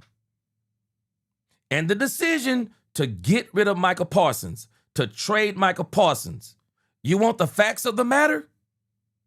It was not Jerry Jones. James Slater verified this. Others have verified this. Jerry Jones was ready to cave in. And B-Bird, it is not speculation, it is fact. Jerry Jones hadn't made a decision on his own in years. In years. This team, they were tired of Michael Parsons. Point blank. The team was tired of Michael Parsons. I don't know why that's so hard for us to understand. The team was tired of Michael Parsons. The team. And that's why I laugh. People don't even realize it. Brian Schottenheimer, I'm sorry, he was a huge part of it. When that man laid on that table, they were done with him. Cam, I'm sorry, bro. Jerry ain't making decisions like that. He's not. Because the people inside of that organization have all but said, and James Slater said it point blank, Jerry was the one who wanted to extend him. Wanted to. Jerry wanted to cave in to Michael Parsons, and that organization said no. Now watch this. You know how I know what I'm talking about? Isn't it strange how the team reacted when Michael Parsons got gone? Isn't it strange how the team reacted when Michael Parsons got gone? How did the team react? How did the team react? Other than Trayvon Diggs crying. Who else was crying? Who else? Who else cried? I have watched this team advocate for George Pickens more than I ever saw them advocate for Michael Parsons. This team is on its knees begging Jerry Jones to extend Michael Parsons. Who was on their knees begging him to extend George Pickens? Who's been on their knees begging? Who was on their knees begging Jerry Jones to extend Michael Parsons? Tell me who. Tell me who. Nobody. None of this team. None of them. None of them advocated for Michael Parsons. They were glad. I'm telling you, they were glad when that dude was gone. They were glad then, and they're glad now. And a lot of the fan base were elated. They were elated. They were absolutely elated. I got news for y'all. Jerry ain't making these decisions by himself. Because if you're going to give Jerry credit, for Michael Parsons being gone, then I want you to make sure, keep that same energy. I want you to give Jerry Jones credit for Kenny Clark, Quentin Williams, Jalen Thompson, Kobe Durant, Caleb Downs, Jashaun Barham, Malachi Lawrence. I want you to give Jerry Jones credit for Brian Schottenheimer. I want you to give Jerry Jones credit for Christian Parker, Marcus Dixon, B.T. Jordan, Von Miller. If you gonna give Jerry Jones credit for firing Michael Parsons, then I now want you to give Jerry Jones credit for everything he's done since he's fired Michael Parsons, because it's been absolutely genius. It's been absolutely genius. Every move that Jerry has made since this man is gone, absolutely genius. We're better without this man than we ever would have been with him. Ever. Micah Parsons is the type of person, everything is everybody else's fault. It's never his fault. It's never his fault. 1 year later, it's amazing. Everyone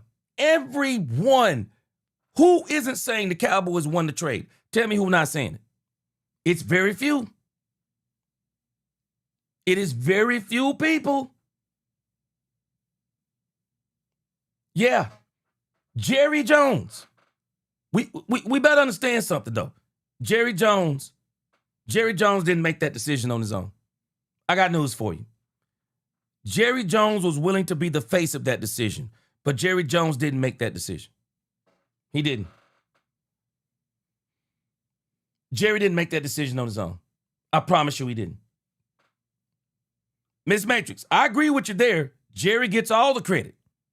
But in reality, Jerry don't get all the credit. Because what we have been watching is not Jerry Jones by himself. This is people making decisions. How many times has Jerry Jones told us this? Jerry Jones himself has been telling us this at every turn. I don't make decisions on my own. I have the final say in decisions. If I want to do something, I can. But he said, I don't make these decisions on my own. Micah Parsons wasn't Jerry Jones' decision. If there was anybody advocating for Micah Parsons, it was Jerry Jones. And Micah Parsons himself, if he was being honest, Micah Parsons knows he's a liar. Micah knows he's a liar. Absolutely, he knows he's a liar because he knows Jerry Jones didn't want him gone. Now, where was Jerry Jones wrong? I can clearly tell you what Jerry Jones was wrong. Where Jerry Jones was wrong is by negotiating that deal with Micah Parsons and refusing to talk to his agent. That's where Jerry Jones was wrong. But I also understand why Jerry Jones didn't get reprimanded for this, and this is what a lot of us aren't understanding. Jerry Jones didn't get reprimanded for this is because the PA, the Players Association, they didn't do anything. Why? Because they know Micah Parsons was wrong. That's how I know that they know Michael, they know he was wrong. They know he was. The Players Association knows full well the reason why they couldn't come at Jerry Jones is because Micah Parsons negotiated the deal, and he admitted it. Yeah, he admitted it. Because had he not admitted it, the Players Association would have been all over Jerry Jones. Prove me wrong. Prove me wrong.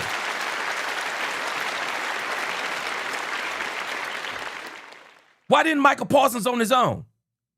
Why didn't Micah Parsons on his own file a grievance against Jerry Jones? Prove me wrong. Prove me wrong. Why didn't David Mulugeta?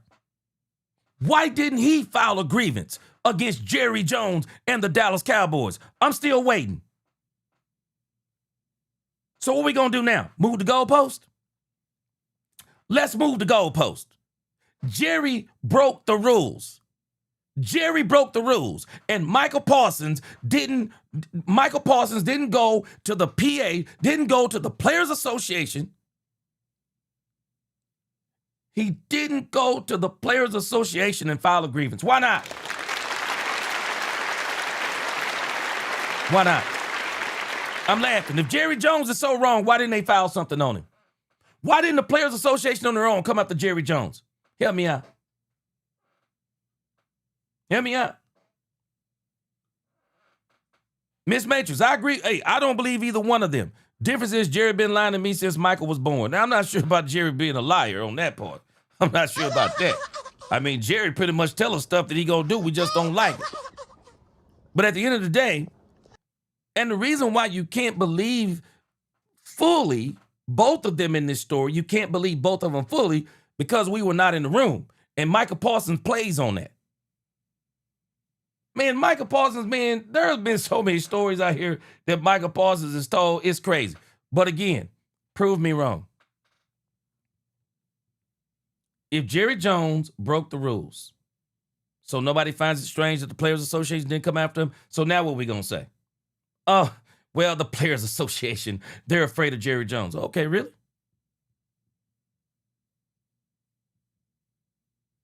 Yeah, the NFL, even the NFL didn't come after Jerry Jones. Really? It's amazing to me that when Ezekiel Elliott didn't do anything wrong, Jerry Jones was ready to risk his career to save Zeke Elliott. Because the NFL, even when Zeke didn't do something wrong, what did the NFL do? The NFL suspended Ezekiel Elliott for doing nothing wrong. Did nothing wrong in the grand scheme of things. Nothing. Meanwhile, we're telling me that Jerry Jones did something wrong to Micah Parsons that was so egregious, nobody filed a grievance. Not believing it. Not believing it. Not believing it. Not believing it. Nope, not believing it. I got the facts on my side. Not believing it. If Jerry broke the rules, they would have went after him. They didn't go after him because they know he didn't break the rules. It is actually stated with the Players Association, a player, if he wants to, he can negotiate his own deal. Yep, he surely can.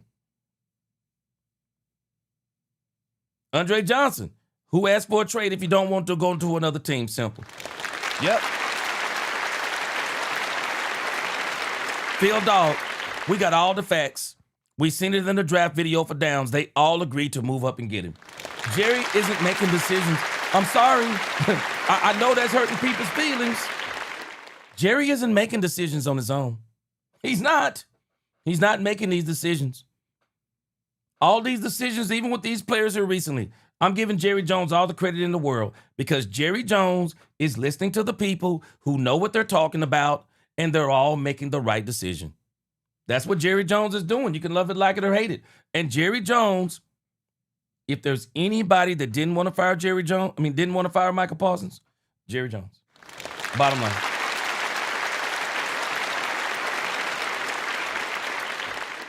Stephen Miller, because it's the main point. It proves everything that y'all are saying is not right. Jerry Jones isn't the one who made the decision to let go of Micah Parsons. They all made that decision. I'm going to tell you this. If y'all don't think this ticked this team off, if you don't think this was disrespect, then I can't help you. And Terrance Parsons indicts Micah Parsons with that statement alone, if you didn't catch it. Terrance Parsons said, best thing Micah ever did to get out of here. Really? So you did that to get out of here? Really? Telling y'all, I'm telling you a million times. Now, if you ask Micah Parsons, I bet you he'll tell you he didn't do that to get out of here. But his brother is saying he did it to get out of here. Telling y'all, man, people will indict themselves a million times. It's not only the picture that indicts Micah Parsons. What have I told y'all before? Terrance Parsons also indicts Micah Parsons. Because nobody can convince me that if Micah didn't want Terrance to be saying these things, Terrance wouldn't be saying these things. I guarantee you. Because my brother, I guarantee you, my brother wouldn't be doing this. I'm a multi-millionaire. My brother did this one time. I'd stop him dead in his tracks. Don't you do it again. You do this again, I'm going to cut you off totally. So whatever you make it on YouTube, you better make it on your own. I'll copyright strike every video you do if you mention my name. Micah Parsons' brother himself is indicting Micah Parsons. Why would Terrance Parsons say Micah did this to get out of here? So now we're going to say that his brother don't know what he's talking about? Stop it. Stop it.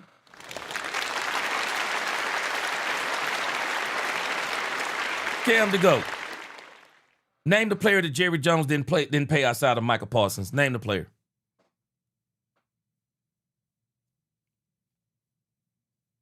Name the player. For every player you name that Jerry didn't pay, I'll name you 5 others that Jerry did pay. Now, does Jerry like to pay his players on time? Now, maybe if you made that statement, maybe that statement would have been true. But to say that Jerry don't like to pay his players, the problem is with Jerry is that when Jerry pays them, though, he overpays them. When he pays them, he overpays them. Miss Matrix, you said you can't stop people from anything. Yes, you can. Do you take care of your brother, Miss Matrix?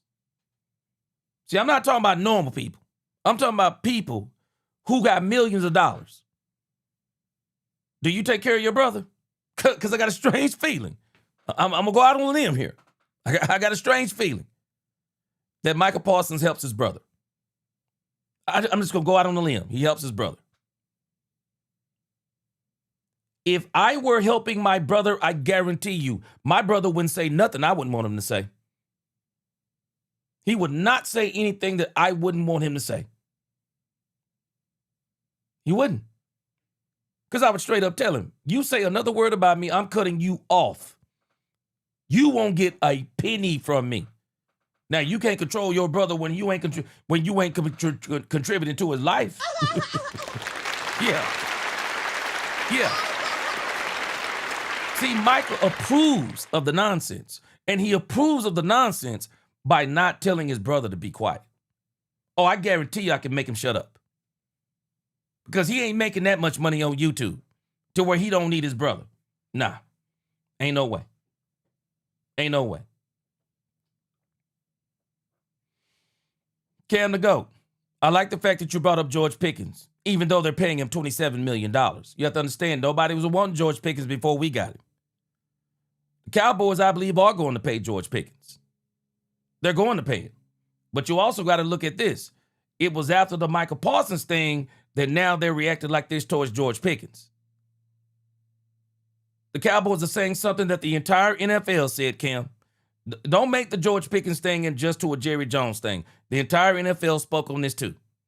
They put George Pickens out there. Let every team out there say we'll give up 2 first-round picks and we'll pay George Pickens, and no team did it. Bottom line, no team did it. And you couldn't have got Pickens for $25 to $30 million because you might not remember, Guru, when George Pickens first signed, you couldn't have got George Pickens for 25 to 30 because when George Pickens first signed, George said he didn't want to negotiate. So then when it came time to George's deal, who knows what he would have wanted? Who knows? Who knows what he would have wanted? Yeah, Tony. Yeah, he did extend Dez. He did extend Dez, but he didn't extend Dez the second time. Didn't extend him the second time. And the issue is, Tony, think about this. Whole league spoke on Dez Bryant because nobody wanted to sign Dez Bryant after the Cowboys were done with him. Who offered Dez a huge deal after the Cowboys were done with him? I mean, the Dez Bryant thing was a travesty. That's all I can tell you. I can't even explain the Dez Bryant thing. But when Dez was done, for whatever reason, Dez was done. Yeah, Dez was done. Yeah, and Roster says most teams don't have 2 expensive wide receivers. You got a couple of them out there. But you're right, it's an anomaly. But I do believe that George is going to get extended. Dak Prescott's going to get extended, then I think George Pickens will get extended. But again, this is the 1-year anniversary. And my problem with Michael Parsons is, why not move on from this? Because I'm telling you, the Cowboys have moved on. They were asking Jerry Jones about Michael Parsons just the other day. Jerry Jones didn't have one bad word to say about Michael Parsons. Jerry Jones has moved on. Because Jerry Jones looks at the Dallas Cowboys and say, we're better without Michael Parsons. And I don't think nobody can argue that today. We are better today without Michael Parsons. It took us a year to get over it, but we're better. But this is Michael Parsons. Listen to what the rest he said. Because it's never about him taking any responsibility. Never. Association, a great fan. Yeah, the Dallas Cowboys was not a great organization and not a great fan base. Okay. All right. Yeah, for all you who keep advocating for Michael Parsons. Yeah, he went to a great organization, great fan base. I guess that wasn't Dallas, huh? Guess that wasn't Dallas Cowboys. All right, let's check out it. I'm only going to let you check out 2 pieces. The rest of you have to go look at on your own. Listen to this next part. Bass sent me this. 100%. You just have a lot of selfless. Yeah, this is our friendly fire between all of us. Because we're not arguing over, we're not going to fall out behind somebody who's not on the team. I'm sorry, I refuse to do that. Hey, we ain't finna fall out over somebody who's not on the team. I refuse to do it. Not only do I refuse to do it, none of us can disagree on this, I believe. I'm sorry, we're better without Michael Parsons. Green Bay was the best thing for Michael Parsons. I said it when it's the best thing that happened for him. Even though I do believe Michael Parsons is about to find himself back in the same situation he was in Dallas. When Michael Parsons went to the Green Bay Packers, they were loaded. And they were supposed to win the Super Bowl last year. Y'all do know that, right? The Green Bay Packers were supposed to win the Super Bowl last year. Problem is, the offensive play wasn't that good as they wanted it to be. And then to top it all off, and then they got decimated with injuries on defense. Got decimated with injuries on defense. So now they've lost all those players. They lost them to free agency. They lost them in trades. Now Michael Parsons is on a team that's going to have to rebuild the defense again. And now he's going to be the highlight of the defense. Teams are going to double team him. They're going to chip him. And they're going to do the same things they were doing to him in Dallas. And they're going to wear him out. And they're going to take him out of the big games. He's now in the same situation. Same situation. And now the Cowboys are in a better situation. Watch this. He is going to take some responsibility here. Check this out. He took some responsibility here. So, well, like... So other teams don't have great guys? No, you guys have great guys, but like... See, Myles Garrett put him on the spot. Now, this is where he keeps it real. Because anybody who lives up here in the Metroplex, this is a different dynamic. I'm not from the Metroplex. Where I'm from, if someone says something is down the street, it's down the street. When somebody says something is down the street in the Metroplex, doggone it, man, they could be talking about an hour down the street, man. I mean, I'm still not used to that. Yeah, man, where you want to meet at? Oh, man, we can meet down the street over here. Where is it at? Oh, yeah, it's at this place over here. Where? Oh, yeah, man, it's about an hour away. Hour? So I get what he's saying. See, in Green Bay, they don't have a lot of stuff over there. They don't have a lot of stuff over there. So when those guys say they're going to get together, they're going to get together because there's nothing over there. But in Dallas, man, it's a chore for a bunch of guys to get together because guys are all spread out. They're living over in McKinney. They're living over in Prosper. They're living over maybe in Mesquite. I mean, and then everybody's got to drive 45 minutes to an hour to get to one place. Small town living. But again, this is the best thing that happened to Michael Parsons. Best thing that happened to him. Best thing that happened to the Cowboys. And I say one of the main reasons why this was better for Michael Parsons, I just think Dallas's stage was too big for Michael Parsons. I just think the stage was too big. I think the stage in Green Bay is small. And as he said, not a lot of things to do, not a lot of distractions. So I think it's good for him to be in Green Bay. But I do think he's going to find himself in a predicament because they have been decimated with injuries, lost players, free agency, all those different things. And so Michael Parsons now, he gonna get paid, but he's going to be in the same situation he was in Dallas. And I think Green Bay going to look back in the grand scheme of things, and I believe Green Bay is going to say, we made a doggone mistake. I do. I think they're going to say they made a mistake. Yep. I think they're going to say they made a mistake on this whole thing. But again, I tell you this, shoot, man, for me, LaFleur needs to be on the hottest of hot seats. You go and trade for Michael Parsons, it better be a Super Bowl. There's no option. It has to be a Super Bowl if you're going to go get Micah Parsons. But again, they've lost so many players. Andre Johnson said, Michael, do you miss Dallas? He said, don't worry, we're going to see you soon enough. Man, Andre Johnson, I'm going to tell you right now, I got a feeling the Cowboys going to mollywop the Green Bay Packers. I got a feeling they're going to mollywop them boys. But if I was Micah Parsons, man, one of the things if I was Micah Parsons, I wouldn't be focused on trying to come back and play in the Dallas Cowboys game. If I'm Micah Parsons, the only thing I'm focusing on is trying to get healthy. I'm not focusing on all this other dumb stuff. I think sometimes people try to make too much out of rivalries and all that kind of nonsense. If I'm Micah Parsons, man, just get healthy, bro. Let it go, man. That's my biggest message. Man, let it go, bro. You ain't with the Cowboys no more. You're better, I guess, in the grand scheme of things about the Cowboys. And I know the Cowboys are better without you. Let it go, bro. Let it go. We've let it go. But I brought it up because it's the 1-year anniversary. I saw it. I thought it'd be interesting. Thought it'd be an interesting discussion. Thought it'd be a very, very interesting discussion. And so, again, I hope Micah Parsons have all the success in the world. Just not against the Cowboys. Just not against the Cowboys. Just not against the Cowboys. What up, Mose Logan? Man, you at the gym at this time of night, man? You at the gym at this time of night? Hey, man, you know we still rocking, man. We in overtime right now, bro. We in overtime. All right, I'm going to skip over Will McClay for a moment because really the last two segments are not going to be that long. But we're going to replace the Will McClay. The people who watch this on the replay, they'll be able to see it in the time slots. But I meant to put this on here. Rich Eisen. Back. Rich Eisen has decided to get on the Dallas Cowboys bandwagon. Yes! Here we go! Rich Eisen has decided to get on the Dallas Cowboys bandwagon. Rich Eisen is saying that the Cowboys have done so many good things.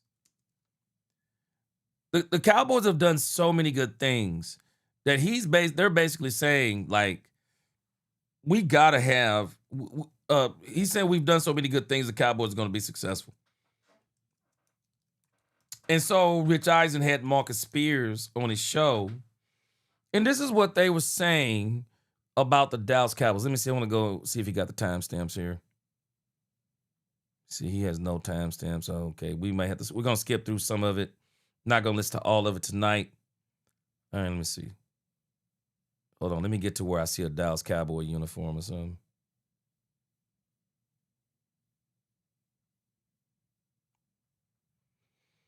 All right, let's get about right in here. Right in here. Let's see. Sounds like he's trying to speak things into existence, or at worst, tell you it's raining when it's a different liquid coming from above. You know. This feels real, though, man. Yeah, this does feel real, and I'm wondering what you think, Marcus. Rich, first of all, I could talk to you all day. I was saying on our overreaction. All right, this is Rich Eisen talking about the Dallas Cowboys and kind of what they've done so far. And, you know, let me say this before we close out the Micah Parsons segment. I'm not mad at Micah Parsons. Again, I like Micah Parsons. I want Micah Parsons to be successful, except when he plays for Dallas. I would actually like to see Micah Parsons get a Super Bowl and the Cowboys get a Super Bowl. But unfortunately, they're both in the NFC, and they're going to have to cross paths. So whenever the Cowboys cross paths, I want the Dallas Cowboys to stomp the Green Bay Packers, and I want to see the Dallas Cowboys win multiple Super Bowls over the next 3 to 4 seasons. But in the grand scheme of things, I don't believe in coincidences. I don't. And I believe that what happened between the Cowboys and Micah Parsons needed to happen. It needed to happen for Micah Parsons' sake. I believe Micah Parsons also, let me add this in, Micah Parsons was too close to Jerry Jones, and I didn't like it. And I don't know if some of y'all remember this. I was talking about this last year before Micah Parsons ever got traded. I was furious when Micah Parsons went on ESPN and was throwing shots at Dak Prescott about his contract. I was furious at Michael Parsons when he was calling Jerry his man, his uncle, and hanging out with him and had his phone number. I was ticked off about that stuff. Because if I had a player that was acting like that towards the owner, I would never trust him. I would never trust him. I would never trust that player. I wouldn't want a player that was that close to the owner. It's just a conflict of interest for me, especially when he's the one that's that close. Michael Parsons and Jerry Jones were too close. It was too close for comfort for me. I'm sorry, they're going to games and stuff. I remember when Tony Romo was doing that crap. I don't know about y'all. I couldn't stand when Tony Romo was doing that. Tony Romo going to Stephen Jones' grandson's games. Man, come on, Tony Romo. You're the doggone quarterback, bruh. Ain't nobody else doing this stuff. You the quarterback. I mean, I can see 1 or 2 games and maybe you out there in the stands, but you going to... I couldn't stand when Tony Romo was doing that. Couldn't stand it. And I thought Michael Parsons was too close to Jerry Jones. And the fact that they were too close is why this bull blew up. It's bull junk blew up. So, in the grand scheme of things, everything happens for a reason.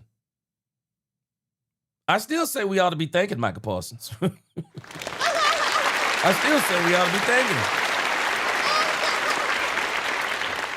We ought to be thanking Michael Parsons. Really, we ought to be thanking him. I mean, for all of his foolishness, look at where it got us. What the devil meant for bad, God meant for good. Look at the Cowboys now. Look at us now. Look at us now. Hey, man, we are so much better on paper. And this is exactly what Rich Eisen is about to talk about. And now, can we translate it from the paper to the field? This is Rich Eisen. Check it out. Monday show, Marcus. I've been saying it for months, by the way, that they've been in my top 5 of my power rankings, whether it's way too soon or not, for months. That I was saying that Jerry Jones, at best, during the summers, sounds like he's trying to speak things into existence, or at worst, tell you it's raining when it's a different liquid coming from above. You know, this feels real, though, man. Yeah, this does feel real, and I'm wondering what you think, Marcus. Rich, first of all, I could talk to you all day about sports, man. Like I love that. I love that the way you address that. You know why I'm excited about Dallas. Thank you, and it's Michael. weird because it's been quiet. It's been quiet. The George Pickens thing could have turned into what it normally turns into, and it didn't. Yep. Now it takes both parties to come to an agreement and everything to get settled and situated. He's in camp, playing out of his mind based on the reports that I've heard, and there's no noise from that regard. You just Quentin Williams gets his contract done, no noise, just going. Ruffy, what's going on, Ruffy? Ruffy said I was listening to you defend Jerry, and I agree 100%. And if Dallas wins a Super Bowl, are people still going to say Jerry was wrong for not signing Michael Beck? Ruffy, I'm gonna tell you right now, man. I don't see how anybody would be mad that Jerry didn't sign Michael when you look at what we have now. Because, I mean, Ruffin, when we really be honest with ourselves, we would have never been at this point with Michael. Because I don't see how we would have done it. How are we going to get Kenny Clark and Quentin Williams? How are we going to get Rashawn Gary to go with Michael Parsons? How are we going to get Caleb Downs? How are we going to sign Ty Smith, Jake Ferguson, Deron Bland? How are we going to do all these things? Keep George Pickens on a $27 million. How do you keep George Pickens on a $27 million even franchise tag if you sign Michael Parsons? I mean, it worked out for both of them. Because I really do. I think the stage was too big for Mike, and I think it was very distracting. Everybody can't do this. Everybody can't play in Dallas. Man, this is a big stage. And again, I think him and Jerry, I just think they were too close for me, man. I didn't like that stuff. Anybody who's been following me know I said this before Michael even got traded. I thought this was a bunch of bull junk. Man, you don't need to be that close. You don't need to be that close to the doggone owner, bro. That was too much for me. About the business of getting it done. You got Rashawn Gary, who was traded. That's not loud, but that could be super effective. I think Rashawn Gary is a really good football player. The Von Miller signing, it was very unassuming to get that type of player. And obviously Von is not the Von we think about that's going to be a gold jacket guy, but he did have 9 sacks last year. The drafting of Caleb Downs just felt super mature, right? Like everything you hear about Caleb Downs, mature football player, the history of safeties here with Darren Woodson, obviously, and the quarterbacking of the defense. The young linebackers have been playing well. The guys are showing up. But more importantly, man, just it's been business as usual. You know, camp fights, cool. I don't mind that. That shows that you got some fight in you. You know, you got to deal with that. But outside of that, man, just quiet and to your point, going about their business. Rich, I think this team, and I say this like I'm walking a tightrope. Yeah, let me read something that Mixed Matrix said real quick as we continue to listen to Marcus Spears. And I think this is a very good point. Mixed Matrix said maybe not sign Osa, Ferg, and Bland. Yeah, I think we started realizing that Osa wasn't going to fit the bill for what he was getting paid. I think the Osa move was pretty good too. I mean, call me crazy, but I think the Oso Digizua move was really good. Oso Digizua move was really good. Yeah, could have definitely lived without them on the team. Yeah, I agree. But you know, again, Ferg and Bland, they got him on a really good team-friendly deal. But the Osa thing I thought was a good trade. But I don't hate the Micah trade. Me neither. Now, Miss Matrix, and let me tell you what happened there. You said I still feel like the timing was horrible, and we could have got way more. Now, Miss Matrix, I want you to follow something that Micah Parsons and his agent did, and they did it by design. Don't let Micah Parsons fooling any of y'all. Micah Parsons wanted to stay in Dallas. Micah thought Jerry was going to cave in. I don't think Micah ever imagined that this was going to get to the point of him being traded to Green Bay.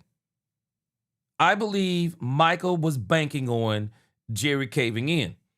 And I believe Jerry does cave in if the people around Jerry says, no, let this go. If you go back and look at the timeline, I believe, Michael really started clowning after the draft. After the draft. Because this lets you know that Jerry didn't want to trade Michael. Because if Jerry would have wanted to trade Micah Parsons, Jerry would have started trying to trade Micah Parsons before the draft. But after the draft, people have already drafted. After free agency, people have already picked up players. So Micah Parsons and his agent thought they were going to corner Jerry Jones. Because what were your options after the draft? What are your options? Most teams have already made trades. They've already made the draft. They've already allocated resources. So what were your options? The Green Bay Packers made the best offer for Micah Parsons. That was the best offer you could get at the last minute. It was the best offer you could get. Because in actuality, Jerry went after Quinnen Williams first, if I'm not mistaken. And the Jets said no. And the reason why they said no is because the Jets had brought in, what was that quarterback name? Is his name Justin Fields? I believe the Jets had brought in Justin Fields, and they were hoping that Justin Fields was going to be better than what he was. Justin Fields turned out to be a total tragedy, and the Jets started losing, and they kind of realized there was no point. And then they were willing to deal Quinnen Williams, get from up under that contract, and start rebuilding. Jerry circled the block, went back and got Quinnen Williams after he traded for Green Bay and got Kenny Clark. But originally, he wanted Quinnen Williams to begin with. But it all worked out good because you were able to get Kenny Clark. The Jets turned out to be an absolute mess. And then you were able to circle the block and get Quinnen Williams there at the trade deadline.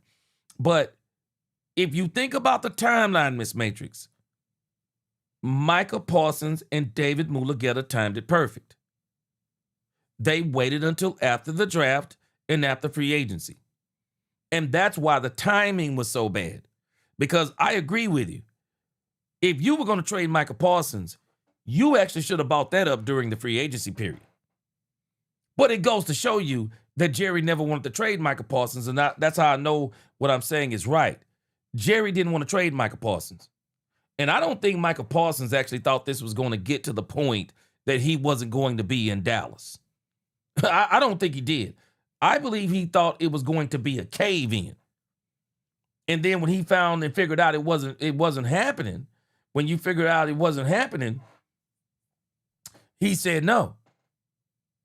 And even Micah Parsons, it's reported that, and I even think Micah Parsons talked about this, that when they kind of figured that this was going too far, they wanted to go back and say, no, let's talk some more. And Jerry by that time said, no, we're not talking no more because I'm not talking to your agent, and the rest is history. So in the grand scheme of things,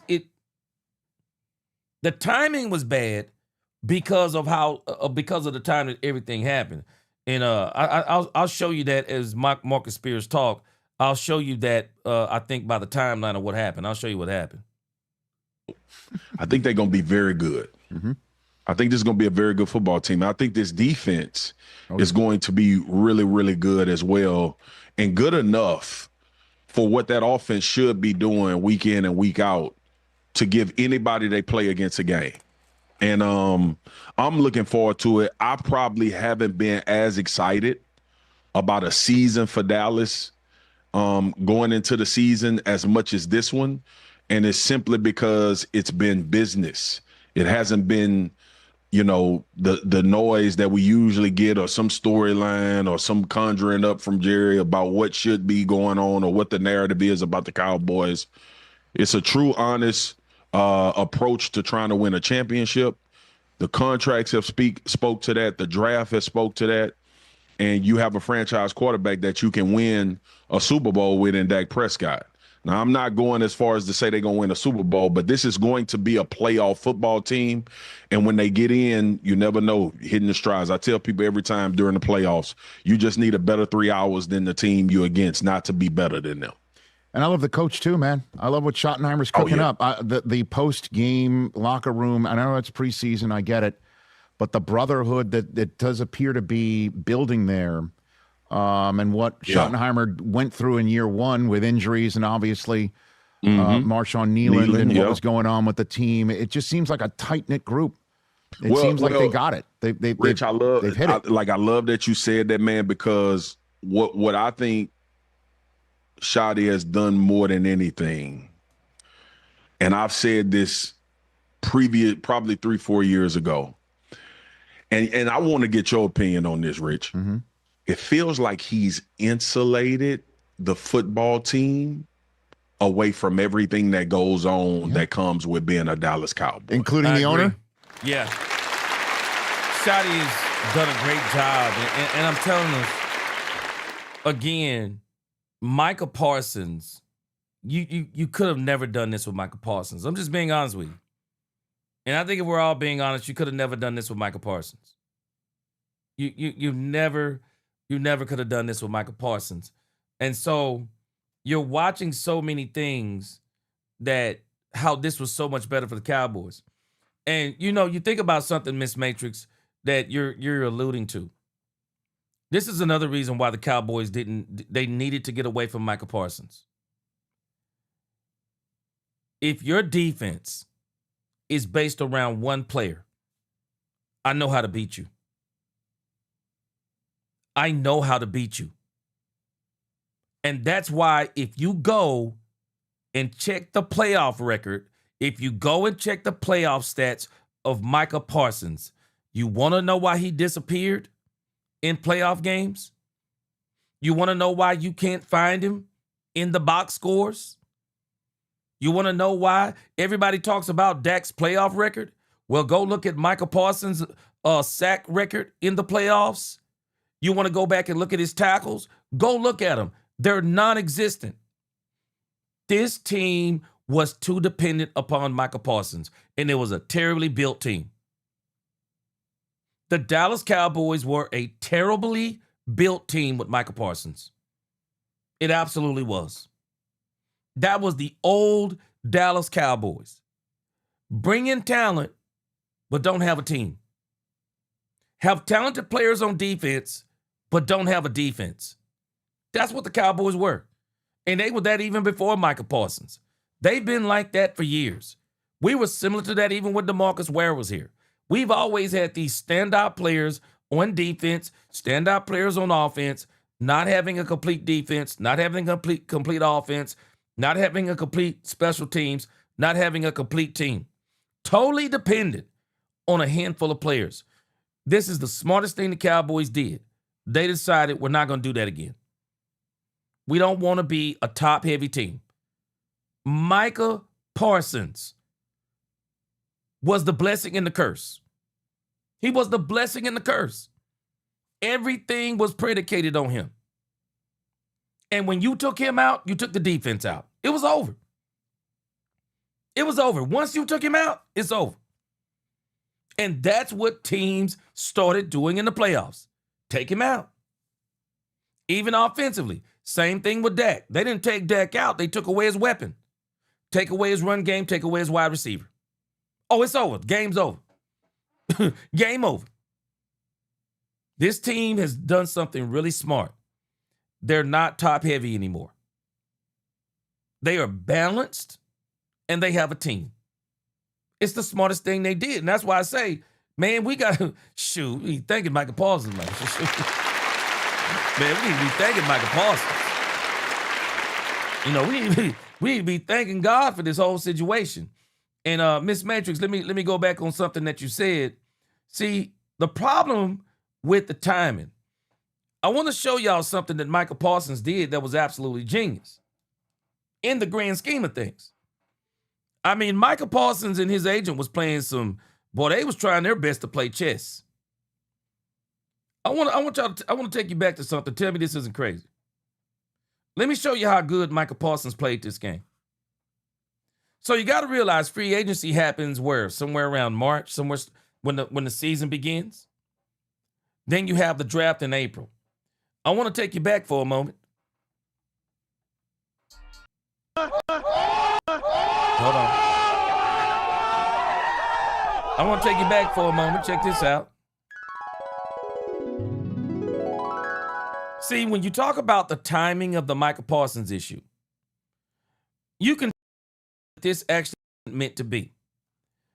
I don't know if y'all remember, but on April the 24th, Micah Parsons was sitting there on the Bleacher Report, and Micah Parsons was going crazy when they were interviewing Tyler Booker, when Tyler Booker got drafted got drafted in the first round by the Dallas Cowboys. So we got to realize something. See, the reason why the timing was so bad on the Micah Parsons trade is because during free agency, Jerry didn't think Micah Parsons was going to be traded, and neither did Micah Parsons. The draft, Jerry didn't think Micah Parsons was going to be traded, and neither did Micah Parsons. If you go back on the timeline, it wasn't until April the 1st. It was April the 1st when Micah Parsons wrote that insane letter. You can see it right there on the screen. It was April the 1st when Micah Parsons wrote that letter saying, "Thank you, Dallas." Now think about what he did. What are you going to do? It's August the 1st. We're literally a month away from the season starting. Micah Parsons says, "Thank you, Dallas." Then after he says, "Thank you, Dallas," Micah Parsons, he was coming to practice, but he wasn't doing anything all of a sudden. He started moping around, bad body language, wearing his jersey on his neck. Then you get into the preseason, and Micah Parsons starts doing all the stuff about lying on the tables and all of this stuff. And then you get to August the 25th. And this is why the timing was off. Let me see here.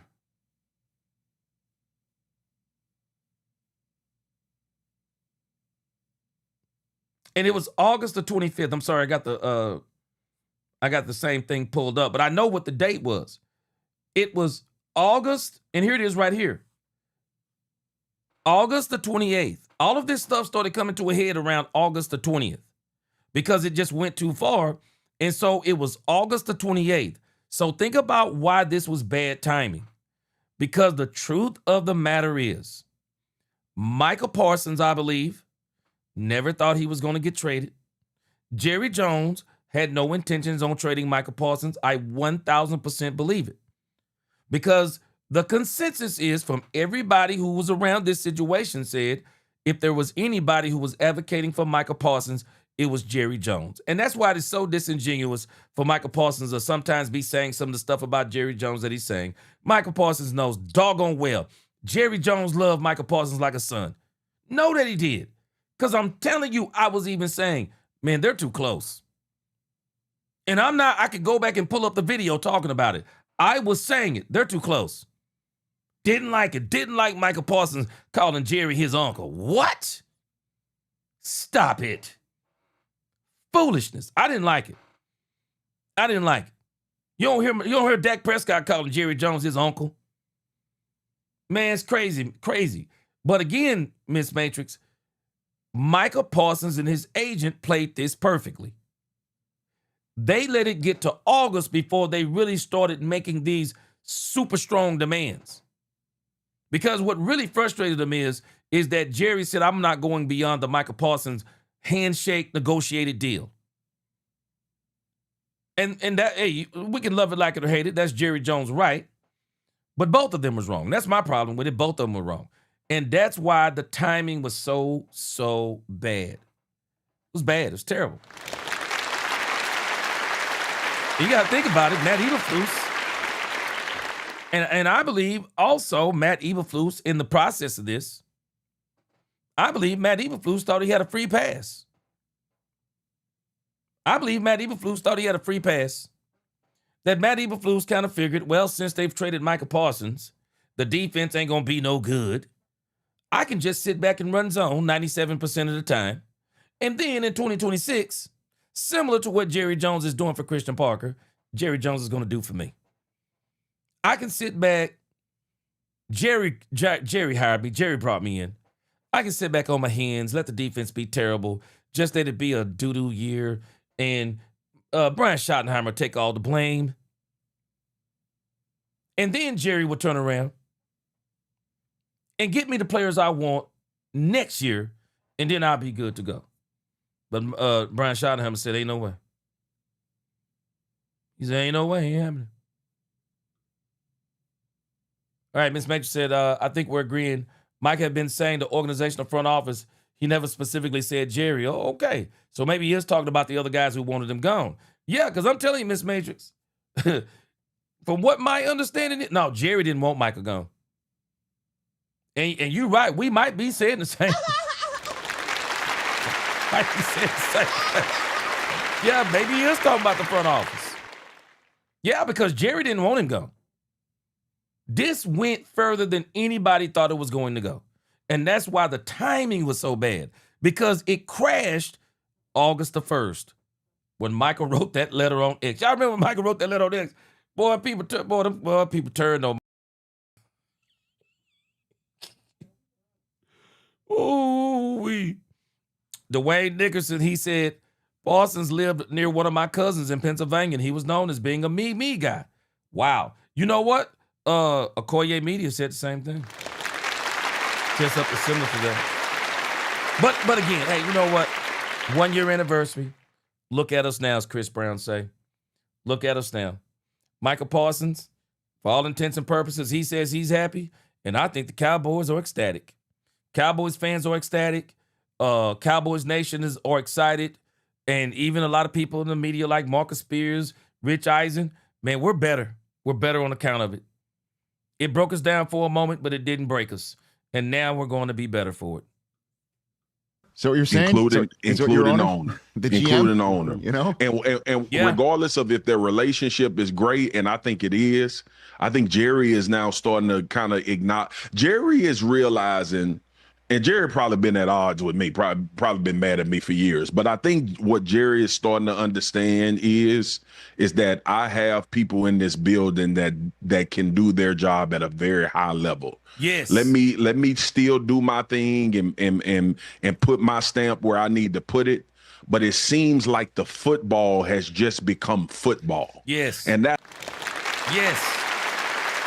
That's one of the best things. I'm telling you, man. That's why I keep saying, boy, Jerry ain't making these decisions, man. Jerry is a part of these decisions. Jerry isn't making these decisions. But again, because he's the GM, and rightfully so, he's going to get a lot of credit for it, as he well should, because that's what GMs do. You know, you listen to the people around you, you listen to your scouting team, you look at the needs of your team, and then you get the players that you need for your team. That's what Jerry Jones has been doing. And he's been doing it. He's listening to his coach. He's listening to his coaches. He's listening to Will McClay and his team. And they're all collectively making the right decisions. I mean, what else can you say? I love it, man. It's a great change. It's a great change. And I think it's about to, I think we're going to win more than 7 games. I think we're going to win more than 7 games this year. That's what I have been screaming for years, because I think you get to this point, which we're projecting, but I think you get to this point a little bit faster. And it's not about Jerry not meddling. He's going to be a part of it. He's going to do his interviews and all of that. But the football of Dallas is what we've been talking about all season. Yeah. I mean, all off season. Yes. And think about how much of a change that is, Rich. Thank you, George Pickens. Thank you, George Pickens. George Pickens, Brian Schottenheimer, Dak Prescott, thank you, CeeDee Lamb. They are a huge part of the reason that this is transpiring the way that it's transpiring. And Michael Parsons kind of being his own man. And, you know, Michael said he put all his trust in his agent. But I got news for us. George Pickens trusts his agent, but George Pickens didn't put all of his trust in his agent. I love George Pickens for that. I was saying this when we started talking about this George Pickens stuff. Your agent works for you. Your agent don't get to tell you what to do. You tell your agent what to do. And you don't put your career in the hand of your agent. It's your career. Your agent is there to guide you, help you, but you ultimately make the decisions. He's there to help you understand contract language, and he's there to get the best that he can for you. But you got to tell him what the best for you is also. And you got to be the one to tell him, point number 1, I'm not leaving Dallas. You got to tell him that. Because if you don't tell him that, you wind up like Michael Parsons. See, Michael Parsons didn't tell his agent, I'm not leaving. At least, as far as I can tell, he didn't tell him he's not leaving Dallas because he left Dallas. But George Pickens and James Slater said it. James Slater said, I talked to somebody inside of George Pickens' camp, and they said, and I quote, James Slater said, no, George is his own man. George is his own man. He listens to his agent, but his agent doesn't tell him what to do. James said that. And if you think David Mulugeta told George Pickens to sign that contract and come into camp early, I don't care what George tell you. That ain't what David Mulugeta told him. And you know how I know? Because that's not his track record. Because everybody said that he wasn't going to play. He wasn't going to sign early. He was going to wait till the day before. He wasn't going to go through camp. And he did. And he did. And he missed voluntary, Guru. It's simple. Because, as a lot of people say, it's called voluntary for a reason. There's a lot of players that don't show up to voluntary workouts. Voluntary. You can't even make the argument with voluntary because it's voluntary. It's voluntary. And even James Slater said, George told us, his agent told him to miss. But James Slater said it clearly. And Guru, even you have to admit, tell me any client that David Mulugeta has that has played on a franchise tag. Name the client. Name the client. Like James Slater said, that was Pickens' decision. He didn't have to sign the tag. He could have waited until the day before the season and missed the entire involuntary or the mandatory. Why? Because you cannot come to mandatory unless you're signed to a contract. So George had the right to even wait even into the season. If I'm not mistaken, George Pickens could have waited until the second or third game of the season and still fully got the $27 million, if I'm not mistaken. Why did he do it?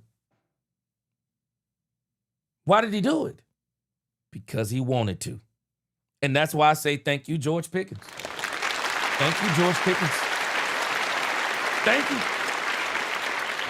Thank you, George Pickens. George is one of the reasons why this isn't a circus. He's one of the reasons. I got to give him credit. I got to give George credit, man. I love George Pickens. Absolutely love George Pickens. Great, one of the greatest decisions that he made. Miss Major said, one thing I will say and I always do about Jerry is, if nothing else, he takes care of his guys. Can't take that away from him, so Michael messed that part up. He wanted to make Michael Parsons one of his unadopted sons. Shoot, boy, Jerry was trying to put Micah in the family, boy. Shoot, you better ask Darren Woodson. Shoot, Darren Woodson, one of Jerry Jones' sons. Shoot. Darren Woodson was Jerry Jones' son. Darren Woodson said, I'm more successful now than I ever was playing football. Yeah, Jerry putting them in on them deals. He wanted the same thing for Michael Parsons. They were too close for me, though. I'm sorry, y'all. I'm sorry. They were way too close for me. Them jokers was like father and son. That was too much for me. They were too close for me. I didn't like that, man. I'm sorry. I didn't like that mess. But again, man, I give George Pickens so much credit. So much credit. Schottenheimer, all these guys. I give them so much credit, man. I really do. And I really do think there is something going on behind the scenes. I really do. I think there is a full plan in place for George Pickens to get extended with the Cowboys. I think they're all in on it. I do. And I was really keying in on George, said California breeze. Nothing to be worried about. Man, y'all better George. I love how George is doing this. From the conversations of the past 5 summers. Marcus, give me the name of the team we're not talking about enough. Right. Yeah, that's Marcus Spears.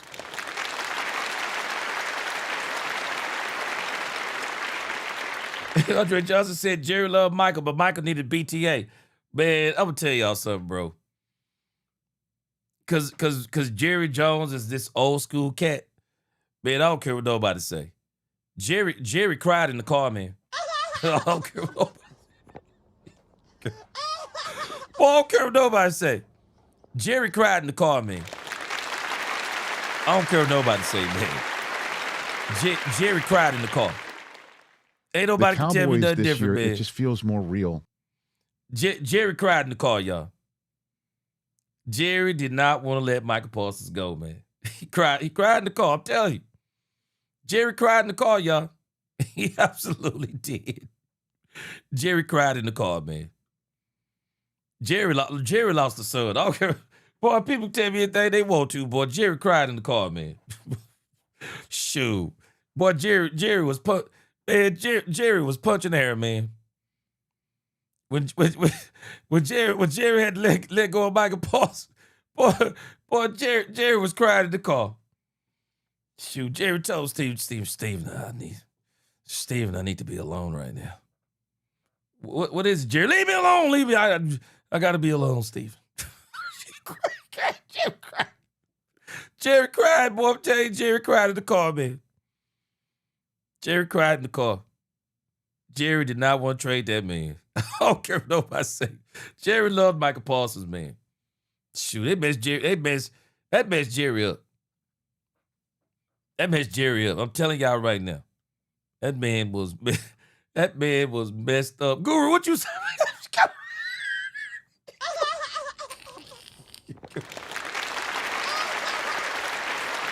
Guru, stop it.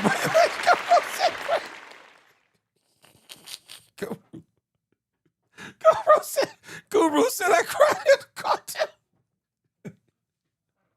Mose Logan said Parsons still cries. Shoot. Boy, it's some people that cried over that trade, boy. Boy, they cried over that trade, boy. And again, man, you right. It's some people still cried over that trade. Boy, it's still some people crying over that trade. Miss Major said, G with the foolishness at 5 a.m. Stop doing the Jerry voice. I'm laughing about the Shoot, Miss Major, I'm guaranteeing you, boy. I bet they had to leave Jerry Jones alone for 2 days, boy. Shoot.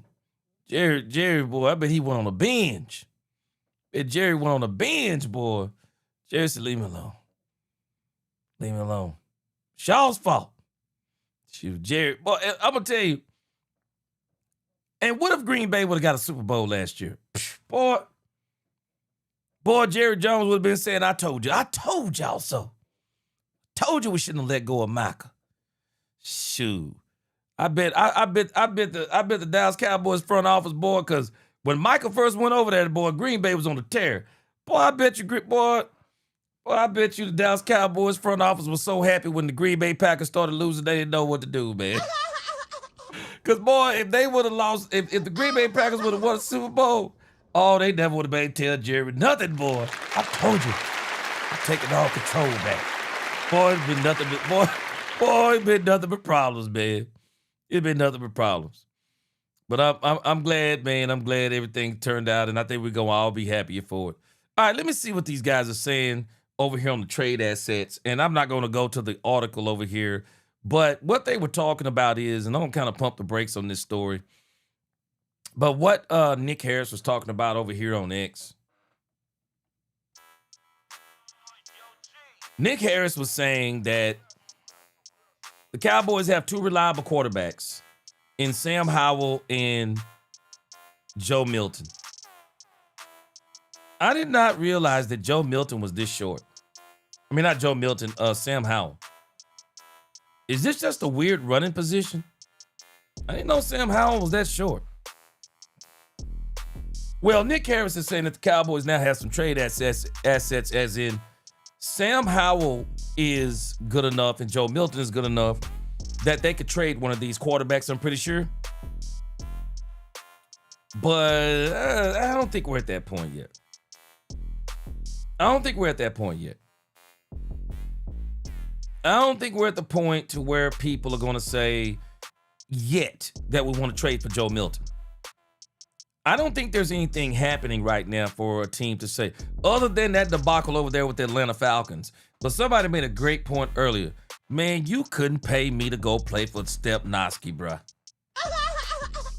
You couldn't pay me.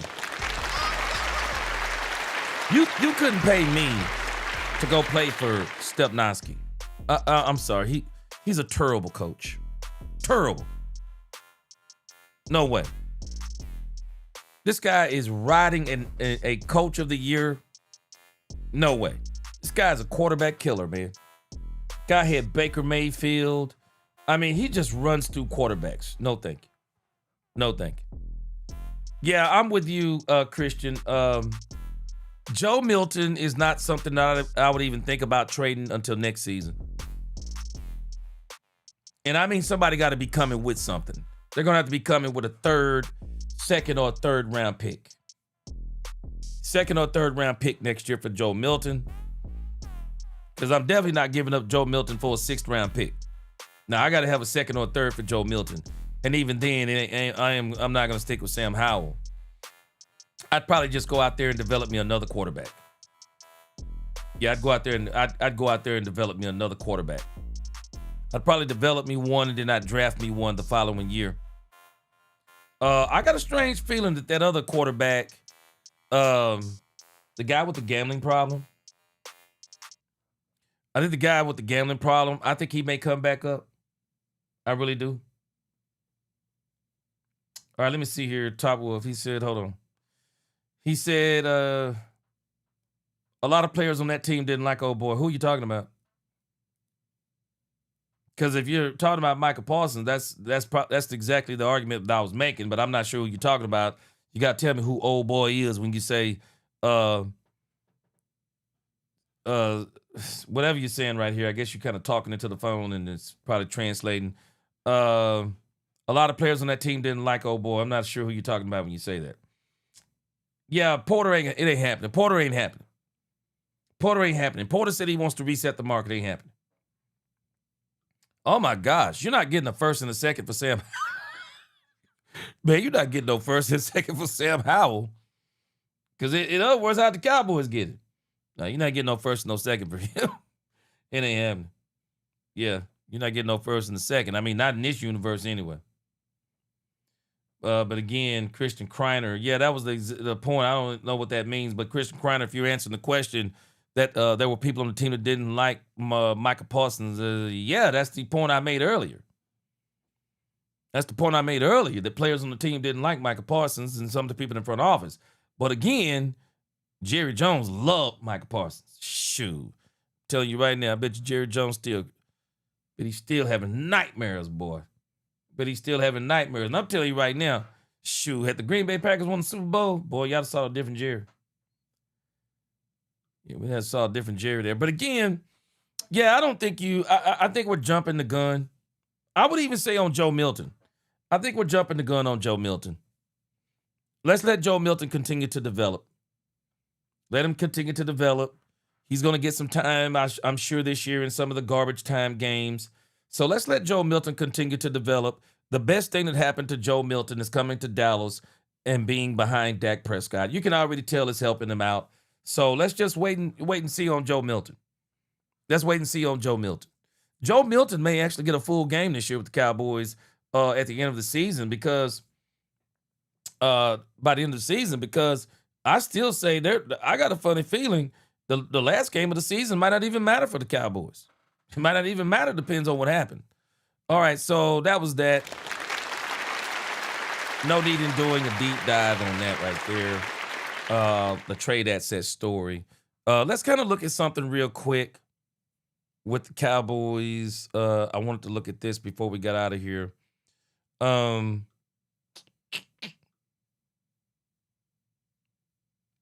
The Cowboys released their next depth chart. I don't know if y'all have seen this.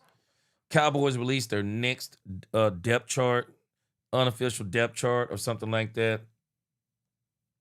Yeah, Miss Matrix said, thank you, G. Definitely feels premature on Milton. It's very premature. 2 games, never a full one, not going to cut the mustard. And when you look at the competition that he's going against, so he's very much improved. He's very much improved when you look at the competition that he's going up against. But let's kind of pump the brakes. Because when you start talking about first team starters, that speed, it's a half a second faster. Everything's a half a second faster when you're going up against better competition. The windows aren't there. You know, the space isn't there. You know, so many different things when you're playing against the starters. And not to mention, Miss Matrix, when they're game planning for you, it's different when they're game planning for you.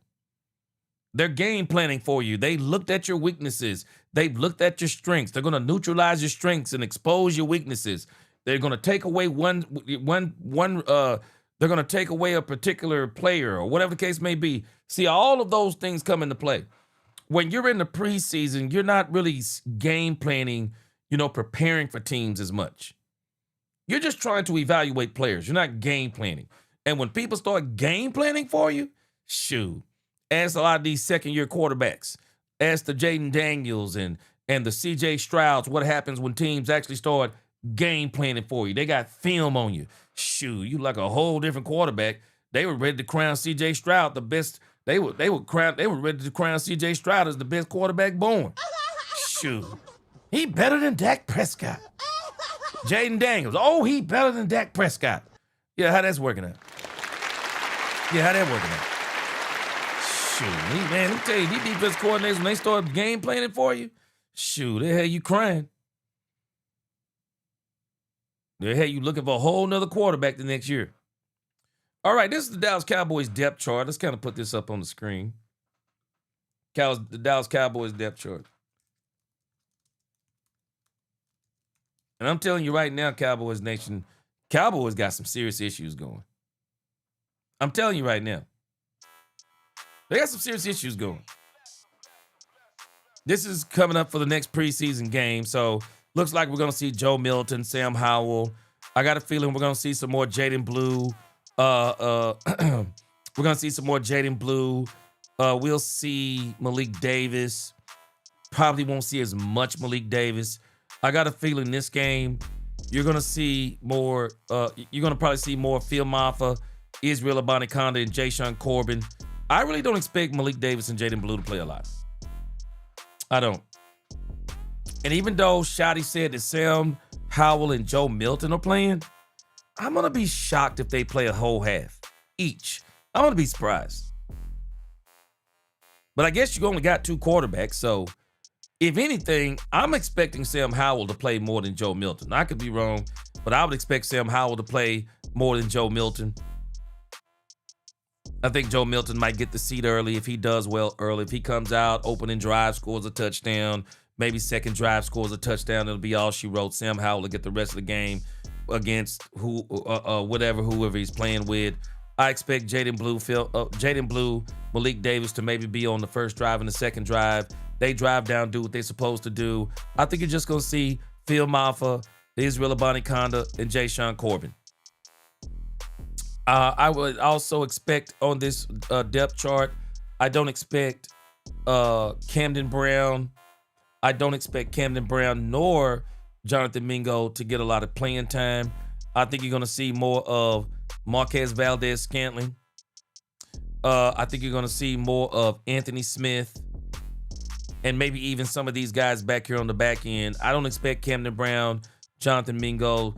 If there are 2 drives or 2 or 3 drives, they'll play on those, and then I think you'll start seeing the guys on the back end again because you don't want to start risking. These guys are depth. You don't want to start risking depth. Cowboys, I think we're going to see, hopefully we can get Michael Trigg healthy, but I think you're going to see a healthy dose of Schoonmaker and Zach Kuntz, Mitch Voren. Might see more Zach Kuntz and Mitch Voren than you even see of Schoonmaker. We'll see if Michael Trigg can get back on the field. But I got a strange feeling the Cowboys don't want Michael Trigg back on the field. Yeah. Got a strange feeling that Michael Trigg is about to end up on that quote-unquote injured reserve list. But that's kind of what I expect to see offensively from the Cowboys. Defensively, I don't expect to see a whole lot of Jashaun Barham. I'd be shocked if it's more than a drive or 2 at the most. But I do expect to see a lot of Shamar James. I expect to see a lot of Shamar James, a lot of Maurice Leofau. Man, we're going to talk about Maurice Leofau later on today when we do our show later on today. Man, we're going to talk about Maurice Leofau. I don't know what the Cowboys are going to do about Maurice Leofau. I think the Cowboys want to keep Maurice Leofau on the team. I just don't know how you justify it. How do you justify keeping Leofau? I mean, you're going to keep this front line of linebackers, Malachi Lawrence, Jashaun Barham, Von Miller. I don't know, man. Justin Barron may have earned his way on the team over Shamar James. Then you got Maurice Leofau and Sam Williams. What's going to happen with them? You just can't keep all these guys. So these are the guys I think that you're probably going to see a lot of because they're going to be auditioning for other teams more than likely. You know, you might could get lucky and let Maurice Leofau or Sam Williams, you know, Justin Barron or Shamar James hit your practice squad. But James Houston is making this team too.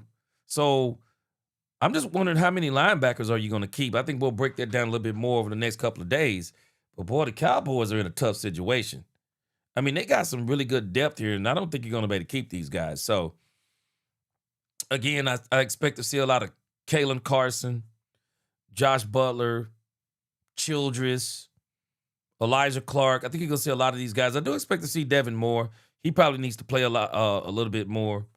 But I don't think you're going to see hardly any Savon Revel Jr. I really don't. I don't think you're going to hardly see any Savon Revel Jr. I think the Cowboys have seen everything they need to see from Savon Revel Jr. But I do see here they got him. I don't know what this is. Maybe this is just preliminary, as in who's going to start. But as far as this coming Friday goes, I don't think you're going to see either one of these guys.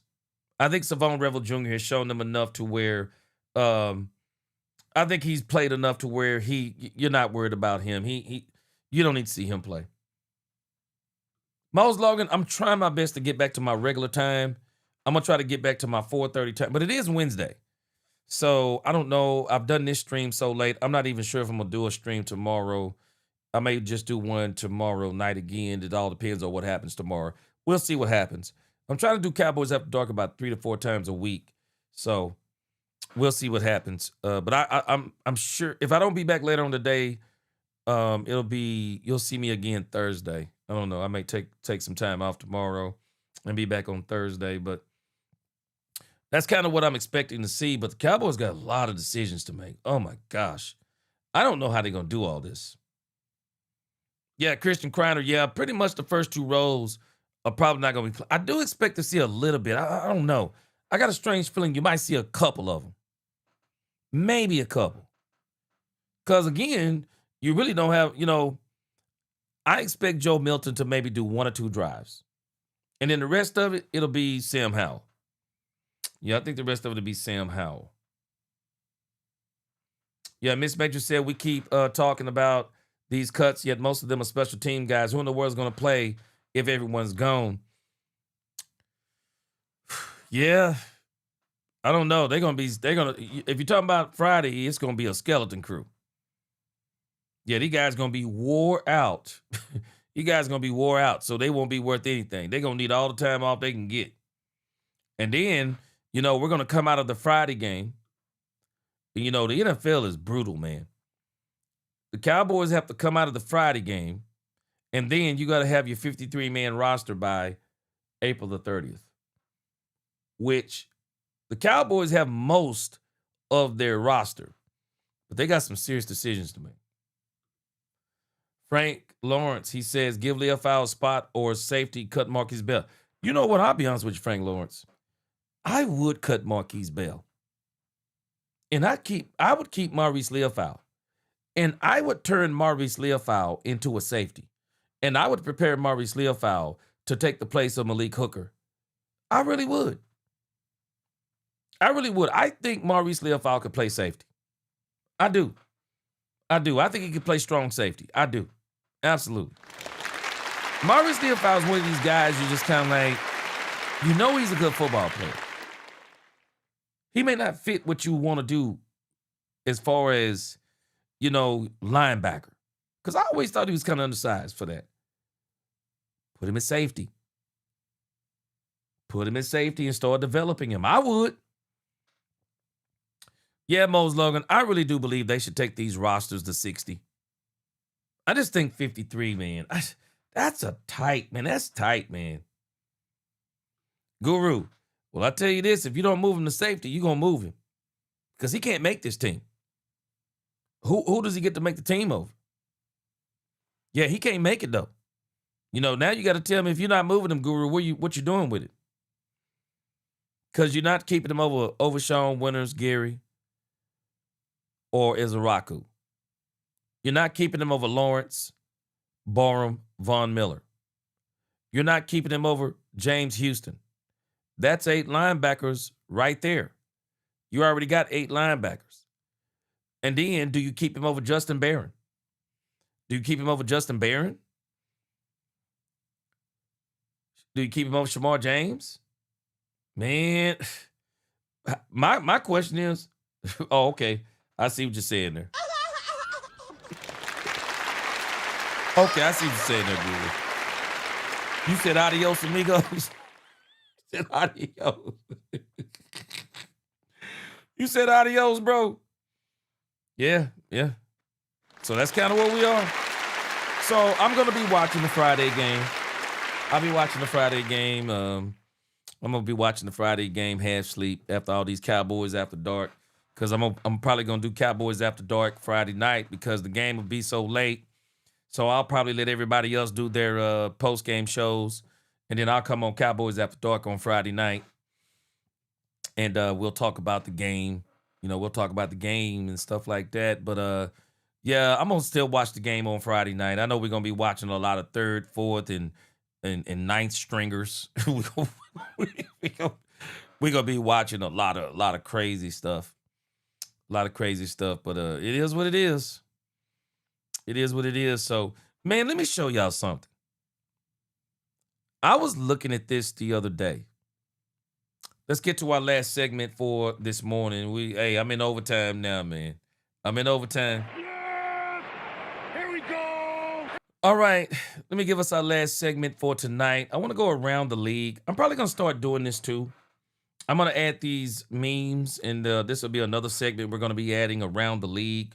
And I'm in particular, I'm going to be focused on stories around the league that I believe affect the Dallas Cowboys indirectly. Stories that affect the Dallas Cowboys indirectly. And what I mean by that is NFC East teams, I consider that to be directly. Or you can consider that to be indirectly. Let's consider it to be indirectly. NFC East and NFC teams, especially those teams that are supposed to be competitive. So I'm going to bring us some of those stories on Let's Talk Cowboys because I think they're important. So let me show you this right here. I want to take you back down memory lane again.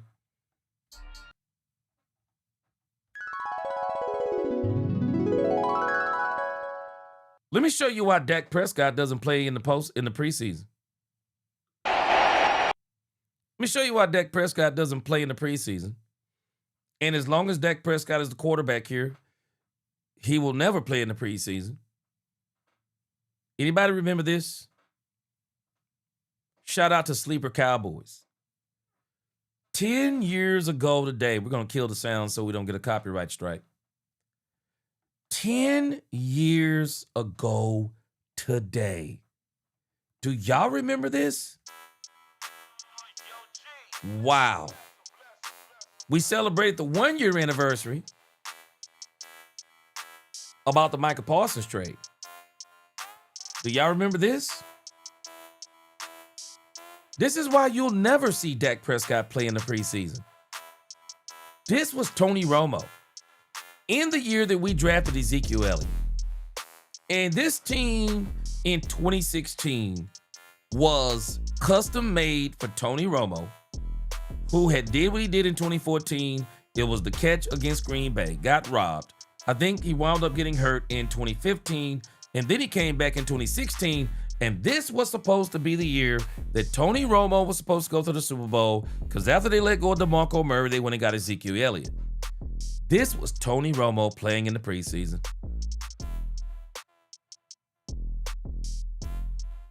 Whoa! Oh my gosh. Do y'all remember that? End it, Tony Romo, man.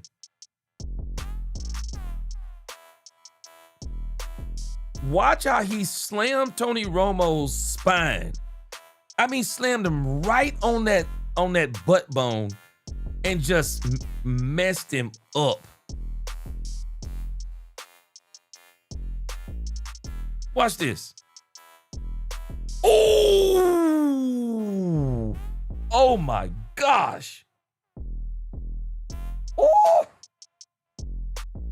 Oh my gosh. Vicious. Vicious. And look who warming up.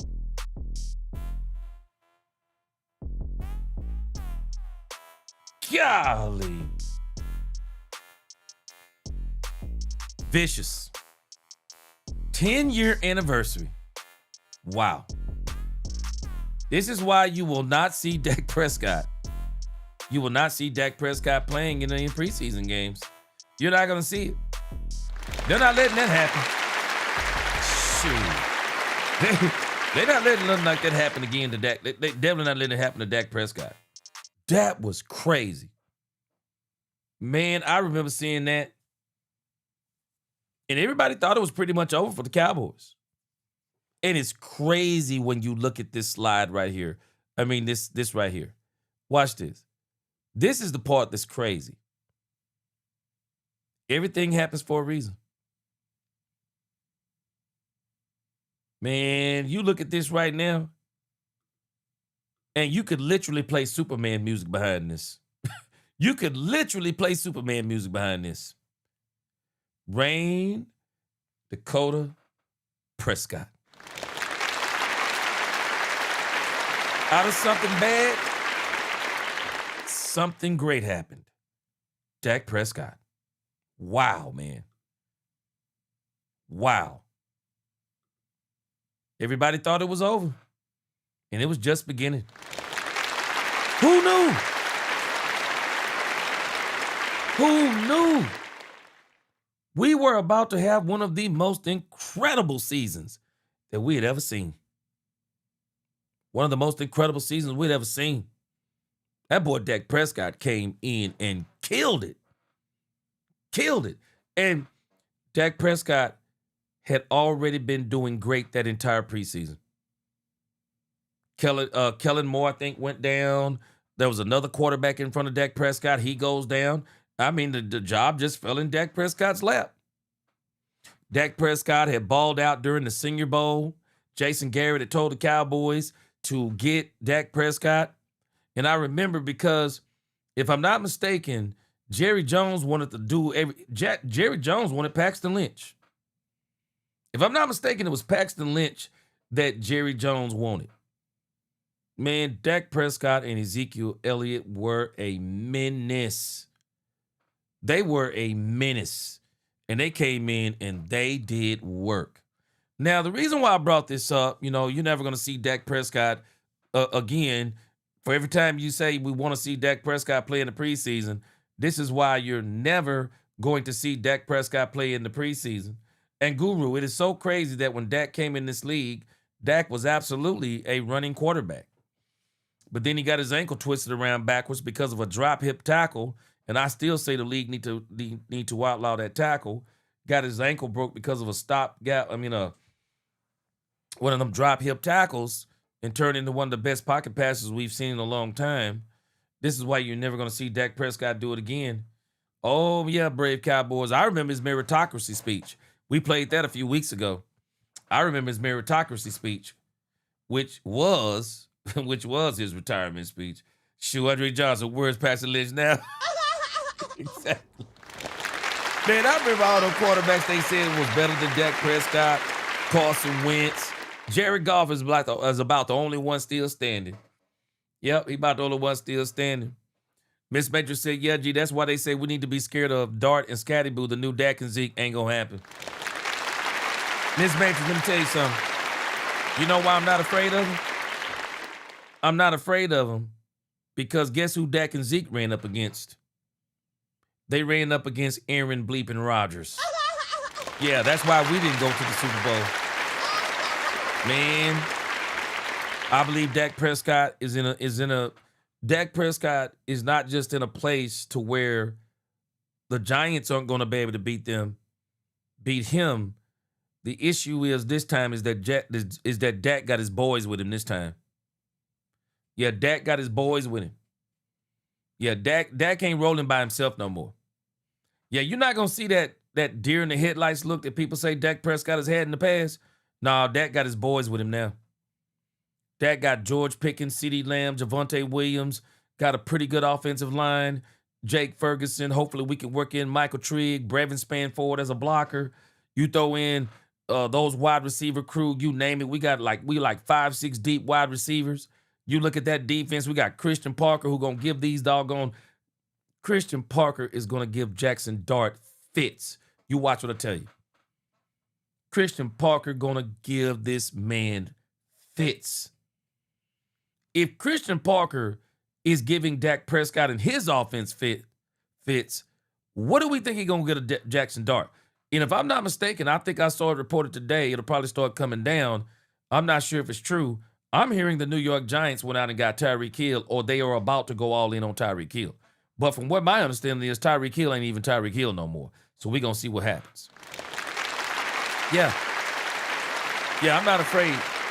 I'm not afraid because Aaron Rodgers and those Green Bay Packers, shoot, man, they took everything, every punch that Dak and Zeke threw and still beat them. So I'm not worried about no Jackson Dart. We don't even know if he gonna make it. I mean, he love to run. He not the runner that Dak Prescott was. He not the runner. He stay in that blue tent, man. Shoot. He stay in that blue tent. So I ain't worried about Jackson Dart. And Scatty Bo, I'm not sold on him. him in that ankle situation. We'll see. But let me show you what happened, the other story that I want to bring to you. Did y'all see what's going on with the Seattle Seahawks? This is a battle of attrition. Son of so. Yeah, we gravy. Huh? We got you, bud. Hell yeah, cuz we all gravy. You heard me. Oh my, we are in a battle of attrition. I don't know what the play was. We gravy. Huh? We got you, bud. Hell yeah, cuz we all gravy. You heard me. I bet. So here's what we're gonna do, okay? Yeah, what we're gonna do? We're gonna help you up. Yeah. Then we're gonna get you on a cart. We're gonna send you in for X-ray. All right. Okay. That's cool. Cool. Did y'all see this? Wow. Done, bruh. If I'm not mistaken, he done. Yeah, he done. This is Seattle Seahawks. That was one player. Not only that player, if I'm not mistaken, let me see if this is the same. Maybe let's see. Look at this.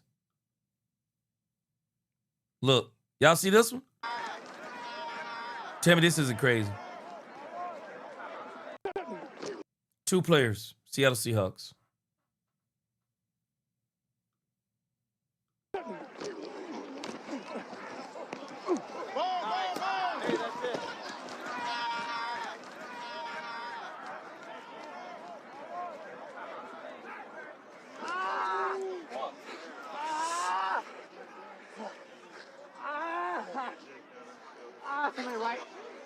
Something right.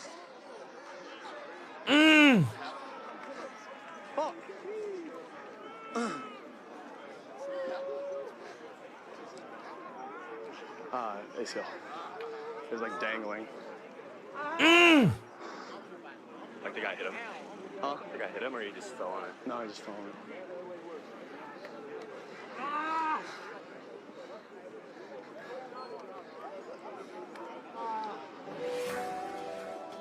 Ooh. Thank you, God. Just praying the Cowboys stay healthy, man. God. 2. See, this is why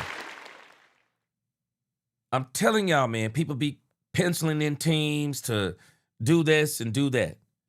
It's not just the teams you got to beat. You got to battle attrition. It's the battle that nobody wants to talk about. Everybody think it's all about the players on the field. Yeah, it is. What players are you going to have on the field? It's a battle of attrition, man. It's a battle of attrition. It's tough.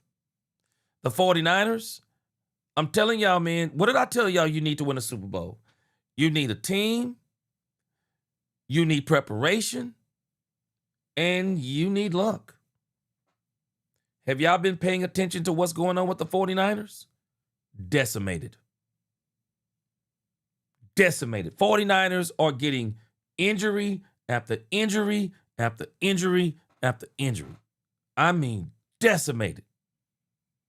Praying to God this team stays healthy. Praying to God this team stays healthy. Mose Logan, Jamar Chase. They're saying they can't even believe Jamar Chase didn't suffer an ACL tear. They thought he was done too. But from what my understanding is, Chase isn't an ACL tear. Ashton Genty, they thought Ashton Genty had tore his ACL. It turned out to be an ankle injury. So Ashton Genty is going to be back too. But I'm going to tell you something about the Raiders.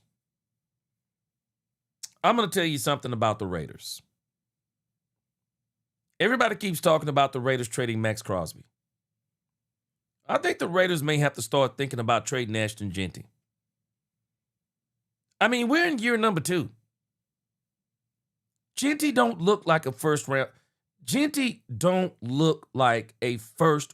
running back. And I know, okay, he don't have the blocking. But man, even when you don't have the blocking, when you are supposed to be that pedigree of back, we're still supposed to be seeing some stuff. We are supposed to be seeing some stuff from Ashton Genty, man. Ashton Genty, who knows when he's going to be back on the field? Might miss a game or two. Who knows? Who knows how many he'll miss. But, man, I'm sorry. If I were the Raiders, I'd be kind of looking sideways at this whole Ashton Jeanty thing. You're a young team. I'm sorry. You're young enough that you could start over. you could literally start over. I don't know. I know, Guru. I'm hearing about his old line, but I'm not seeing nothing. That's my issue with Jeanty, man. I'm not seeing nothing. I mean, I think you need to be seeing something. I'm not seeing nothing that makes me believe that Ashton Jeanty is a Bijan Robinson. I'm not seeing that. But, hey, we'll see. Give it a little bit more time. But, man, this situation with the Seattle Seahawks, oh, my gosh. Ooh. Yeah, Wicked. You know what? Hey, Wicked. I did say maybe they need to trade him. Yeah, maybe they need to trade him. Why not? You said I spoke very highly of him during the draft. Yeah, maybe you need to trade him. Yeah, maybe you trade him to a team like the Cowboys. I don't know. Maybe you trade him. Because I'm telling you right now, you're wasting him. I mean, they're wasting Ashton Jeanty. They're either wasting him or he isn't what people thought he was. I can tell you this. I just think when you get drafted that high as a running back, I need to see more. I don't care if you don't have no blocking. I need to see you make a couple of guys miss. I need to see a couple of long runs here and there. I'm kind of like, man, I'm struggling with this Ashton Jeanty thing. Yeah, Wrestler said he don't know. He said, don't know about Jeanty. Seen other players in college better than him. I mean, I'm struggling. So, I don't know. I'm gonna see what we'll see what the Raiders are, but they're kind of in a rebuild mode. And so they could actually trade Ashton Jeanty and maybe go get them another running back. Shoot, Ashton Jeanty might do better somewhere else. Put him on a team that's not rebuilding, because by the time they get to the point of getting good enough to once they get good enough to where they can do something with Jeanty, shoot, he'll be in a doggone contract season. I mean, gotta do something. Tim, what's going on? Israel Abanikanda going to be on the practice squad. Yeah, Israel Abanikanda is going to be on the practice squad. The Cowboys have already settled on this thing. And I think it was already settled. I think the Cowboys had already figured out Malik Davis was the number 2 running back already. And I'd already said it made sense. Jaden Blue can't be your number 2 running back because I don't think he's built like that. Jaden Blue is something else. And I think the Cowboys got plans for him. But, yeah, man, that's kind of what I was saying. Man. Boy, the Seattle Seahawks, man, people be penciling in, Super Bowls and who gonna do this and who gonna do that. But, man, there is a silent opponent that people are battling. Every single team is battling that opponent. That opponent is injury. It's a battle of attrition. And I'm thankful, man, the Cowboys, for the most part, I mean, we've had, Fant? I think we had the tight end Fant. He went out with an injury for a season and an injury, but for the most part, man, the Cowboys have been pretty healthy. So I'm thankful for that, man. I mean, we've been healthy for the most part. We got players who came back from injuries. Those players, they're still healthy. I mean, the Cowboys, man, they're battling attrition pretty good. They're managing themselves really well. So I'm very happy with what the Cowboys are right now as far as, things that are going on. But we got a long way to go, brothers and sisters. What's going on, you dig? Man, we got a long way to go. Long way to go. Long way to go. Ready for the Cowboys to get this last preseason game knocked down. Ready for the Cowboys to get this last preseason game to get, knock this down. And then after this last preseason game, Cowboys get some rest. Yep, Cowboys get some rest. And then it's back to business. start getting ready for that first game of the season on that Sunday night against the New York Football Giants. Man, and I think we're gonna see, we're gonna get a good test for the Dallas Cowboys. I don't really think the Giants are a threat to the Cowboys. They've had some injuries too. Giants have had quite a few injuries. On that defensive line, they've had some injuries. I'm not sold on Jackson Dart. I just know how this league humbles quarterbacks. This league humbles quarterbacks. Man, you come out and have those great first seasons. Dak Prescott has one of the greatest first seasons in NFL history. But, man, these defenses will humble you when they come out against you, and they will expose you. Man, I can remember before the Cowboys got Amari Cooper, man, it was getting tougher and tougher and tougher and tougher. Man, we got Amari Cooper in here, and Dak Prescott, boy, Amari Cooper and Dak Prescott transformed life for each other. And so, you know, these teams, man, they got a way of equalizing these second-year quarterbacks. But again, if Christian Parker is giving Dak Prescott some problems, what do you think he's going to do to Jackson Dart, Jaden Daniels, C.J. Stroud? I mean, just think about all these quarterbacks. Christian Parker is going to do a number on Jalen Hurts. When they see the Baltimore Ravens, he's going to give Lamar Jackson fits. Lamar Jackson ain't that quarterback when it comes to that stuff. Now, he's going to probably be doing some running and stuff like that, but the Cowboys going to give him fits. The thing about the Ravens is going to be a problem is going to be the run game. But other than that, shoot, man. Man, I'm telling us. Andre Johnson, he said, we appreciate you 30 minutes away from clocking out. Great show. Yeah, man. Hey, the night crew, bro. The night crew workers, boy, I bet the night crew be loving it. This like talk radio for them. It's like talk radio. So, but again, man, we just gotta stay healthy, man. Stay healthy. Stay healthy and execute. Well, we're gonna be a problem, I believe, for a lot of these teams. Yeah, we're gonna be a problem. Okay, probably Love since he's healthy, but all things being equal, I would say Genty because he's in that QBX system. Yeah, we're gonna see, man. Genty, though, I'm telling you, bro. Man, Genty, you know, I guess they got patience, but boy, I just hadn't seen, like I said, I hadn't seen enough from Genty, man. But again, maybe they should trade him. Yeah, trade him to the Cowboys. Yeah, trade him to the Cowboys. We could do something with Genty. Shoot, we got a good enough offensive line. We can send Genty between them tackles. Yes, sir, Wicked, man. I know you talked about that one time before. Congratulations, bro. You stopped drinking. God be the glory, bro. To God be the glory. Yes, sir. All right, Cowboys Nation, I appreciate y'all rocking with me, man. I'm gonna go in here, sit around, and chop up some of this stuff and release it for some videos later on today. Probably fall asleep around 8, 9 o'clock, get up around 12 or 1 o'clock, and be right back at it, man. Andre Johnson said, better than talk radio, G. You killing it. Appreciate you, Cowboys Nation. Appreciate you. All right, man. Appreciate y'all. Appreciate y'all rocking with me. Until the next time, DC4L, God bless. Let's talk Cowboys. We talk facts. Peace.